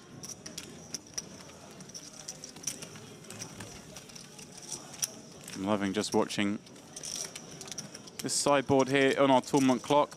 For those who've never played at Merit, you see the sort of standard information on the tournament clock as you would anywhere else, but on the left-hand side of the screen, there's just a constant rotation of player names that are still in the tournament. And it's always just nice to see these names we see all the time in Merit tournaments and sometimes from elsewhere in the field. And it feels like every page I'm seeing names I recognize and people I'm going to be excited to see in the rest of this tournament. I saw my favorite is still in the mix that I don't think you've had a chance to see yet, but Georgi Shklucha. And he's the local legend. I say local legend. He's from Georgia, but you know what I mean. Okay. Yeah, not come across him yet. I actually hope I don't with that pronunciation of his name that you just had to throw out there. That's a difficult one for the... Gia. His nickname's Gia. Yeah, okay. He's my favourite player, let me tell you, Jay, because once here for the Party Poker Live Millions, and a long final day was forecast. It was a very, very deep final table. And I was on my own in the booth. I thought, oh, this could get draggy. 50. He knocked every single person out inside of 4 hours. Wow, every single one. How many were back? Was this just for the final table? Final table, yeah. Oh my word. And I was like, okay, Georgi, you can be my friend. And every time I've been here since, he's always been on the streams of Merit, and he's just relentless. Yeah. Very aggressive, very fun guy to watch. Very jovial at the table, like you mentioned earlier, you see that kind of stuff. Makes it far more enjoyable to watch. Real superstar here. Yeah, it's nice when you have a player like that for entertainment purposes on the feature. And sometimes you get that happen for an FT early finish. Still catch some sun at the beach. Yeah.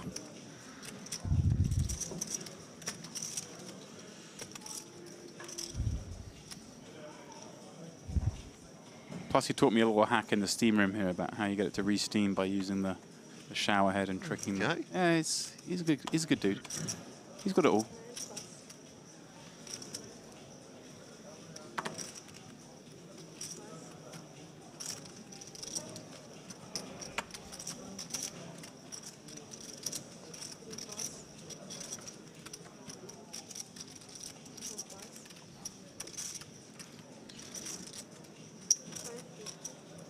Timo from the button. An understandable one.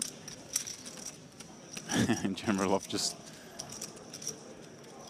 Yeah, facing button one we can defend, but the way Gemerlov has approached this last sort of 30 minutes, wouldn't be surprised to just see him let it go and move on to the next hand, but good to see. Yeah, That's fine to defend. I think sort of still playing the hands as they come, just trying to play... A lot slower. Yeah. If I have to die, I have to die. Well, he may have to die on this one. Yes. Queen Jack 6. Top pair. House with that open ender. I guess kind of a board we could do a bit of both on. Yeah, I think it's just going to continue here. So it goes small 35k.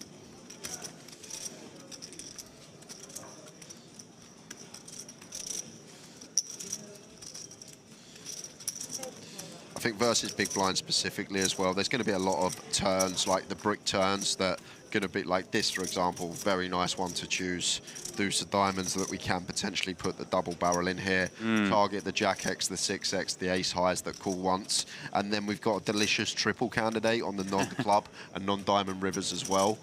So seems like a good spot already to potentially go for the triple here. On certain runouts, as Canvas. Let's see what he does.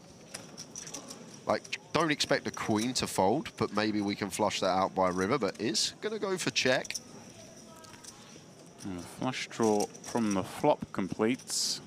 I just think a lot harder now to dislodge Gemerlov off like a Jack X here on the river. Don't think he's going to be folding a queen after turn does go check, check. Canvas going to have extremely wide button opening range.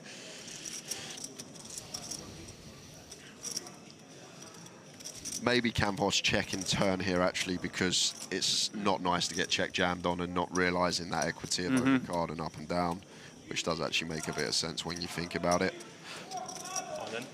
Wow, I was going to say, if he does bet, do we come with the overbet? And here we go. 2x pot shove. Asking the question of Gemerlov, trying to get him to fold. Well, certainly the Jack X and now some of these queens. Yeah, this is naughty from Camphouse. And basically making an assumption here that Gemerlov's going to start leading all his two-pair plus, so we get to that situation of the best hand he can have at this river is a queen.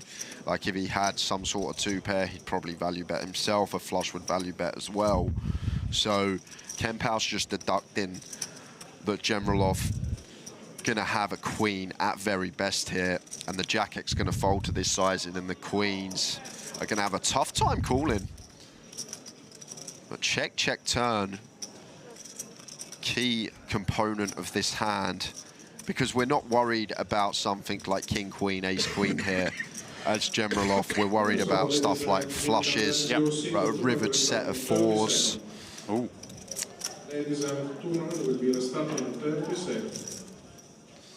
Yeah, this is a real knife-edge spot for Gemerlov, and I wouldn't like to guess which way he's going to go. It's a horror spot against Timo Camphouse, a player you know is capable. Right at the end of the day, wonder if that's weighing into the decision as well. He does lay it down. Lets it go. Timo Camphouse continues to run over this one. Yeah, very nice move from him, and once again, probably just a bit of an exploit there. Not expecting his opponent to check any two-pair plus on the river, and it's difficult to call, even with a queen, for your tournament life, facing 2x pot, and nice move, sir.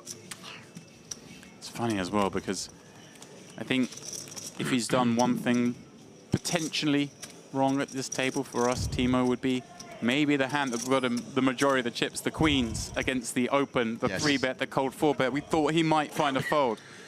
He instead got it in, and that was what got him the monstrous stack. I might even have a look at that one later. Here we go. Might even plug it and find out, because I actually think queens are probably supposed to fold there. Gun, +1, hijack. 1C, complete your hand, your run, and stop dealing. On 1C, stop the clock. Maybe even more so, actually, James, as well, because once the 4-better puts in that amount of chips, we have no fold equity either. So even against, like, the 30% part of that range, we still got to incorporate that in. We bust 1 in 3 times against the hands we dominate. Yeah. But we'll find out. Here we go. Aaron.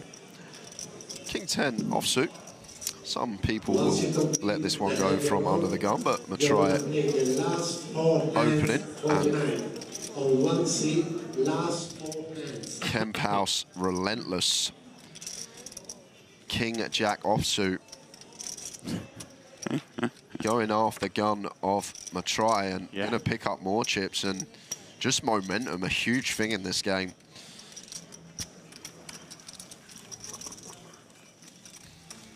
Well, as well, you heard in the background, announcement. 4 hands, yeah. We are Last 4. at the end of the day. Players will play 4 more hands before bagging and tagging. And then getting a reasonable amount of sleep before the return tomorrow at midday. Last 4 hands for tonight. Okay.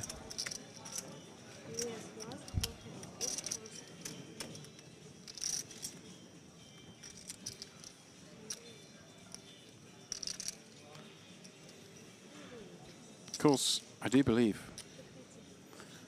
that we have a little date tomorrow, potentially at the poker table. We do. For our highly anticipated, at least between the 3 of us, final showdown. You, myself, and Andrew, we're battling out in a 3-way sit and go, in which you two are going to completely outplay me, but I'm going to shove it in and get there. Made a career of it. So Lukovic gets a nice spot to shove his jacks here.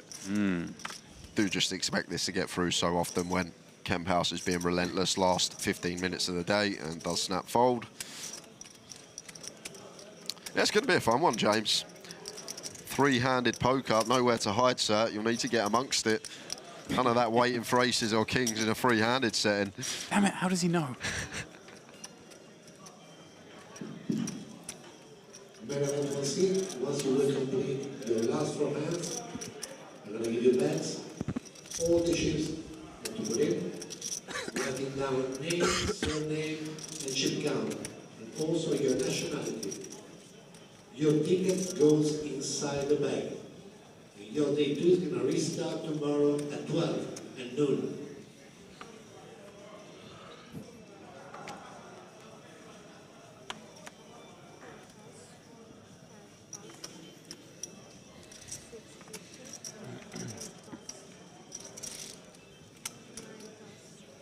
No, Tulazanov going to take up the slack.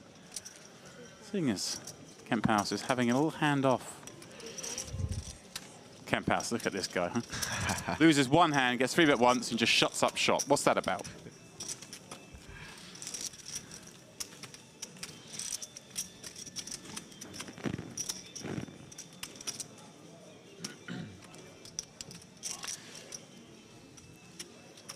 So final 2 hands of the day, and what a day it's been.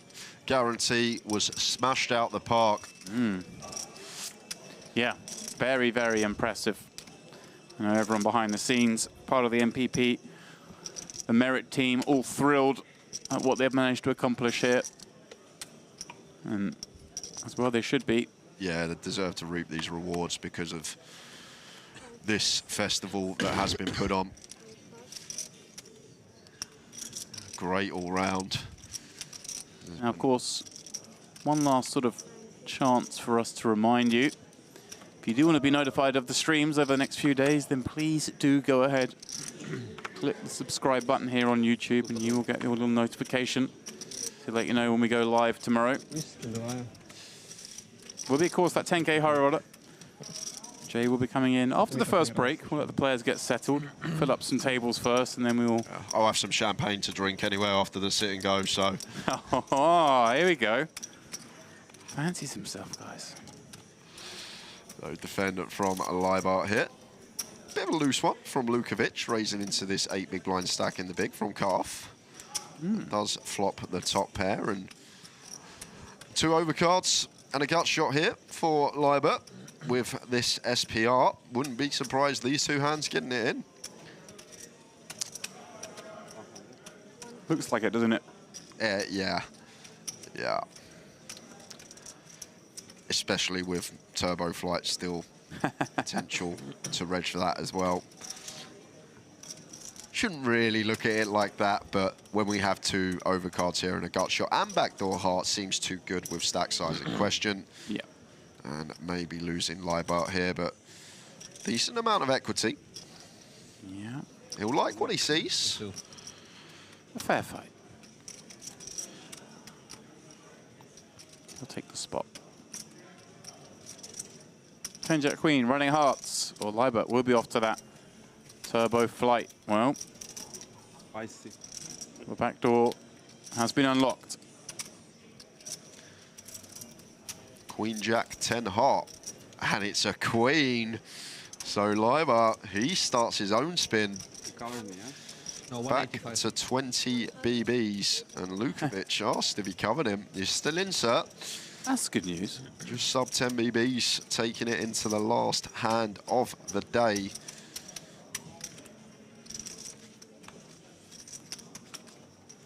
Thank you. Last 10? Yeah.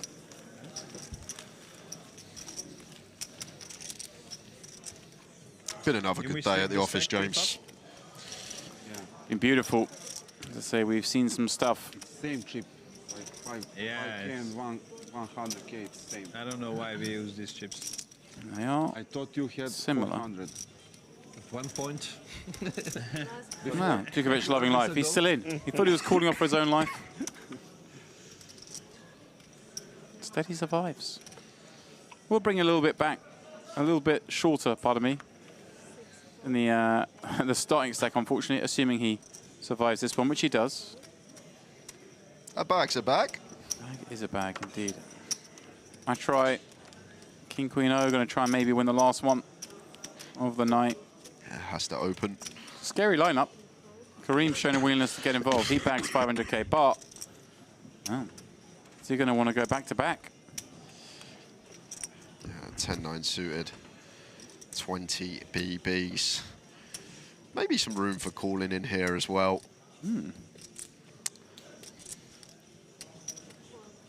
That's what he will do. We'll lose Kempal, so last hand of the day between Matrai and Leibart. Well, there is a flop with some potential for all. Ace, Jack, 8. Leibart with the open-ender. Matrai still with the best hand in the nut-no pair, with a gut shot to Broadway himself, and he's going to bet pretty chunky here. It's like half pot. Making sense, I guess, Jay, into the small blind range, right? Like, going to have a lot of this, like, Queen 10, Queen 9 suited, maybe. And, like, also means, like, all these 7-6s. Actually, the 7-6s 5 should shove pretty off of this stack depth, so ignore that. But 8 of diamonds turn. Not loving this one, though, as Matrai as a double barrel, because if 10-9 of clubs is in the range, then we expect maybe the 7-8 suited, 8-9 suited, King 8 suited to potentially be in there, although just one combo left, the King 8 suited from our perspective. So it does check it back. Think this is nice. Well, again, a card that improves the board somewhat, and both players' ranges potentially in the spade. Yeah, just 10 high for Leibart. May feel like he needs to bluff at this one. After turn goes check, check.